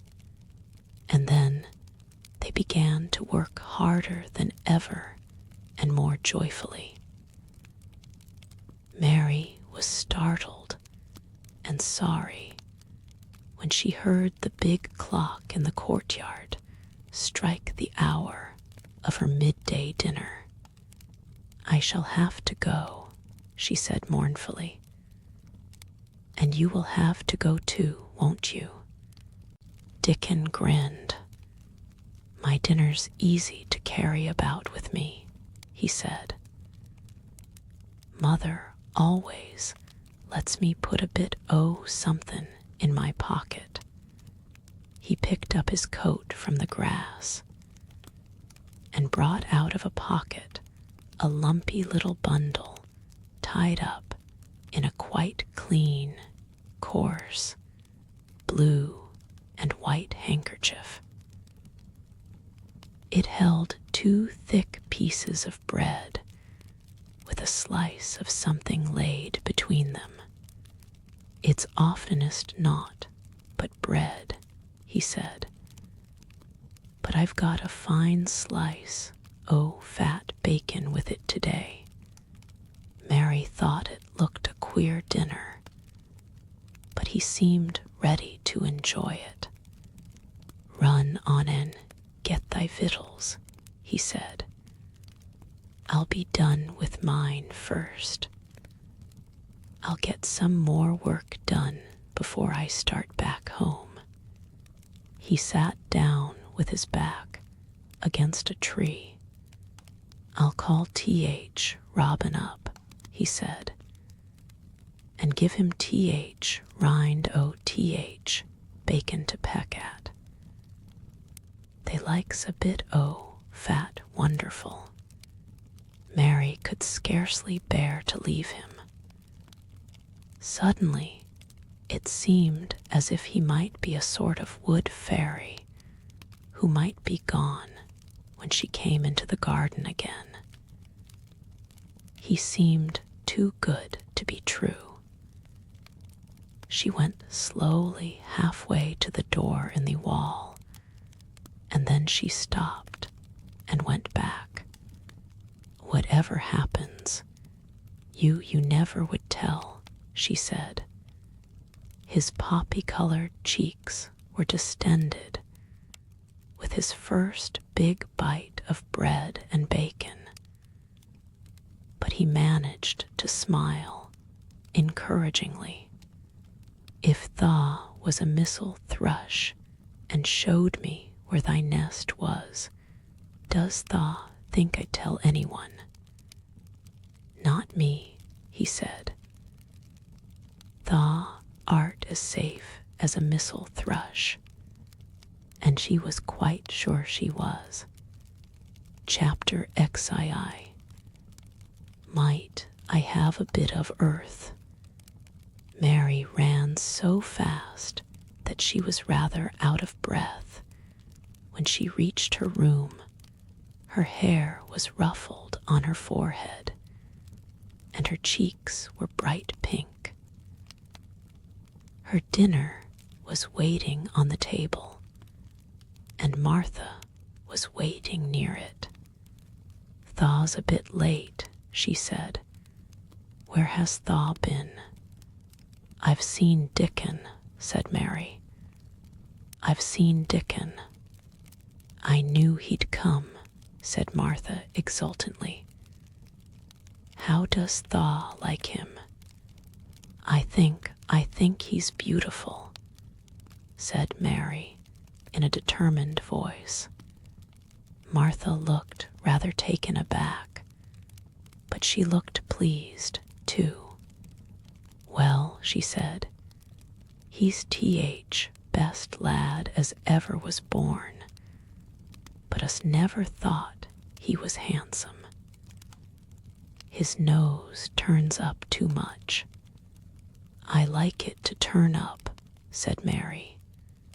And his eyes is so round, said Martha, a trifle doubtful.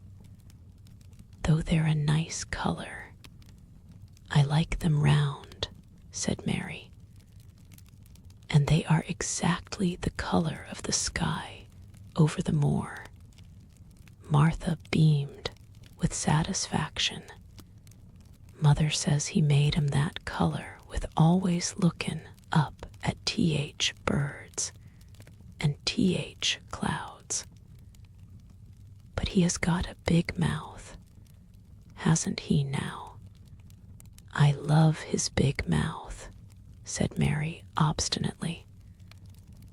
I wish mine were just like it.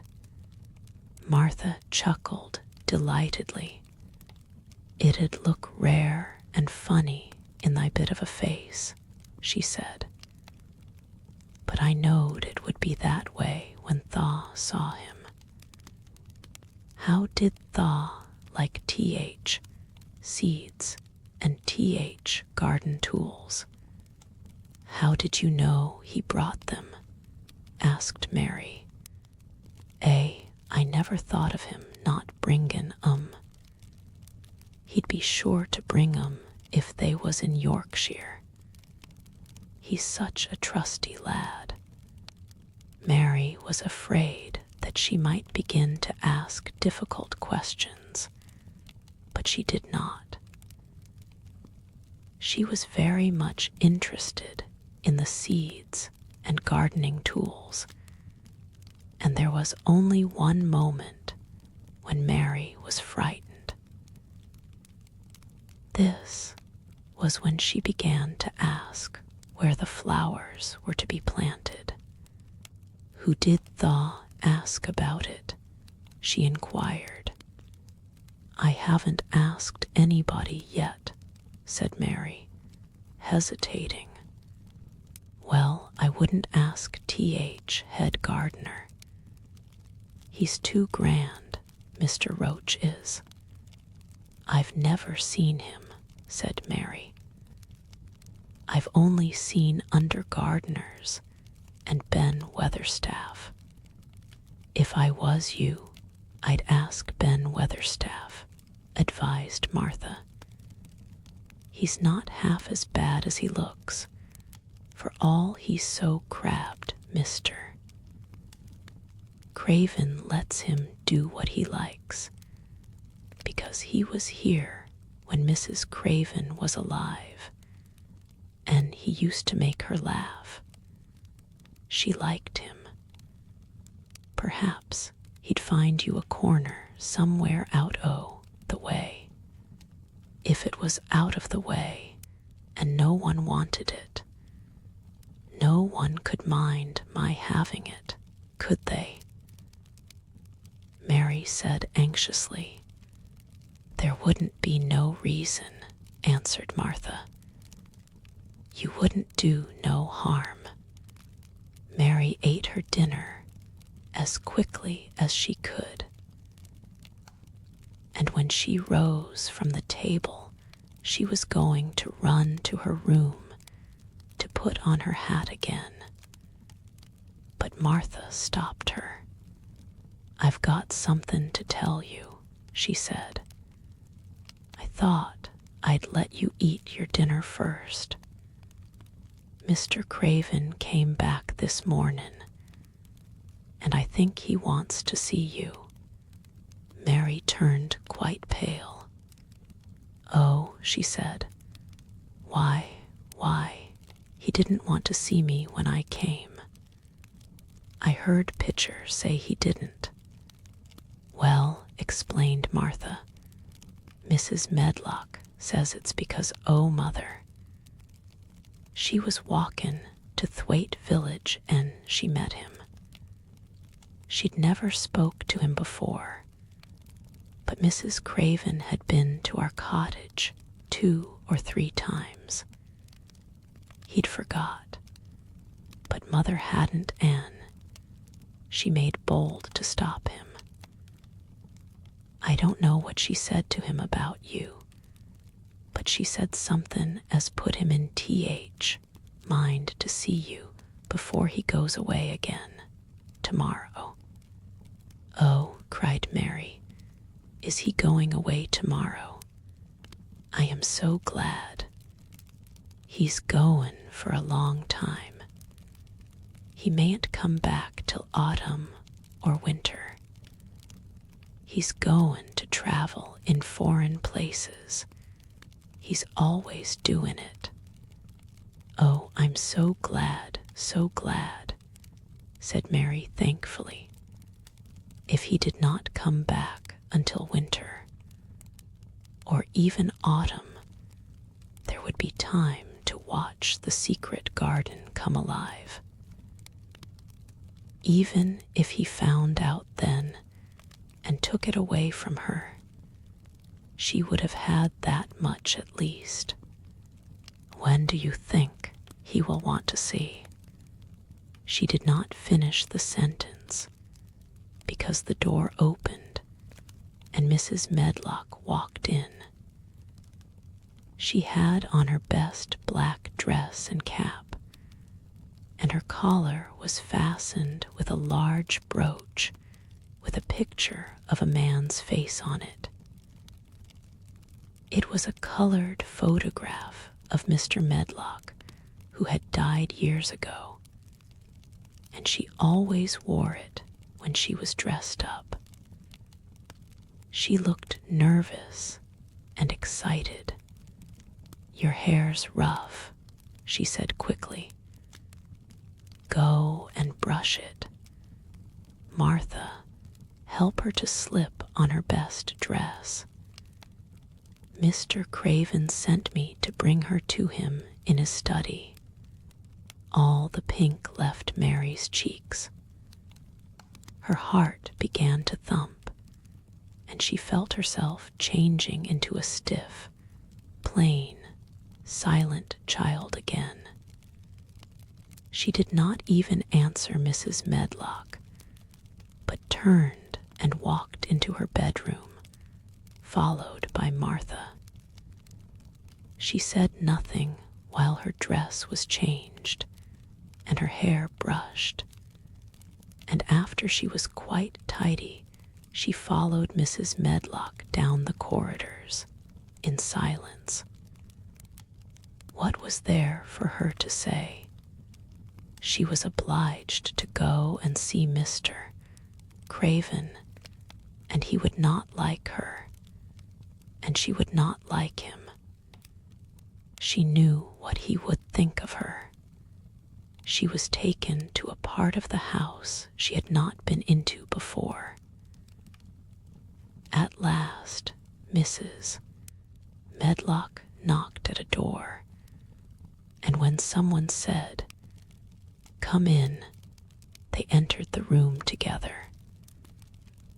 A man was sitting in an armchair before the fire, and Mrs. Medlock spoke to him. "This is Miss Mary, sir," she said. "You can go and leave her here. I will ring for you when I want you to take her away," said Mr. Craven. When she went out and closed the door, Mary could only stand waiting, a plain little thing, twisting her thin hands together. She could see that the man in the chair was not so much a hunchback as a man with high, rather crooked shoulders, and he had black hair streaked with white. He turned his head over his high shoulders and spoke to her. "Come here," he said. Mary went to him. He was not ugly. His face would have been handsome if it had not been so miserable. He looked as if the sight of her worried and fretted him, and as if he did not know what in the world to do with her. "Are you well?" he asked. "Yes," answered Mary. "Do they take good care of you?" "Yes." He rubbed his forehead fretfully as he looked her over. "You are very thin," he said. "I am getting fatter," Mary answered in what she knew was her stiffest way. What an unhappy face he had. His black eyes seemed as if they scarcely saw her, as if they were seeing something else, and he could hardly keep his thoughts upon her. "I forgot you," he said. "How could I remember you? Intended to send you a governess or a nurse or someone of that sort, but I forgot." "Please," began Mary. "Please," and then the lump in her throat choked her. "What do you want to say?" he inquired. I am too big for a nurse," said Mary. "And please don't make me have a governess yet." He rubbed his forehead again and stared at her. That was what the Sowerby woman said. He muttered absent-mindedly. Then Mary gathered a scrap of courage. Is she Martha's mother?" she stammered. "Yes, I think so," he replied. "She knows about children," said Mary. "She has 12. She knows." He seemed to rouse himself. "What do you want to do?" "I want to play out of doors," Mary answered, hoping that her voice did not tremble. "I never liked it in India. It makes me hungry here, and I am getting fatter." He was watching her. "Mrs. Sowerby said it would do you good." "Perhaps it will," he said. "She thought you had better get stronger before you had a governess. It makes me feel strong when I play. And the wind comes over the moor," argued Mary. "Where do you play?" he asked next. "Everywhere," gasped Mary.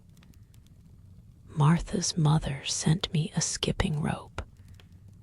I skip and run, and I look about to see if things are beginning to stick up out of the earth. I don't do any harm. Don't look so frightened, he said in a worried voice. You could not do any harm, a child like you. You may do what you like. Mary put her hand up to her throat because she was afraid he might see the excited lump which she felt jump into it. She came a step nearer to him. May I? She said tremulously. Her anxious little face seemed to worry him more than ever.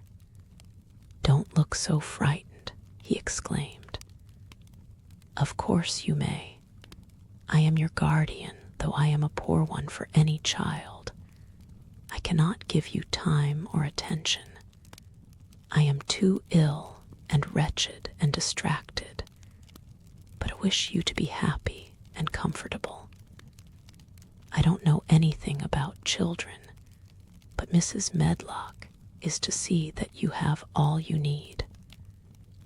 I sent for you today because Mrs. Sowerby said I ought to see you. Her daughter had talked about you. She thought you needed fresh air and freedom and running about. She knows all about children, Mary said again, in spite of herself. She ought to, said Mr. Craven. I thought her rather bold to stop me on the moor, but she said Mrs. Craven had been kind to her. It seemed hard for him to speak his dead wife's name. She is a respectable woman. Now I have seen you, I think she said sensible things. Play out of doors as much as you like. It's a big place, and you may go where you like and amuse yourself as you like. Is there anything you want? As if a sudden thought had struck him. Do you want toys, books, dolls? Might I, quavered Mary. Might I have a bit of earth? In her eagerness, she did not realize how queer the words would sound, and that they were not the ones she had meant to say. Mr. Craven looked quite startled. Earth, he repeated. What do you mean? To plant seeds in, to make things grow, to see them come alive, Mary faltered. He gazed at her a moment, and then passed his hand quickly over his eyes. Do you care about gardens so much? He said slowly. I didn't know about them in India, said Mary. I was always ill and tired, and it was too hot. I sometimes made little beds in the sand and stuck flowers in them. But here it is different. Mr. Craven got up and began to walk slowly across the room. A bit of earth, he said to himself, and Mary thought that somehow she must have reminded him of something. When he stopped and spoke to her, his dark eyes looked almost soft and kind. You can have as much earth as you want, he said. You remind me of someone else who loved the earth and things that grow. When you see a bit of earth you want, with something like a smile, take it, child, and make it come alive. May I take it from anywhere, if it's not wanted? Anywhere, he answered. There, You must go now. I am tired. He touched the bell to call Mrs. Medlock. Goodbye. I shall be away all summer. Mrs. Medlock came so quickly that Mary thought she must have been waiting in the corridor. Mrs. Medlock, Mr. Craven said to her, now I have seen the child, I understand what Mrs. Sowerby meant. She must be less delicate before she begins lessons. Give her simple, healthy food. Let her run wild in the garden. Don't look after her too much. She needs liberty and fresh air and romping about. Mrs. Sowerby is to come and see her now and then, and she may sometimes go to the cottage. Mrs. Medlock looked pleased. She was relieved to hear that she need not look after Mary too much. She had felt her a tiresome charge, and had indeed seen as little of her as she dared. In addition to this, she was fond of Martha's mother. Thank you, sir, she said. Susan Sowerby and me went to school together, and she's as sensible and good-hearted a woman as you'd find in a day's walk. I never had any children myself, and she's had 12, and there never was healthier or better ones. Miss Mary can get no harm from them. I'd always take Susan Sowerby's advice about children myself. She's what you might call healthy-minded, if you understand me. I understand, Mr. Craven answered. Take Miss Mary away now and send Pitcher to me. When Mrs. Medlock left her at the end of her own corridor, Mary flew back to her room. She found Martha waiting there. Martha had, in fact, hurried back after she had removed the dinner service. I can have my garden, cried Mary. I may have it where like. I am not going to have a governess for a long time.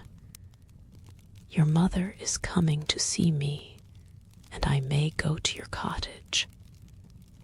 He says a little girl like me could not do any harm, and I may do what I like anywhere. Said Martha delightedly. That was nice of him, wasn't it?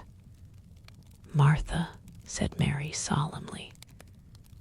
He is really a nice man. Only his face is so miserable, and his forehead is all drawn together. She ran as quickly as she could to the garden. She had been away so much longer than she had thought she should, and she knew Dickon would have to set out early on his 5-mile walk. When she slipped through the door under the ivy, she saw he was not working where she had left him. The gardening tools were laid together under a tree. She ran to them, looking all round the place, but there was no Dickon to be seen. He had gone away, and the secret garden was empty, except for the robin who had just flown across the wall and sat on a standard rose bush watching her. He's gone, she said woefully. Oh, was he only a wood fairy? Something white fastened to the standard rose bush caught her eye. It was a piece of paper. In fact, it was a piece of the letter she had printed for Martha to send to Dickon. It was fastened on the bush with a long thorn, and in a minute she knew Dickon had left it there. There were some roughly printed letters on it and a sort of picture. At first she could not tell what it was. Then she saw it was meant for a nest, with a bird sitting on it. Underneath were the printed letters, and they said, "I will come back. Chapter XIII. I am COLIN." Mary took the picture back to the house when she went to her supper, and she showed it to Martha. Said Martha with great pride. "I never knew our Dickon was as clever as that. There's a picture of a MISSEL thrush on her nest, as large as life and twice as natural." Then Mary knew Dickon had meant the picture to be a message. He had meant that she might be sure he would keep her secret. Her garden was her nest, and she was like a MISSEL thrush. Oh, how she did like that queer, common boy. She hoped he would come back the very next day, and she fell asleep looking forward to the morning. But you never know what the weather will do in Yorkshire, particularly in the springtime. She was awakened in the night by the sound of rain beating with heavy drops against her window.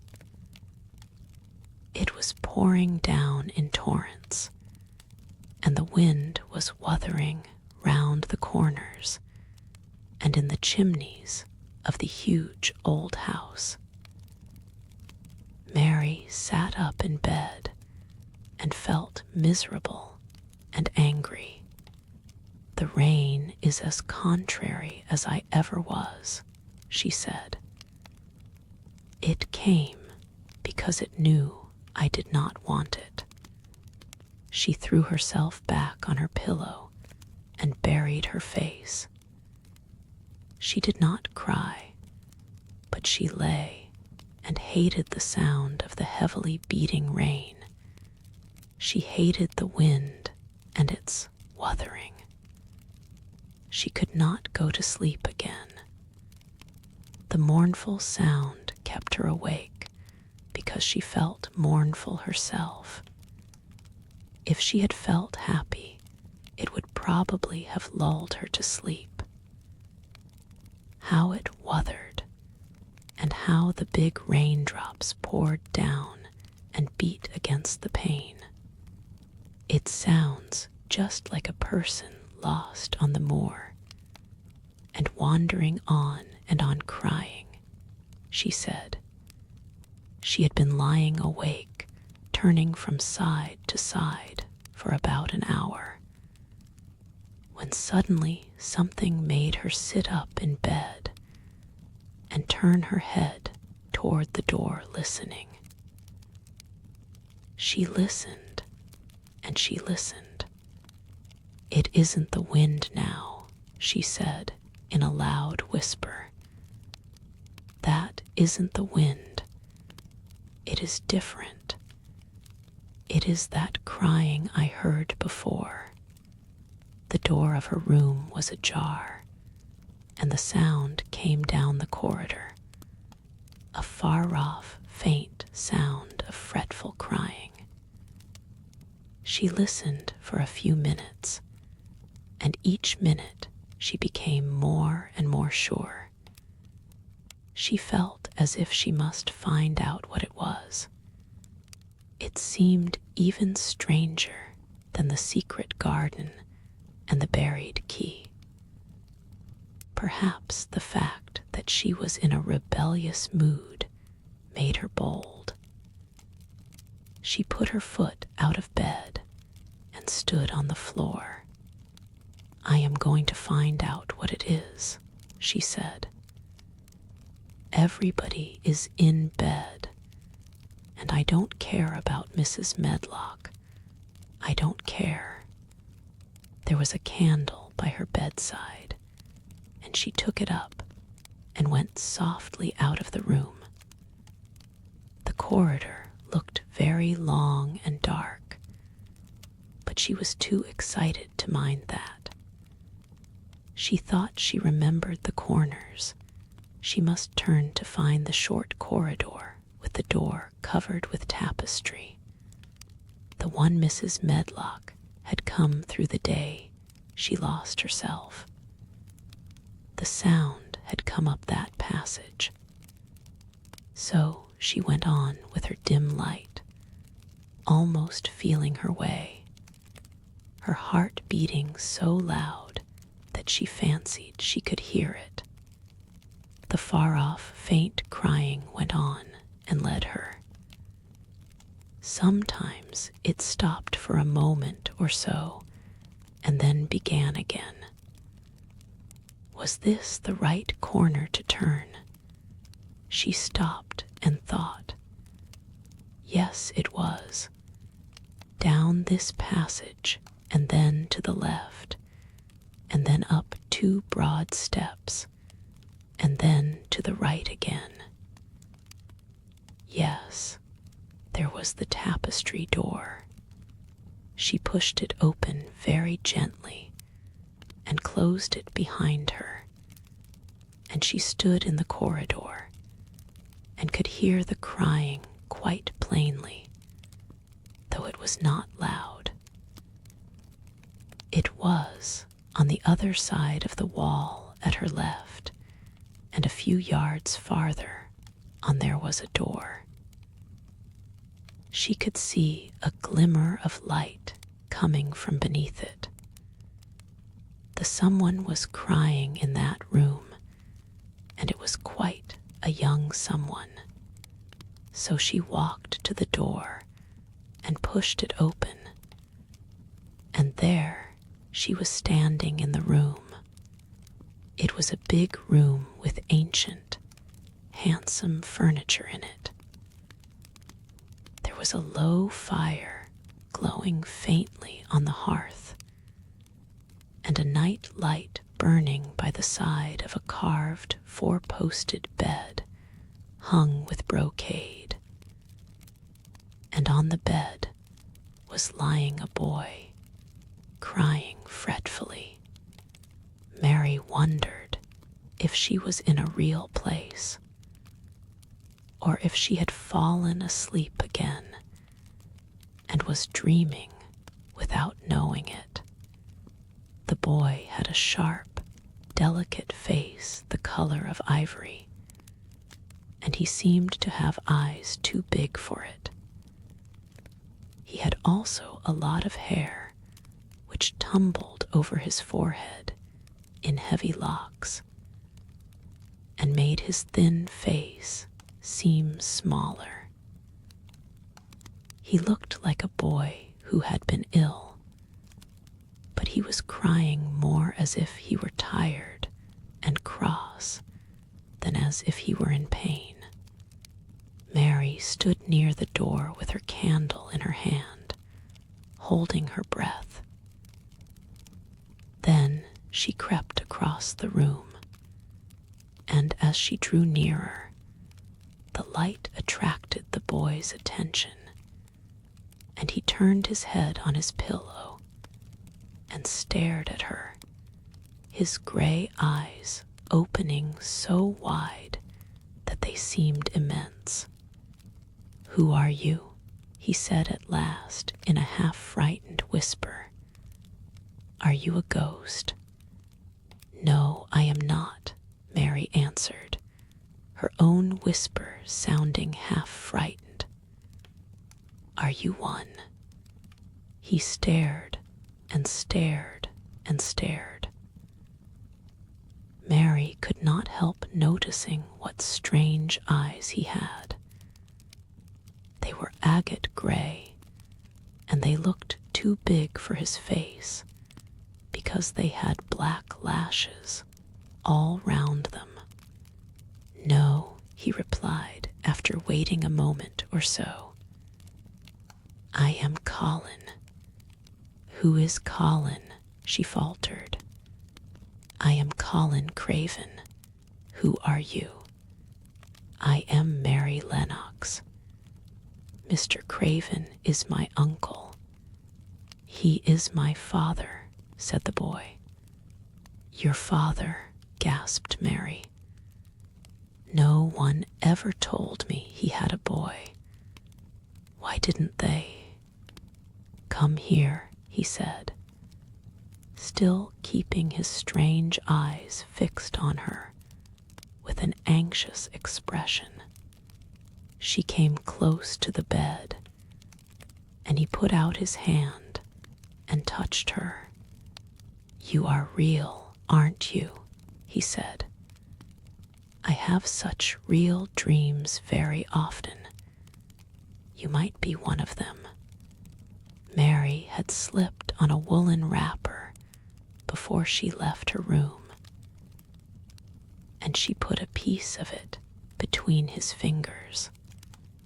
"Rub that and see how thick and warm it is," she said. "We'll pinch you a little if you like, to show you how real I am. For a minute, thought you might be a dream too." "Where did you come from?" he asked. "From my own room. The wind wuthered, so I couldn't go to sleep, and I heard someone crying and wanted to find out who it was." "What were you crying for?" "Because I couldn't go to sleep either, and my head ached." "Tell me your name again." "Mary Lennox." "Did no one ever tell you I had come to live here?" He was still fingering the fold of her wrapper, but he began to look a little more as if he believed in her reality. "No," he answered, "they daren't." "Why?" asked Mary. "Because I should have been afraid you would see me. I won't let people see me and talk me over." "Why?" Mary asked again, feeling more mystified every moment. "Because I am like this always, ill and having to lie down. My father won't let people talk me over either. The servants are not allowed to speak about me. If I live, I may be a hunchback, but I shan't live. My father hates to think I may be like him." "Oh, what a queer house this is," Mary said. "What a queer house. Everything is a kind of secret. Rooms are locked up, and gardens are locked up, and you. Have you been locked up?" "No, I stay in this room because I don't want to be moved out of it. It tires me too much." "Does your father come and see you?" Mary ventured. "Sometimes. Generally when I am asleep. He doesn't want to see me." "Why?" Mary could not help asking again. A sort of angry shadow passed over the boy's face. "My mother died when I was born, and it makes him wretched to look at me. He thinks I don't know, but I've heard people talking. He almost hates me. He hates the garden because she died," said Mary, half speaking to herself. "What garden?" the boy asked. "Oh, just just a garden she used to like," Mary stammered. "Have you been here always?" "Nearly always.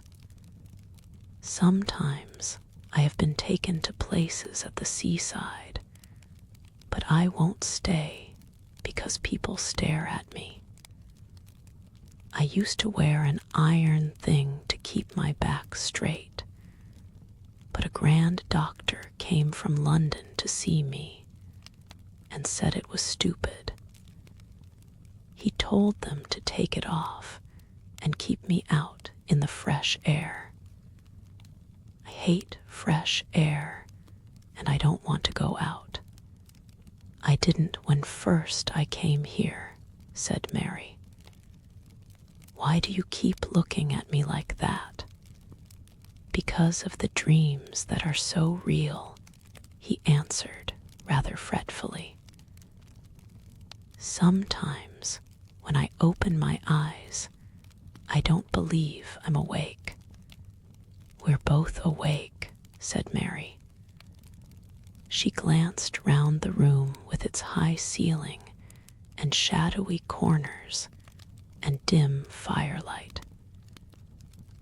"It looks quite like a dream, and it's the middle of the night, and everybody in the house is asleep, everybody but us. We are wide awake. I don't want it to be a dream," the boy said restlessly. Mary thought of something all at once. "If you don't like people to see you," she began, "do you want me to go away?" He still held the fold of her wrapper, and he gave it a little pull. "No," he said. "I should be sure you were a dream if you went. If you are real, sit down on that big footstool and talk. I want to hear about you." Mary put down her candle on the table near the bed and sat down on the cushioned stool. She did not want to go away at all. She wanted to stay in the mysterious hidden-away room and talk to the mysterious boy. "What do you want me to tell you?" she said. He wanted to know how long she had been at Misselthwaite. He wanted to know which corridor her room was on. He wanted to know what she had been doing, if she disliked the moor as he disliked it, where she had lived before she came to Yorkshire. She answered all these questions and many more, and he lay back on his pillow and listened. He made her tell him a great deal about India and about her voyage across the ocean. She found out that because he had been an invalid, he had not learned things as other children had. One of his nurses had taught him to read when he was quite little, and he was always reading and looking at pictures in splendid books, though his father rarely saw him when he was awake. He was given all sorts of wonderful things to amuse himself with. He never seemed to have been amused, however. He could have anything he asked for, and was never made to do anything he did not like to do.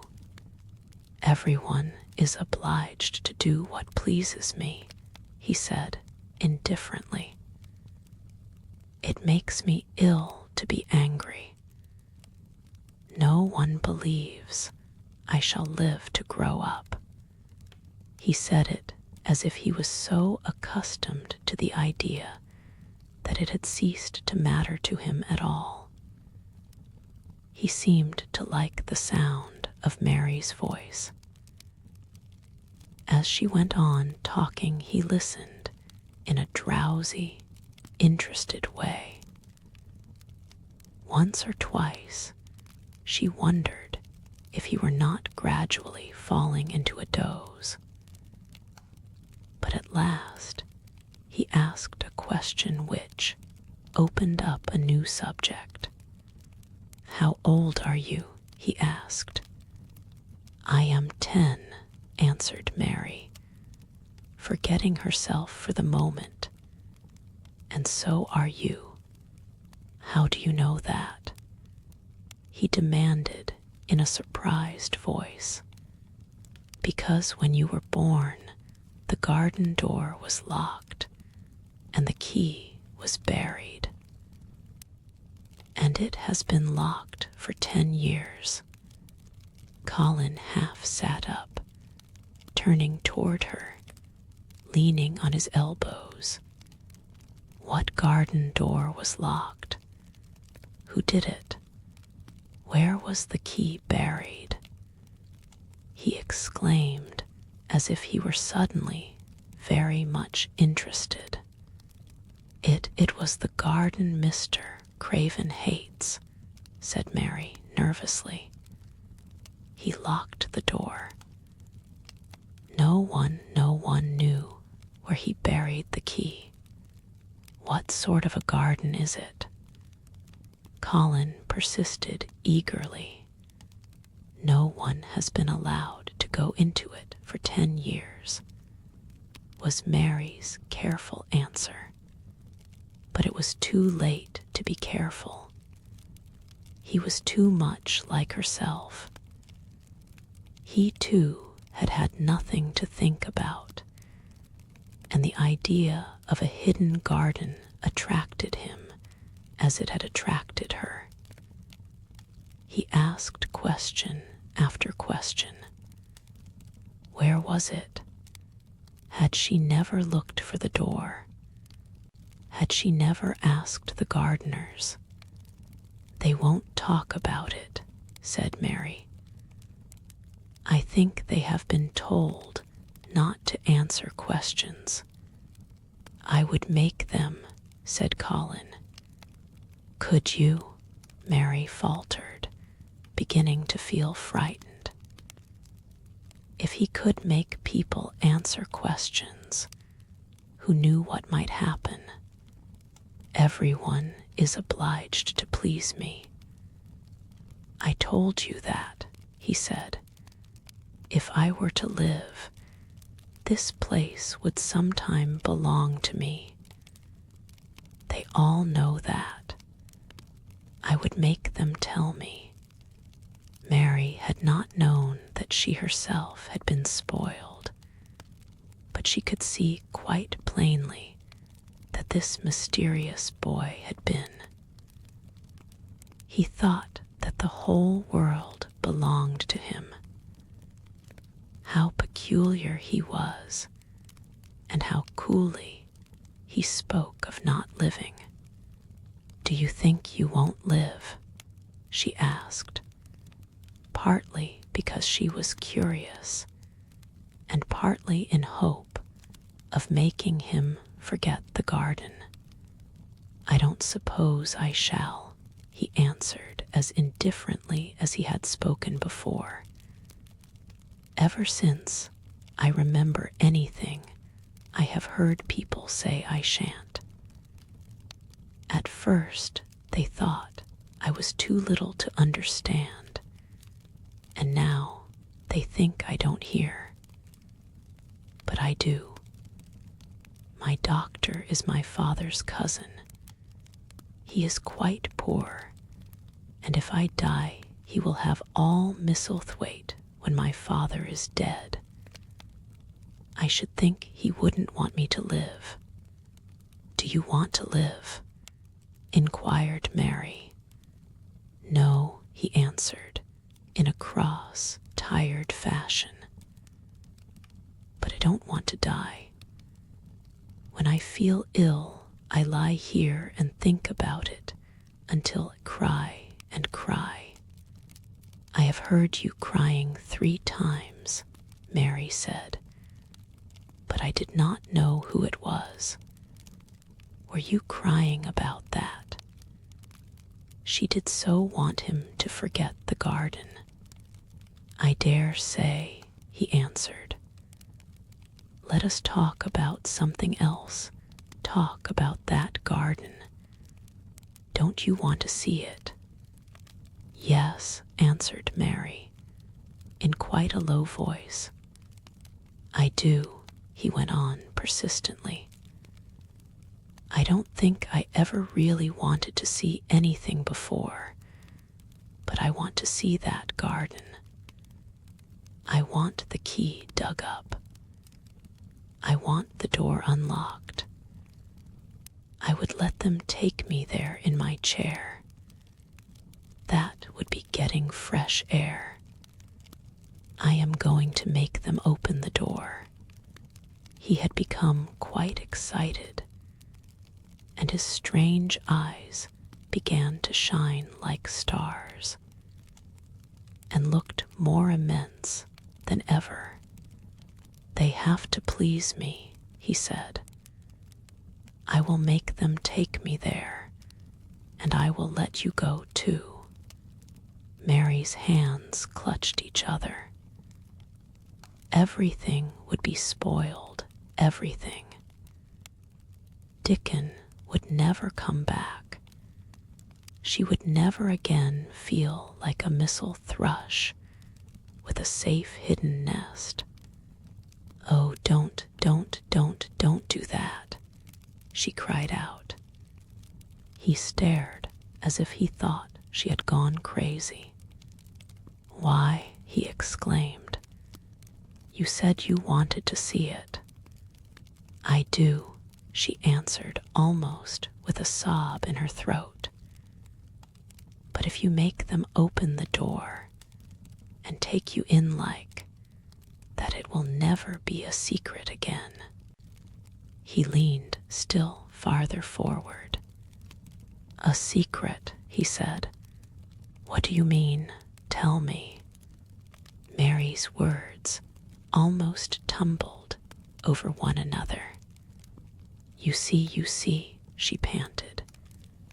If no one knows but ourselves, if there was a door, hidden somewhere under the ivy, if there was, and we could find it, and if we could slip through it together and shut it behind us, and no one knew anyone was inside, and we called it our garden, and pretended that we were missel thrushes, and it was our nest, and if we played there almost every day and dug and planted seeds and made it all come alive. Is it dead? He interrupted her. It soon will be if no one cares for it, she went on. The bulbs will live, but the roses. He stopped her again, as excited as she was herself.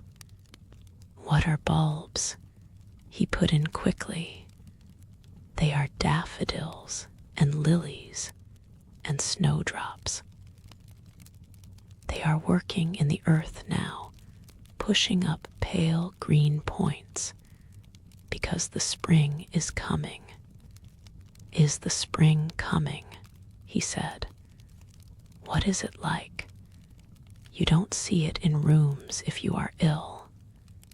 It is the sun shining on the rain, and the rain falling on the sunshine, and things pushing up and working under the earth, said Mary.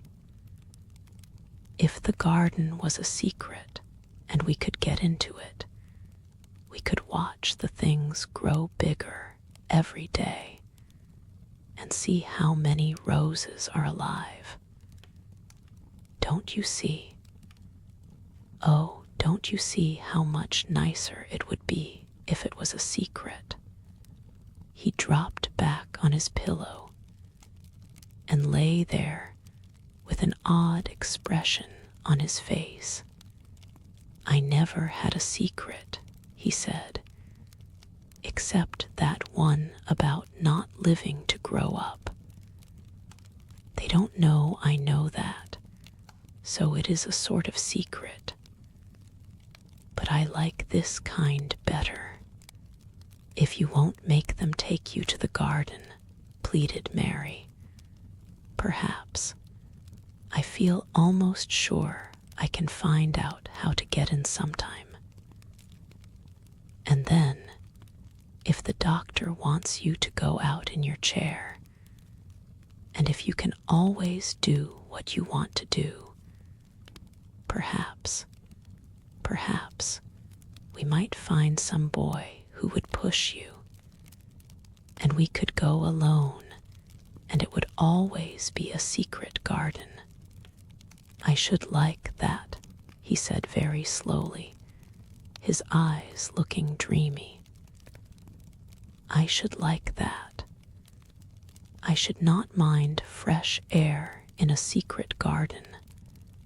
Mary began to recover her breath and feel safer, because the idea of keeping the secret seemed to please him.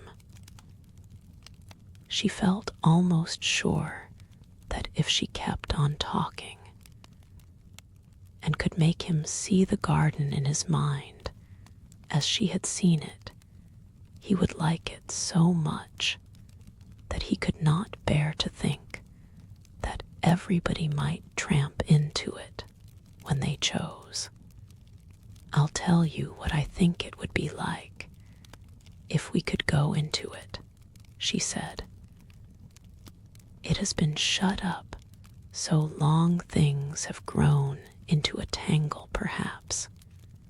He lay quite still and listened while she went on talking about the roses, which might have clambered from tree to tree and hung down, about the many birds which might have built their nests there, because it was so safe. And then she told him about the robin and Ben Weatherstaff, and there was so much to tell about the robin, and it was so easy and safe to talk about it that she ceased to be afraid. The robin pleased him so much that he smiled until he looked almost beautiful. And at first Mary had thought that he was even plainer than herself, with his big eyes and heavy locks of hair. I did not know birds could be like that, he said. But if you stay in a room, you never see things. What a lot of things you know. I feel as if you had been inside that garden. She did not know what to say, so she did not say anything. He evidently did not expect an answer, and the next moment he gave her a surprise. I am going to let you look at something, he said. Do you see that rose-colored silk curtain hanging on the wall over the mantelpiece? Mary had not noticed it before, but she looked up and saw it. It was a curtain of soft silk hanging over what seemed to be some picture. Yes, she answered. There is a cord hanging from it, said Colin. Go and pull it. Mary got up, much mystified, and found the cord. When she pulled it, the silk curtain ran back on rings, and when it ran back, it uncovered a picture. It was the picture of a girl with a laughing face. She had bright hair tied up with a blue ribbon, and her gay, lovely eyes were exactly like Colin's unhappy ones, agate gray and looking twice as big as they really were because of the black lashes all round them. "She is my mother," said Colin complainingly. "I don't see why she died. Sometimes I hate her for doing it." "How queer," said Mary. "If she had lived, I believe I should not have been ill always," he grumbled. "I dare say I should have lived too. And my father would not have hated to look at me. I dare say I should have had a strong back." "Draw the curtain again." Mary did as she was told and returned to her footstool. "She is much prettier than you," she said, "but her eyes are just like yours. At least, they are the same shape and color." "Why is the curtain drawn over her?" He moved uncomfortably. "I made them do it," he said. "Sometimes I don't like to see her looking at me. She smiles too much when I am ill and miserable. Besides, she is mine, and I don't want everyone to see her." There were a few moments of silence, and then Mary spoke. "What would Mrs. Medlock do if she found out that I had been here?" she inquired. "She would do as I told her to do," he answered. "And I should tell her that I wanted you to come here and talk to me every day." "I am glad you came." "So am I," said Mary. "I will come as often as I can." But she hesitated. "I shall have to look every day for the garden door." "Yes, you must," said Colin. "And you can tell me about it afterward." He lay thinking a few minutes, as he had done before, and then he spoke again. "I think you shall be a secret, too," he said. "I will not tell them until they find out. I can always send the nurse out of the room and say that I want to be by myself. Do you know Martha?" "Yes, I know her very well," said Mary. "She waits on me." He nodded his head toward the outer corridor. "She is the one who is asleep in the other room.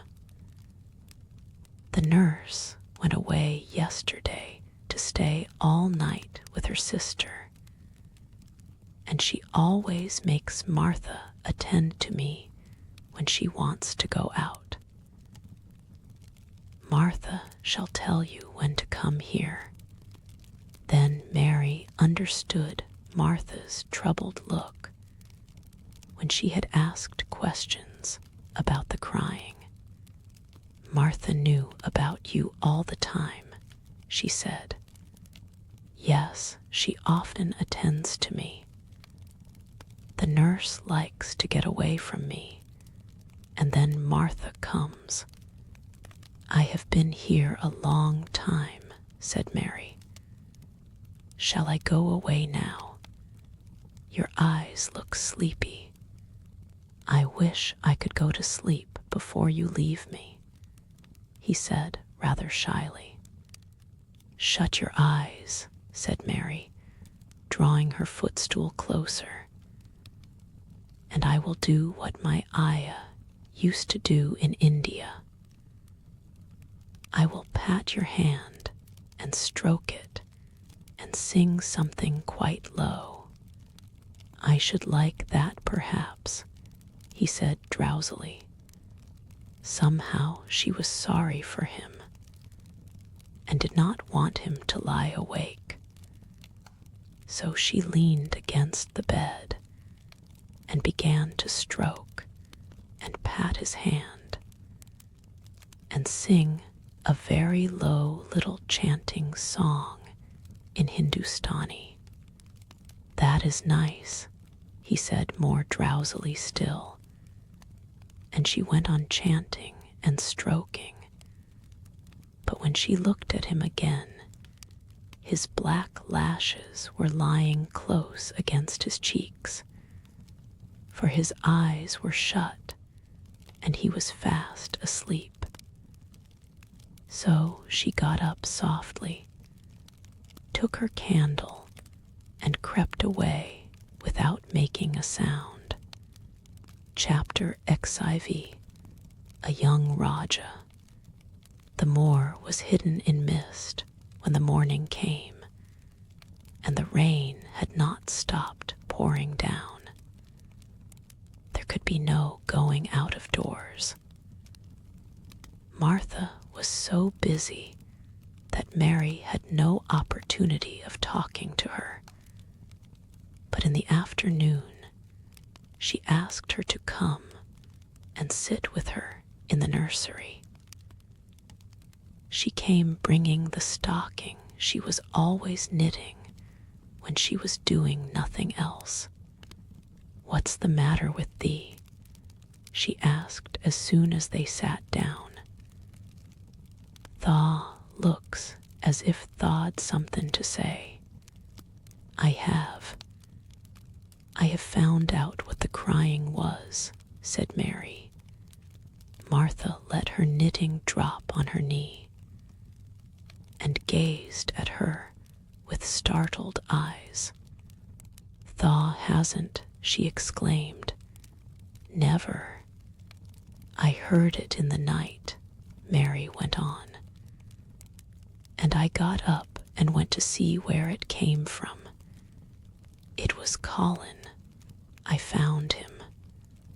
Martha's face became red with fright.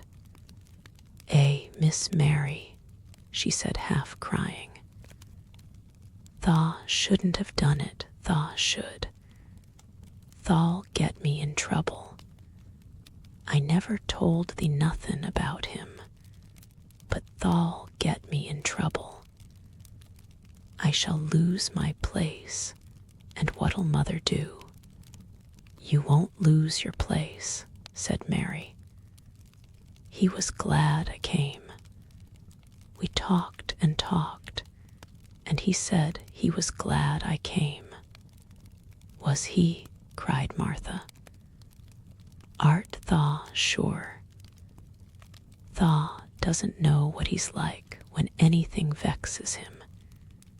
He's a big lad to cry like a baby, but when he's in a passion, he'll fair scream just to frighten us. He knows us daren't call our souls our own." "He wasn't vexed," said Mary. "I asked him if I should go away, and he made me stay. He asked me questions, and I sat on a big footstool and talked to him about India and about the robin and gardens. He wouldn't let me go. He let me see his mother's picture. Before I left him, I sang him to sleep." Martha fairly gasped with amazement. "I can scarcely believe thee," she protested. "It's as if tha'd walked straight into a lion's den. If he'd been like he is most times, he'd have throwed himself into one of his tantrums and roused T.H. house. He won't let strangers look at him. He let me look at him. I looked at him all the time, and he looked at me. We stared," said Mary. "I don't know what to do," cried agitated Martha. If Mrs. Medlock finds out, she'll think I broke orders and told thee, and I shall be packed back to mother. He is not going to tell Mrs. Medlock anything about it yet. It's to be a sort of secret just at first, said Mary firmly. And he says everybody is obliged to do as he pleases. Aye, that's true enough, bad lad, sighed Martha, wiping her forehead with her apron. He says Mrs. Medlock must, and he wants me to come and talk to him every day. And you are to tell me when he wants me.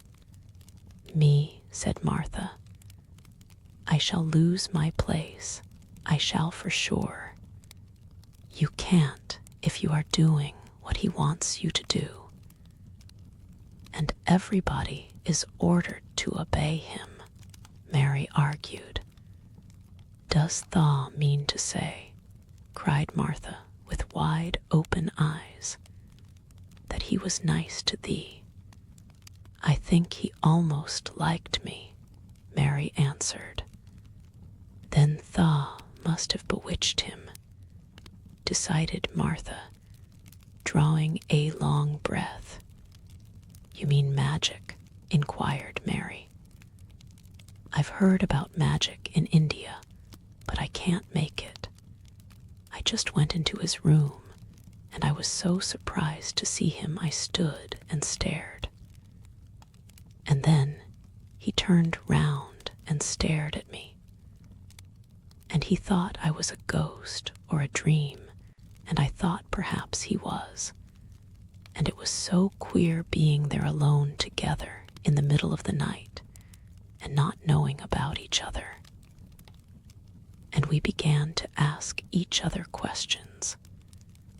And when I asked him if I must go away, he said I must not. Worlds common to an end, gasped Martha. What is the matter with him? Asked Mary. Nobody knows for sure and certain, said Martha. Mr. Craven went off his head like when he was born. Doctors thought he'd have to be put in asylum. It was because Mrs. Craven died like I told you. He wouldn't set eyes on baby. He just raved and said it'd be another hunchback like him, and it'd better die. Is Colin a hunchback? Mary asked. He didn't look like one. He isn't yet, said Martha. But he began all wrong. Mother said that there was enough trouble and raging in house to set any child wrong. They was afraid his back was weak, and they've always been talkin' care of it, keepin' him lyin' down and not lettin' him walk. Once they made him wear a brace, but he fretted so he was downright ill. Then a big doctor came to see him and made them take it off. He talked to other doctor quite rough, in a polite way. He said there'd been too much medicine and too much lettin' him have his own way. I think he's a very spoiled boy, said Mary. He's worst young knout as ever was, said Martha. I won't say as he hasn't been ill a good bit. He's had coughs and colds that's nearly killed him 2 or 3 times. Once he had rheumatic fever, and once he had typhoid. Mrs. Medlock did get a fright then. He'd been out of his head, and she was talking to T.H. nurse, thinking he didn't know nothing, and she said, "He'll die this time sure enough, and best thing for him and for everybody." And she looked at him, and there he was with his big eyes open, staring at her as sensible as she was herself. She didn't know what'd happen, but he just stared at her and says, "You give me some water and stop talking." "Do you think he will die?" asked Mary. "Mother says there's no reason why any child should live that gets no fresh air and doesn't do nothing but lie on his back and read picture books and take medicine. He's weak and hates T.H. trouble Bane, taken out doors.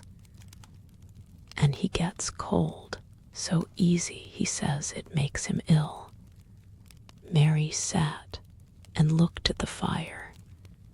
"I wonder," she said slowly, "if it would not do him good to go out into a garden and watch things growing." "It did me good. One of T.H. worst fits he ever had," said Martha, "was one time they took him out where the roses is by the fountain. He'd been reading in a paper about people getting something he called rose cold, and he began to sneeze and said he'd got it, and then a new gardener as didn't know T.H. rules passed by and looked at him curious. He threw himself into a passion, and he said he'd looked at him because he was going to be a hunchback. He cried himself into a fever and was ill all night. If he ever gets angry at me, I'll never go and see him again," said Mary. "He'll have thee if he wants thee," said Martha. "Tha may as well know that at T.H. start."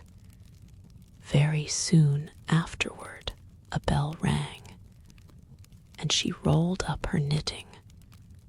"I dare say T.H. nurse wants me to stay with him a bit," she said. "I hope he's in a good temper." She was out of the room about 10 minutes, and then she came back with a puzzled expression. "Well, Tha has bewitched him," she said. "He's up on his sofa with his picture books.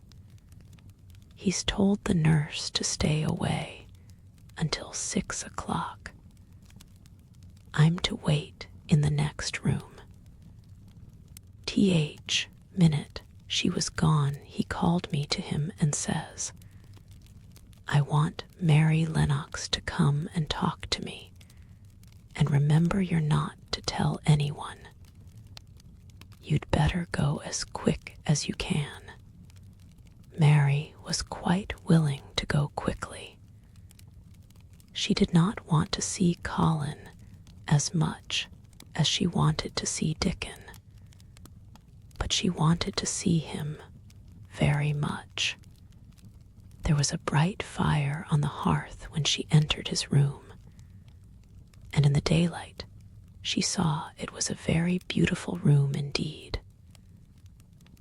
There were rich colors in the rugs and hangings and pictures and books on the walls, which made it look glowing and comfortable, even in spite of the gray sky and falling rain. Colin looked rather like a picture himself. He was wrapped in a velvet dressing gown and sat against a big brocaded cushion. He had a red spot on each cheek, "Come in," he said.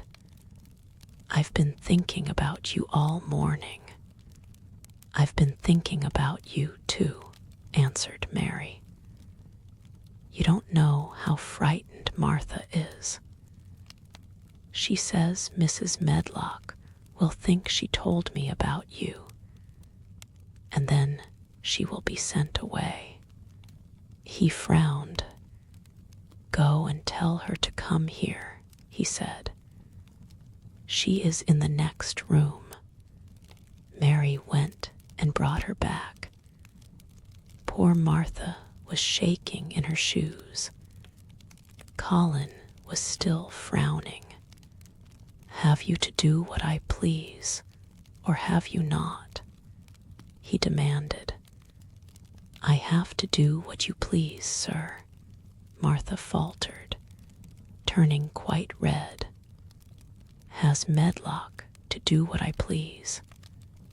"Everybody has, sir," said Martha.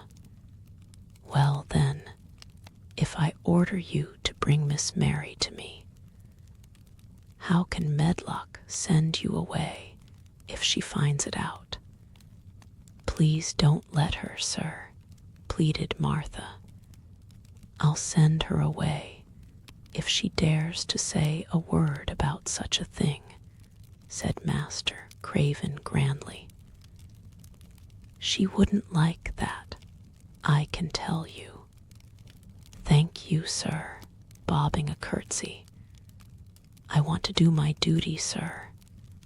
"What I want is your duty," said Colin more grandly still. "I'll take care of you. Now go away."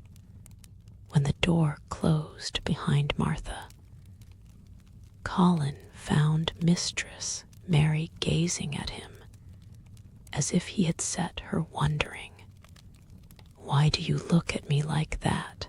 he asked her. "What are you thinking about?" "I am thinking about two things." "What are they? Sit down and tell me." "This is the first one," said Mary, seating herself on the big stool. "Once in India, I saw a boy who was a Rajah. He had rubies and emeralds and diamonds stuck all over him. He spoke to his people just as you spoke to Martha. Everybody had to do everything he told them in a minute. I think they would have been killed if they hadn't. I shall make you tell me about Rajahs presently," he said. "But first tell me what the second thing was." "I was thinking," said Mary, "how different you are from Dickon."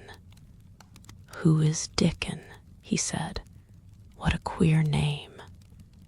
She might as well tell him. She thought she could talk about Dickon without mentioning the secret garden. She had liked to hear Martha talk about him. Besides, she longed to talk about him. It would seem to bring him nearer. "He is Martha's brother. He is 12 years old," she explained. "He is not like anyone else in the world. He can charm foxes and squirrels and birds, just as the natives in India charm snakes. He plays a very soft tune on a pipe, and they come and listen." There were some big books on a table at his side, and he dragged one suddenly toward him. "There is a picture of a snake charmer in this," he exclaimed. "Come and look at it." The book was a beautiful one, with superb colored illustrations, and he turned to one of them. "Can he do that?" he asked eagerly. He played on his pipe, and they listened, Mary explained. But he doesn't call it magic. He says it's because he lives on the moor so much, and he knows their ways. He says he feels sometimes as if he was a bird or a rabbit himself. He likes them so. I think he asked the robin questions. It seemed as if they talked to each other in soft chirps. Colin lay back on his cushion, and his eyes grew larger and larger, and the spots on his cheeks burned. "Tell me some more about him," he said. "He knows all about eggs and nests," Mary went on. "And he knows where foxes and badgers and otters live. He keeps them secret so that other boys won't find their holes and frighten them. He knows about everything that grows or lives on the moor." "Does he like the moor?" said Colin. "How can he when it's such a great, bare, dreary place?" "It's the most beautiful place," protested Mary. "Thousands of lovely things grow on it, and there are thousands of little creatures, all busy building nests, and making holes and burrows, and chippering or singing or squeaking to each other. They are so busy and having such fun under the earth or in the trees or heather. It's their world." "How do you know all that?" said Colin, turning on his elbow to look at her. "I have never been there once, really," said Mary, suddenly remembering. "I only drove over it in the dark. I thought it was hideous. Martha told me about it first, and then Dickon.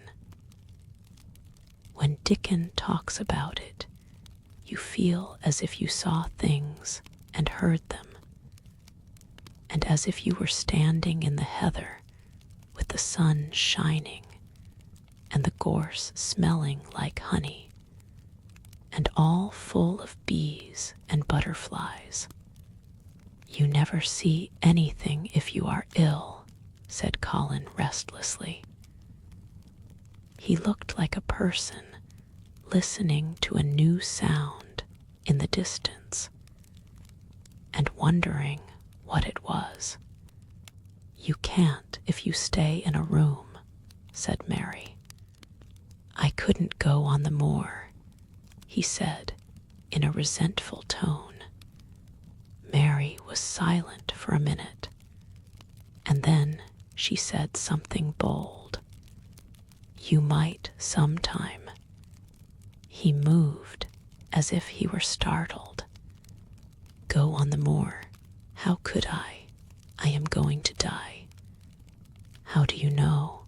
said Mary unsympathetically. She didn't like the way he had of talking about dying. She did not feel very sympathetic. She felt rather as if he almost boasted about it. "Oh, I've heard it ever since I remember," he answered crossly. "They are always whispering about it and thinking I don't notice. They wish I would, too." Mistress Mary felt quite contrary. She pinched her lips together. "If they wished I would," she said, "I wouldn't. Who wishes you would?" "The servants, and of course Dr. Craven, because he would get MISSEL and be rich instead of poor. He daren't say so, but but he always looks cheerful when I am worse. When I had typhoid fever, his face got quite fat. I think my father wishes it, too. I don't believe he does, said Mary quite obstinately. That made Colin turn and look at her again. Don't you, he said. And then he lay back on his cushion and was still, as if he were thinking. And there was quite a long silence. Perhaps they were both of them thinking strange things children do not usually think of. I like the grand doctor from London because he made them take the iron thing off, said Mary at last. Did he say you were going to die? No. What did he say? He didn't whisper, Colin answered. Perhaps he knew I hated whispering. I heard him say one thing quite aloud. He said, the lad might live if he would make up his mind to it. Put him in the humor. It sounded as if he was in a temper. I'll tell you who would put you in the humor, perhaps, said Mary, reflecting. She felt as if she would like this thing to be settled one way or the other. I believe Dickon would. He's always talking about live things. He never talks about dead things or things that are ill. He's always looking up in the sky to watch birds flying, or looking down at the earth to see something growing. He has such round blue eyes, and they are so wide open with looking about. And he laughs such a big laugh with his wide mouth. And his cheeks are as red as cherries. She pulled her stool nearer to the sofa, and her expression quite changed at the remembrance of the wide, curving mouth and wide, open eyes. See here, she said. Don't let us talk about dying. I do like it. Let us talk about living. Let us talk and talk about Dickon. And then we will look at your pictures. It was the best thing she could have said. To talk about Dickon meant to talk about the moor, and about the cottage, and the 14 people who lived in it on 16 shillings a week, and the children who got fat on the moor grass like the wild ponies, and about Dickon's mother, and the skipping rope, and the moor with the sun on it, and about pale green points sticking up out of the black sod. And it was all so alive that Mary talked more than she had ever talked before. And Colin both talked and listened as he had never done either before. And they both began to laugh over nothings, as children will when they are happy together. And they laughed so that in the end they were making as much noise as if they had been two ordinary, healthy, natural 10-year-old creatures, instead of a hard, little, unloving girl and a sickly boy who believed that he was going to die. They enjoyed themselves so much that they forgot the pictures, and they forgot about the time. They had been laughing quite loudly over Ben Weatherstaff and his robin, and Colin was actually sitting up as if he had forgotten about his weak back, when he suddenly remembered something. "Do you know, there is one thing we have never once thought of," he said. "We are cousins." It seemed so queer that they had talked so much and never remembered this simple thing, that they laughed more than ever, because they had got into the humor to laugh at anything. And in the midst of the fun, the door opened, and in walked Dr. Craven and Mrs. Medlock. Dr. Craven started in actual alarm, and Mrs. Medlock almost fell back because he had accidentally bumped against her. "Good Lord," exclaimed poor Mrs. Medlock, with her eyes almost starting out of her head. "Good Lord, what is this?" said Dr. Craven, coming forward. "What does it mean?" Then Mary was reminded of the boy Rajah again. Colin answered, as if neither the doctor's alarm nor Mrs. Medlock's terror were of the slightest consequence. He was as little disturbed or frightened as if an elderly cat and dog had walked into the room. "This is my cousin, Mary Lennox," he said. "I asked her to come and talk to me. I like her. She must come and talk to me whenever I send for her." Dr. Craven turned reproachfully to Mrs. Medlock. "Oh, sir," she panted, "I don't know how it's happened.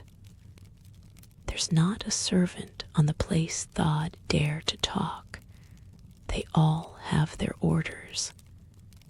"Nobody told her anything," said Colin.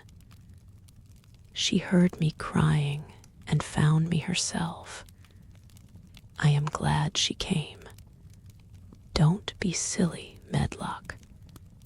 Mary saw that Dr. Craven did not look pleased, but it was quite plain that he dare not oppose his patient. He sat down by Colin and felt his pulse. "I am afraid there has been too much excitement." "Excitement is not good for you, my boy," he said. "I should be excited if she kept away," answered Colin, his eyes beginning to look dangerously sparkling. "I am better. She makes me better. The nurse must bring up her tea with mine. We will have tea together." Mrs. Medlock and Dr. Craven looked at each other in a troubled way, but there was evidently nothing to be done. "He does look rather better, sir," ventured Mrs. Medlock. But thinking the matter over, "He looked better this morning before she came into the room. She came into the room last night.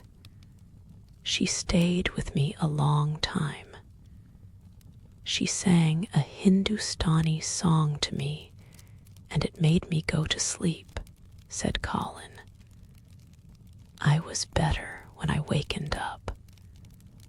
I wanted my breakfast. I want my tea now.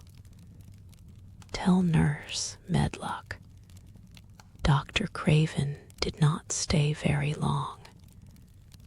He talked to the nurse for a few minutes when she came into the room, and said a few words of warning to Colin.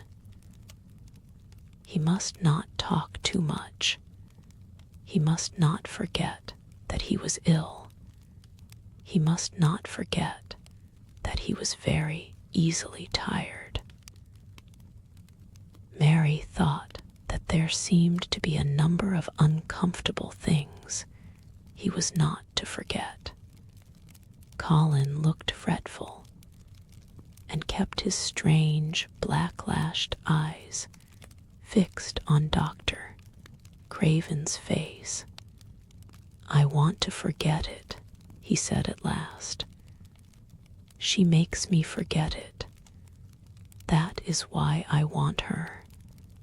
Dr. Craven did not look happy when he left the room. He gave a puzzled glance at the little girl sitting on the large stool. She had become a stiff, silent child again as soon as he entered, and he could not see what the attraction was.